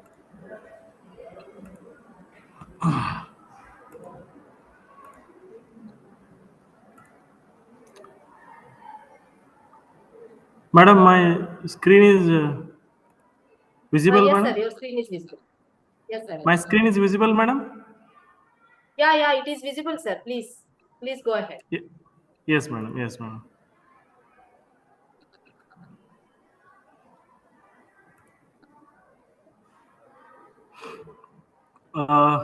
Good afternoon, everyone.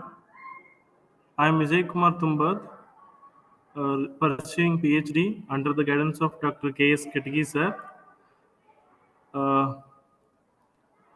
from Karnataka Science College, Dharwad, Karnataka University, Karnataka.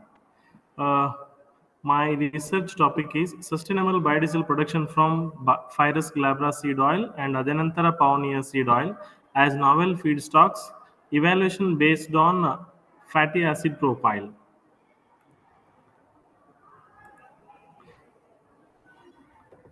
An introduction. Biodiesel is a clean, renewable energy source as alternative fuel that can replace or reduce the use of petrol or diesel. It is derived from vegetable oils, animal fats, and waste cooking oils through the trans-esterification reaction.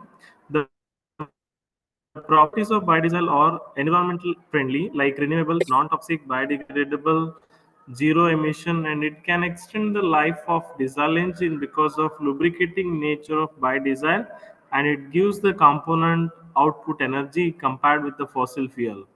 The other properties of biodiesel in diesel engine to improve the cold flow properties, performance, and combustion characteristics, and reduce the emission characteristics, particularly nitric oxide and smoke compared to diesel through either modifying engine parameters like timing or fuel modification by blending with alcohols and others.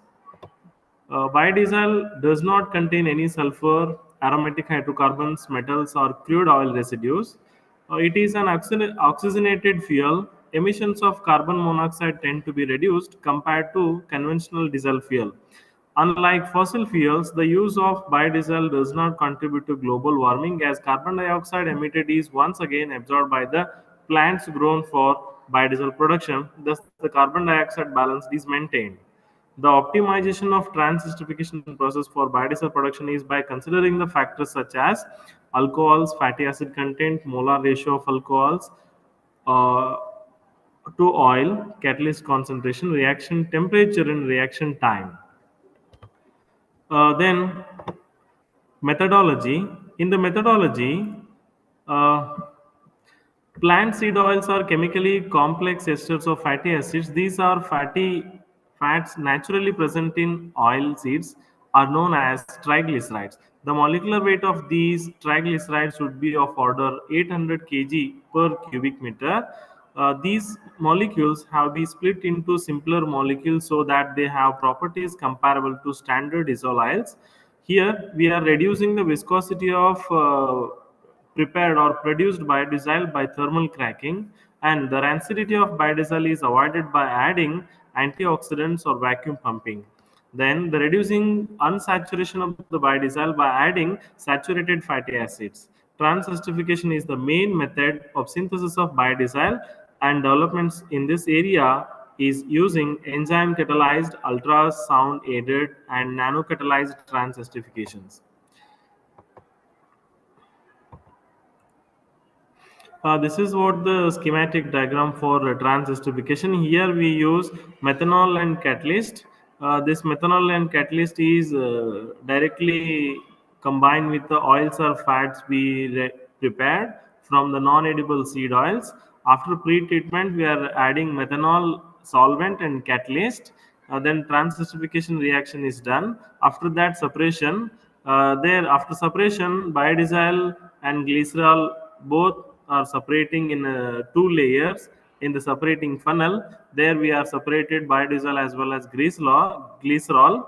After that, we are giving washing and drying to the biodiesel, then which is free from the moisture as well as glycerol. And this is what the scheme where we are using triglyceride in different ratios of alcohol and catalyst. We are getting fatty acid methyl ester. This fatty acid methyl ester is a low molecular weighted ester which we can use or we replace the petrol or biodiesel. And here I have selected uh, Pyrus glabra and Adenantara paonia seed oils for analysis of biodiesel properties computationally. The biodiesel properties are determined through the experimental procedures can be a costly and lengthy process. That's why the screening of non-edible seed oils and their biodiesel properties are deployed by the well-substantiated useful mathematical models. This evaluation method decreases the cost and analysis time of experimentation. The literature studies or it reveals that PG means Pyrus glabra and AP means Adenantara paonia. Seeds have more than 30% oil. Hence, these two seeds are considered for the analysis of biodiesel properties and compared with the existing biodiesel and petrodiesel. After that, we are going to do the spectral analysis by using spectras, and we are going to do the physicochemical properties, that is like iodine value, sulfurification value, cetane number, a lower heating value, higher heating value. These are calculated by using the mathematical models. And this is what the first plant or Pyrus glabra. The picture of figure 1 indicates the Pyrus glabra plant, and the figure 2 the seeds of Pyrus glabra. And these seeds contains the more than 30% seed oil. Based on the literature review, we are using the fatty acid component or fatty acid propyl of these Pyrus glabra. It reveals that more than 30% of oil in these seeds. Like that, one more seed, that is from Adenantara paonia. This is the figure 3 is nothing but the Adenantara paonia plant, and figure 4 Adenantara paonia seeds. And here the literature reveals that the percentage of oil content is higher than 30%. And here are the this is table 1 indicates the fatty acid profile of Pyrus glabra and Adenantara paonia seed oils. Here, Pyrus glabra is having 33% oil content and Adenantara paonia is having 38% oil content. And these are which are having different percentage of saturated as well as unsaturated fatty acids. If the unsaturated fatty acids are more in the seed oil, then we can do we are decreasing the unsaturation by adding other saturated oils. Then this is what the table number 2 mathematical models deployed for screening of seed oil of Pyrus glabra and Adenantara paonia for biodiesel production. So these are the formulas, mathematical formulas to calculate the physico-chemical properties of the product, or we are going to plan to produce the biodiesel. And these are the mathematical models. 13 formulas are there. By using these 13 mathematical formulas, we are going to calculate the properties of biodiesel. And the table number 3, it is having analytical properties of seeds of Pyrus glabra and Adenantara paonia. So these values are calculated from using the mathematical models. And the table number 4, it is comparison of biodiesel properties of selected seed oils of Pyrus glabra and Adenantara paonia with existing biodiesel and petrodiesel. So I am going to I have compared here. PGSO means Pyrus glabra seed oil, APSO means Adenantara paonia seed oil. So these seed oils are having calculated values which are calculated by using mathematical models. So these are compared with the existing biodiesel. Then these are having almost comparable properties, biodiesel properties. And in results and discussion, in the present work, non-edible seeds which yield more than 30% seed oil,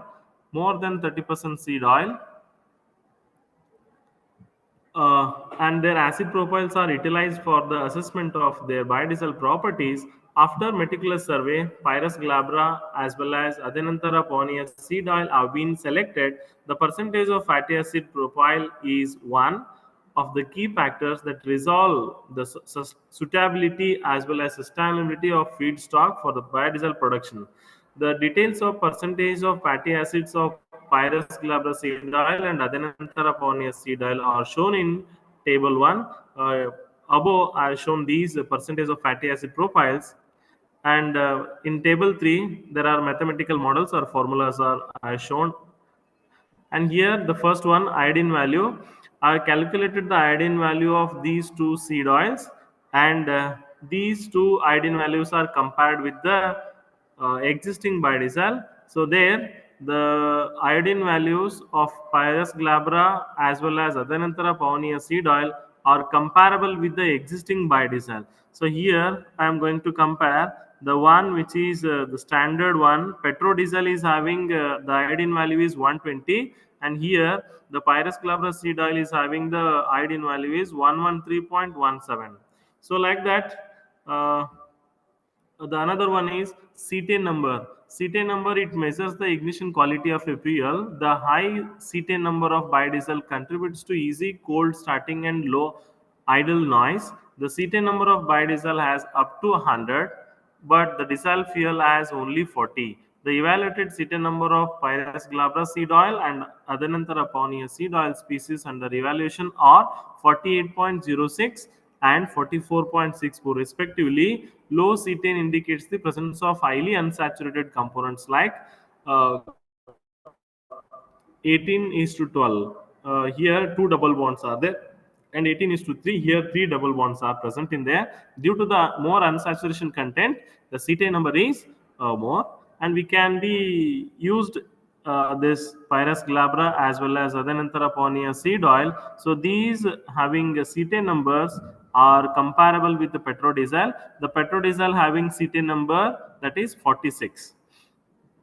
Then higher eating value and lower eating values. So these are also having comparable higher eating values as well as lower eating values of these two seed oils, selected seed oils. Those are Pyrus glabra seed oil as well as Adenantara ponea seed oils. So those are 39.51 microjoules per kg, 39.39 microjoules per kg. So these are the higher eating values of Pyrus glabra as well as Adenantara ponea seed oils, and lower heating values are 38.17 microjoules per kg, 38.25 microjoules per kg respectively.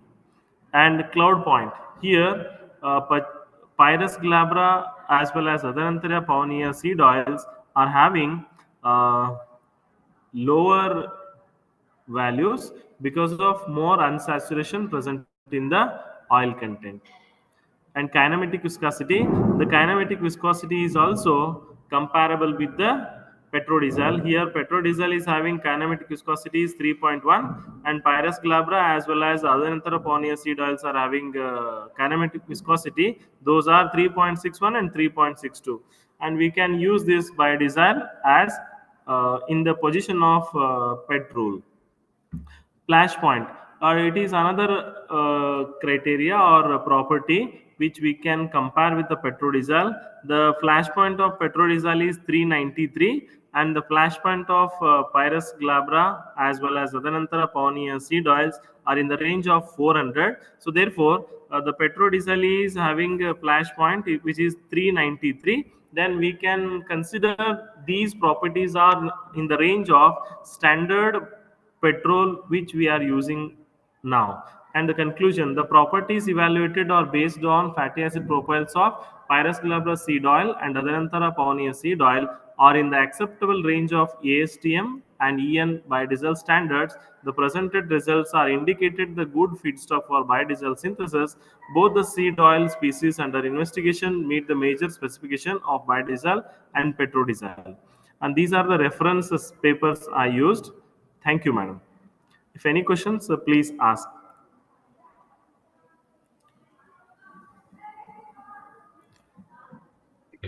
Thank you, sir. Thank you so much.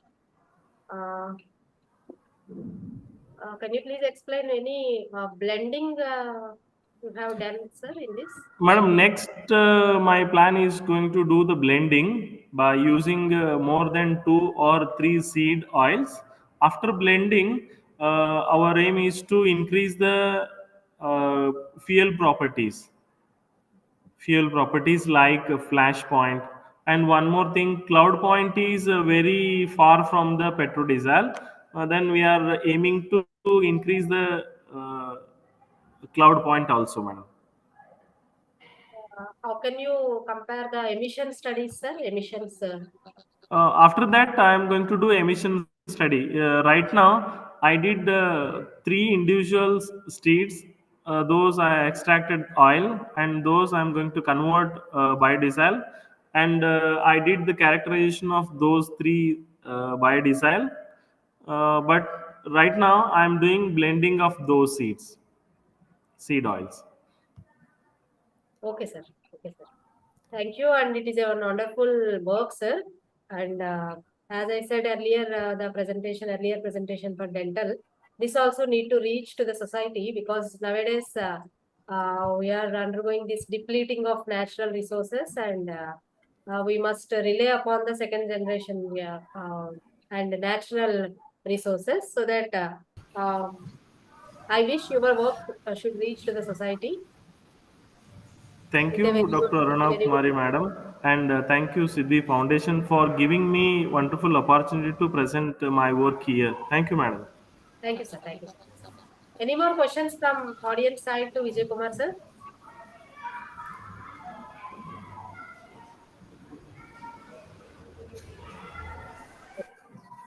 Okay, sir. Thank you, sir. Thank you.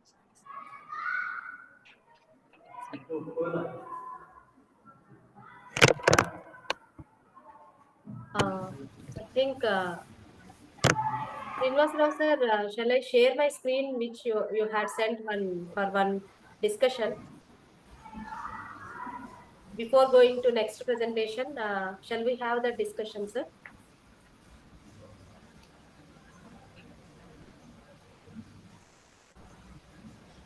Your voice is not audible, sir.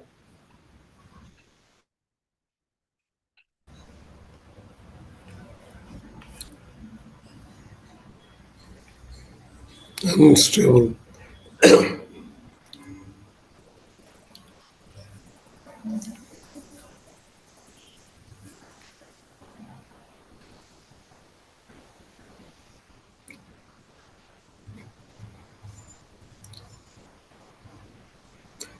Did you receive the picture I have sent? Yes, sir. Yes, sir. Okay. That I'll be opening, sir.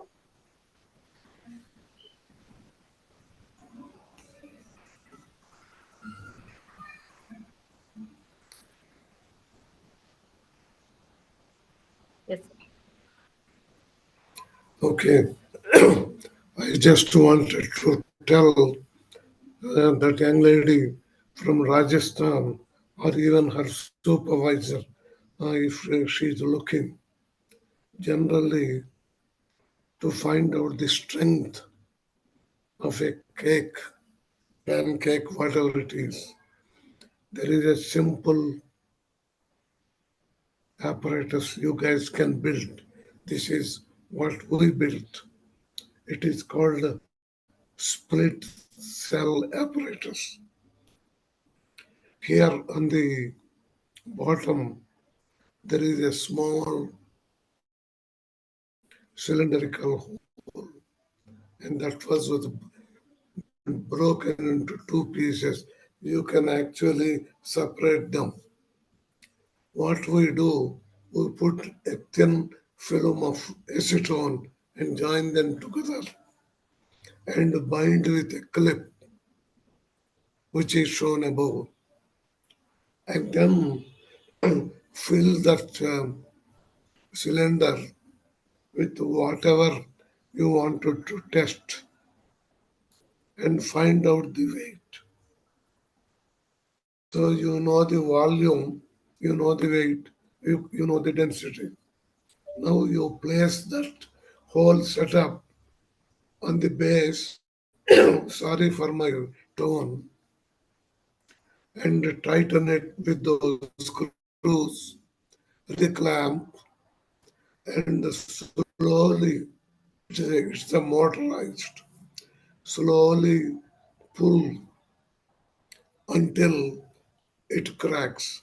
Basically, as long as the cake is intact, nothing happens. You can see the graph goes up, and when it breaks, suddenly it goes.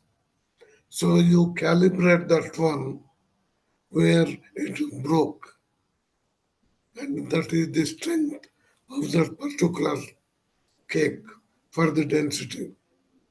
So you increase more material, press it, then do the same. So like that one, 4 or 5, then you have a plot.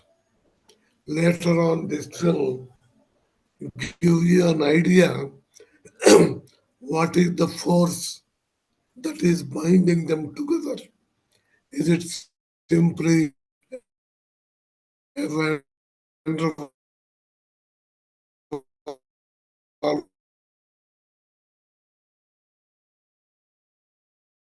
force or electrostatic force, a simple apparatus? So that was the reason I just asked her the questions. Actually, I asked the question for the student. I am telling for her advisor. So this is how you can extend your research. So a lot of information. In fact, by breaking, you can find out what are the internal forces responsible for that particular cake. So this is what I wanted to share with you guys. So please, I'm trying to help. So I asked questions. Same thing.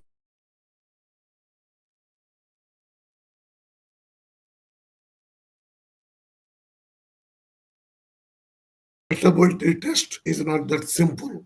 Just to put water drop. No, you have to make polished surface. Then partly hydrophobic. If it is hydrophobic, you have to make contact angle measurement and also make different solutions by adding alcohol, reducing the surface tension. And then when you plot, you will know the criticality and what is exactly the wetting characteristics of that pressed baked cakes. So these are the two things I just wanted to tell.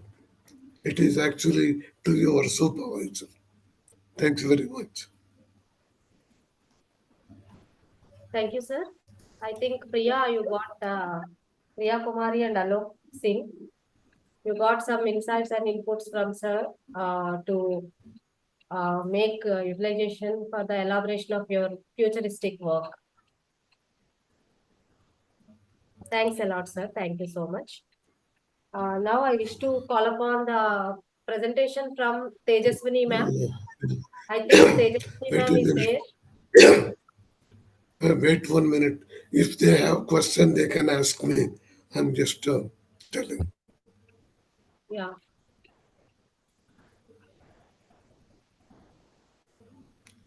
Priya Kumari and Alok Singh, I think he might have been gone from the meeting, sir. They are If not they there. have gone, that is fine. I request Tejaswini ma'am, I think you had joined in the meeting. Could you please share your screen and make your presentation, ma'am? Yes, ma'am. Good afternoon, everyone. I am Tejaswini Masna. I am working as assistant professor in IUPAC College of Pharmacy, Amravati, Maharashtra. I am also research scholar and working my research project in Pune College of Pharmacy today. I'm audible or not, ma'am? Yes, you are audible and your screen is visible. Please go ahead. Okay. My work is on a phytochemical activity against tumor through computational approach. As in a research, nowadays we are using these from ancestors. We are using the animals and many more types of small and large number of animals. To avoid these um, animals, we are using the computational work for the research project that is on network pharmacology and molecular docking. By using this, we are reducing the toxicity level in using the solvents that are more toxic in a research, as well as wastage of solvent are also prevented by using the computational work. And my graphical abstract represents the studies on the main cancer compound, which is I am working on a brainstem glioma, and I'm taking coconut as my primary compound, which is used for the prevention of the glioma cancer. I'm taking coconut, and from coconut, I'm taking the lauric acid, which is a fatty acid. After that, from a brainstem glioma, which is a cancer, I'm taking the disease gene. By comparing these genes, I found the 66% of the genes are common in both of the compound, that is a brain disease genes and the phytogenes. And this is found from the Winnie software 2.1.0. From this, I took these 66 genes and used the cytoscape software in which I generate the network which is used for the brainstem glioma disease. And from that, I got a Klugo pathway pie chart. In that, the molecule that is a lauric acid is mostly effect on the intracellular receptor signaling path. Then second, it is also used in a cellular ketone metabolism process, also calcium mediated signaling, and many more. Then introduction of my topic is gliomas are identified as a primary CNS tumors due to originate from a neurological cells, stem cells, and coconut are potentially available in worldwide. As we all know, coconuts are majorly found in day-to-day life, and we are using it in daily purposes. According to the literature survey, phytochemical isolated from the coconut useful against the gliomas. Then this slide shows the deep information about the brainstem glioma, which is a cancer. Here are the some of the CT scans that denotes the brainstem glioma location. Aim and objective of my work. Aim is to select a potential target and identify potentially active phytochemical compound. And objectives of my work is a network pharmacology, molecular docking, and combined study. In network pharmacology, identifying potential target, then predict efficacy, prioritize lead compounds, understand metabolism. And second, in molecular docking, first is predict the binding affinity. Second is identify binding sites. Third is a predict bioactivity. And in combined study, we study the integrative analysis, then mechanistic insights, understanding phytokinetics and pharmacodynamics, and discovery study. The material and method involves the coconut, then lauric acid from that. These are the chemical structure of the lauric acid, and these are the 3D structure, which is from the ChemDraw 3D software. Then these are the network pharmacology research from the Winnie software. And these are the list of the common 66 number of genes that are found common in both the disease genes and the phytogenes that are useful for the treatment of the brainstem glioma. Brainstem glioma mostly found in children, that is ranges from the 6 to 12 years of the children. And from that, I am using, and chemotherapy, as we know, chemotherapy are very harmful for elder also. So I'm finding some new compound that are more toxic and less having a less side effect. That's why I'm using coconut. And these are total 13 softwares, that is Suite Target Prediction, PubChem Database, DisGenet, Malacards. These are all the software that are used for these studies. And these are the pathways. Figure shows the pathway, how the fatty acid breaks the cell membrane and reaches to the brainstem glioma, that is tumor location, and further mechanism of that drug sample. And these are all the pathways that pathways are also occurred from using the softwares. Then result of molecular docking. So these are my results of molecular docking. I docked total 6 compounds, 6 protein for the appropriate protein of the brainstem glioma, and after that I docked with the fatty acid, and these are the results. As the result shows, as the negativity is small, the binding affinity is great, and we get the biological availability of the product. So, in conclusion, our study successfully predicted the pathways associated with the lauric acid and identified the specific binding site on relative receptor proteins. Then, second, utilizing reactome software, we found the several pathways are coordinated with a disease gene and phytochemical compounds, including nuclear receptor transcription pathway, simulation of intracellular receptor, and many more pathways. This leads to the compilation of list of PDB IDs. PDB IDs are the protein database IDs for the molecular docking studies to assess the binding affinity of lauric acid and these disease-associated genes. Then the finding from our docking analysis indicate a strong interaction between the lauric acid and its target protein, that is brainstem glioma protein, suggesting a potential therapeutical applications in treating the gliomas and other related conditions. And in future study, we will focus on the derivative synthesis to explore the modifying compounds that may enhance the efficacy and specificity. Overall, this research underscores the potential of lauric acid as a promising phytochemical agent in cancer therapy and highlighting the importance of network pharmacology in elucidating complex biological interactions. Further experimental validation is one to confirm these findings and to illustrate the mechanism underlying lauric acid anticancer activity. And these are my references for the studies. And thank you for everyone.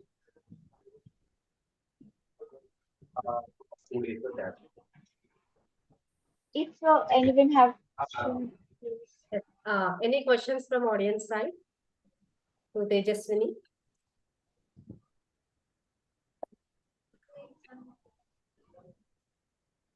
Okay, thanks a lot everyone for giving me such an opportunity. Thank you so much. Thank you so much, ma'am. Next, I wish to call upon Dr. Megha. Megha, are you available? Okay. Miss G. Deepa or V. Sudarshini Suresh Kumar. Intelligent Crop Disease Monitoring and Prevention System.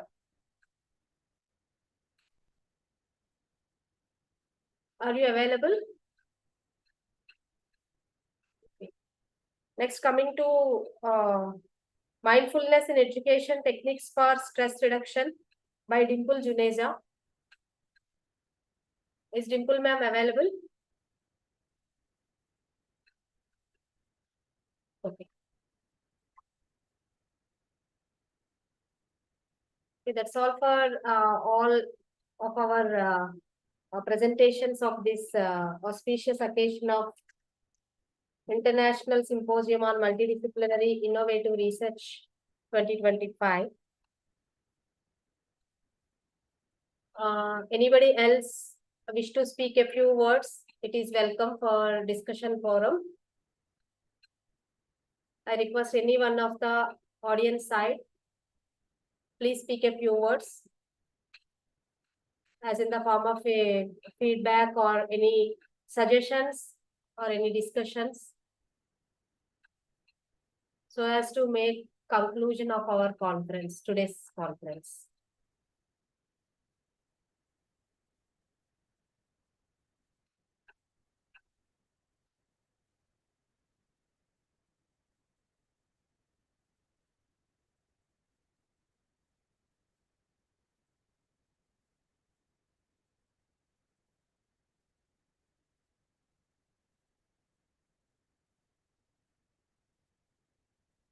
One more time, I am announcing anybody else who wish to interact with the gathering in terms of your feedback or suggestions.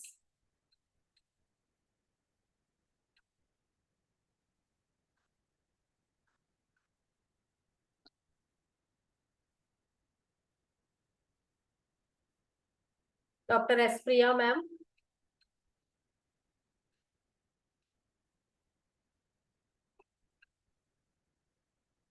Here I could see Neetu, but Neetu had not yet presented their paper. But even though we are out of we are running out of time.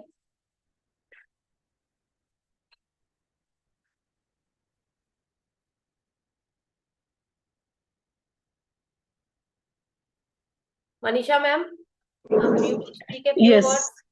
Could you please speak a few words as a feedback? Yeah, very good afternoon. And congratulations, Aruna, Sidvi Foundation, then ACT and IUPAC for organizing this event. It was really enriching in the sense a lot of knowledge we got about various research areas. And I would like to congratulate all the participants, especially students who have presented their work. This is a great dais they have got to present their work, and this is how we should interact oftenly so that we come to know what people are doing around and we do get ideas for our own research work. So I really encourage for such kind of activity and keep on taking such kind of activity. We will surely participate into it. Heartiest congratulations for organizing and thank you for giving me time to express. Thank you. Thank you, ma'am. Thank you so much. Anybody else? And I request Srinivas Rao sir, could you please brief for 1 or 2 minutes regarding our upcoming Academy of Science and Technology, Sidvi Academy of Science and Technology, sir.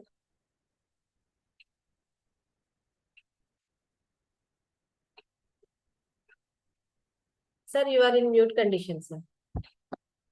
This is not really fair for me because the reason is I am not going to be active in it.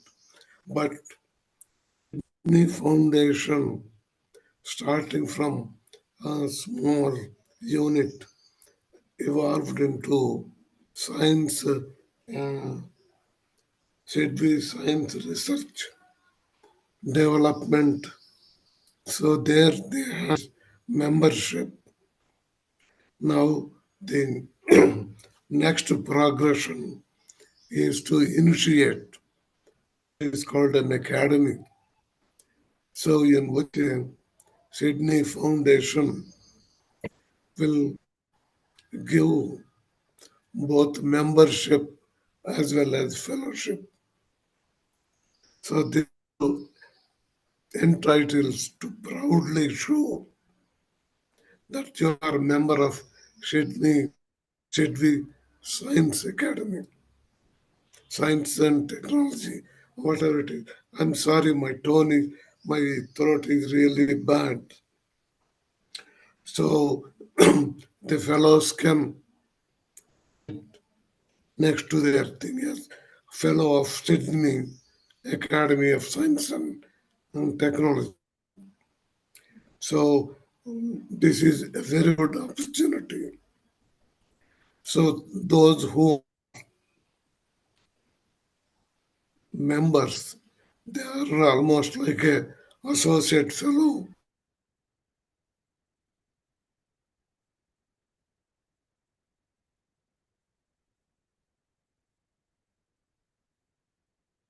The Sydney Academy. So 5 years, he can become a fellow. Fellow is the highest, and it is not really an expensive.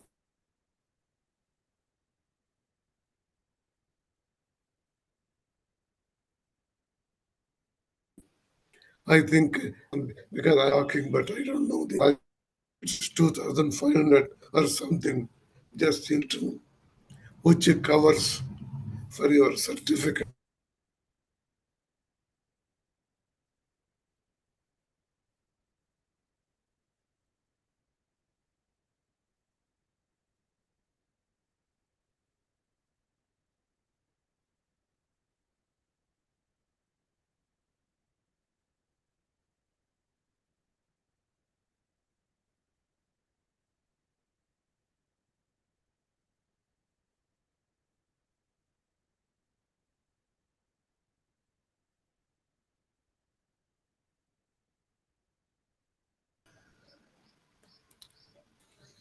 So can can I now?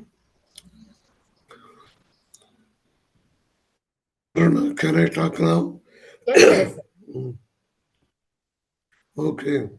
So, fellow, I want everybody to know if your organization is a big enough, they can join as a corporate fellows. So please use this opportunity and encourage the Sidvi Foundation. Thereby, if it can sustain, we will try to get from the funds to recognize people also. So I sincerely tell, in fact, this is what Aruna finally reached the stage of establishing an academy, being an academic person. So if you guys have any questions, you can ask me. See, the reason is, as I said, I'm a fellow of 6 academies, one in Russia, one in Germany, one in Japan, Australia, England, and of course America and India. For me, it right now I'm 77. It doesn't really add anything because I'm already known all over the world. So it is the younger assistant professors join now and become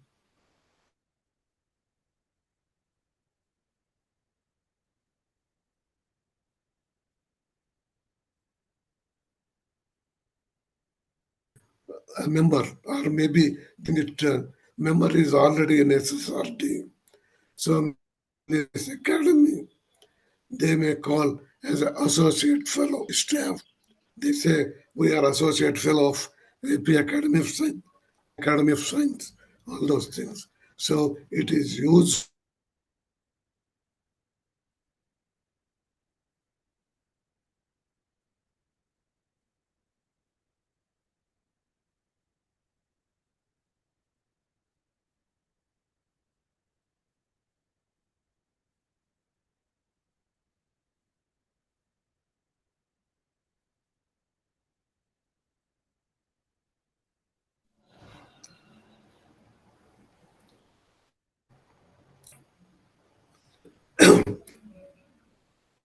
And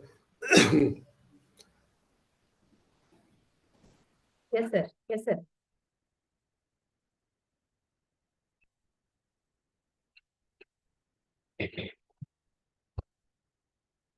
now Sidvi Foundation fellows, which are about 10-15 fellow, all are the same. But these are already to start with. And in fact, the Taram Prakash Rao is one of the founding fellows. So with this,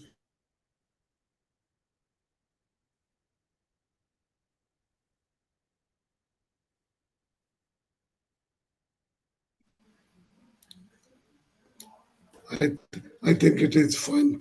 Probably it is time is over. So okay, Aruna. Yes, sir. Yes, sir. Thank you so much, sir, for briefing about Sidvi Academy of Science and Technology, which is about to be started by Sidvi Foundation as one more division. Thank you so much, sir, for your inputs and just like a backbone of performing all these things on the screen, but behind the screen, your blessings and your efforts are there, sir. Thank you so much. And I would like to announce this thing like Sidvi Foundation is about to start Sidvi Academy of Science and Technology in a very few days, and by taking all the insights of the elderly persons, our Professor Pajosila Srinivas Rao garu will make a note on this, and will circulate among all our team and all our authors and participants and presenters of our previous conferences also. Thank you so much, sir, for giving me such a wonderful opportunity to start one more initiatives from Sidvi Foundation. Thank you so much, sir. Thank you. Now it's, and one more thing I would like to announce that Sidvi Foundation proudly announcing that one more conference we are going to organize on 27th and 28th of February in collaboration with a college, government degree college from Kolhapur, Maharashtra. I'm about to send the brochure to all of you. And one more thing regarding this conference, we are about to make all the presentation certificates, and most probably by today night or tomorrow morning, we'll be sending all your presentation certificates to your registered mail IDs. Thank you so much for giving me such a wonderful opportunity to meet you all. Now it's time for vote of thanks. I would like to extend my heartfelt gratitude to my Guru, Professor A. Srinivas Rao garu, who is a backbone and behind the screen, and always encouraging me to do such a wonderful things. And I'm always fond of his interest, because learning is a continuous process and we need to make it to be as a continued. It should not be ended with the degrees, getting degrees. Learning is a continuous process, which we can learn it from Professor Srinivas Rao garu, because he is the man who is having much more passion towards encouraging the young minds with his inputs. Thank you so much, sir. And I would like to extend my heartfelt thanks to Sahiti Sri Prakash Rao Kollaram sir. Sir is also one more guru for us, for our Sidvi Foundation. And always he is encouraging me to providing such a wonderful platforms, like he had provided this Zoom link and YouTube live link also for our event. Thank you so much, sir, for enlightening us with a very good startup of prayer song and your blessings. Thank you so much, sir. And one more fraternity of today's event, Dr. Dixon Adams, sir, and Dr. V. Abhimanyu Kumar, sir, Mr. Nagababu, sir, Dr. Vijendra Singh, who is behind this event, the National Coordinator, GWB 2025. I would like to express my heartfelt thanks to all these shining stars of today's event. Next, coming to our special invitees, Dr. Vikas Kumar, sir, Dr. Kaustubh Kumar Shukla, sir, Dr. T. Jayarajan, sir, Mr. Alok Raj, sir, Dr. Sirajuddin M. Horigamani, sir, Dr. N. Bharatjyoti, ma'am. Thank you very much, all of you, who had extended your support, constant support and coordination, cooperation. Not only this day, each and every day, each and every hour, you are with me for making all these things to be happened. Thank you so much. And last but not least, I would like to extend my heartfelt thanks to all our today's presenters who got selected for their presentations, and participants, friends, well-wishers who are with me in all my way to make all these things to be succeeded. Especially Dr. Manisha ma'am, in spite of her busy schedule, she joined with us and she had presented also her paper.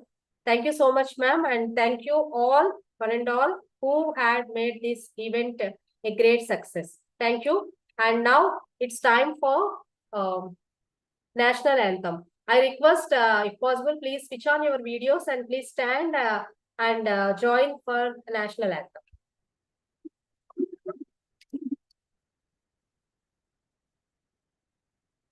All of you, please unmute yourself and start national anthem. I request all of you to please unmute and if possible, please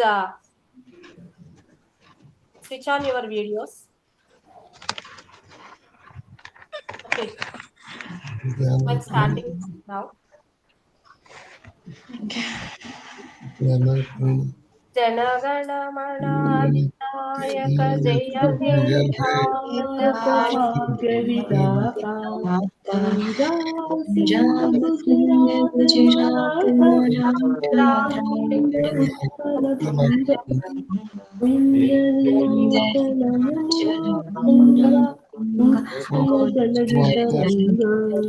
तव शुभ नामे जागे तव शुभ आशीष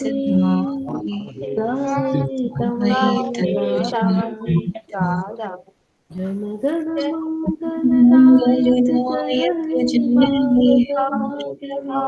विधाता जय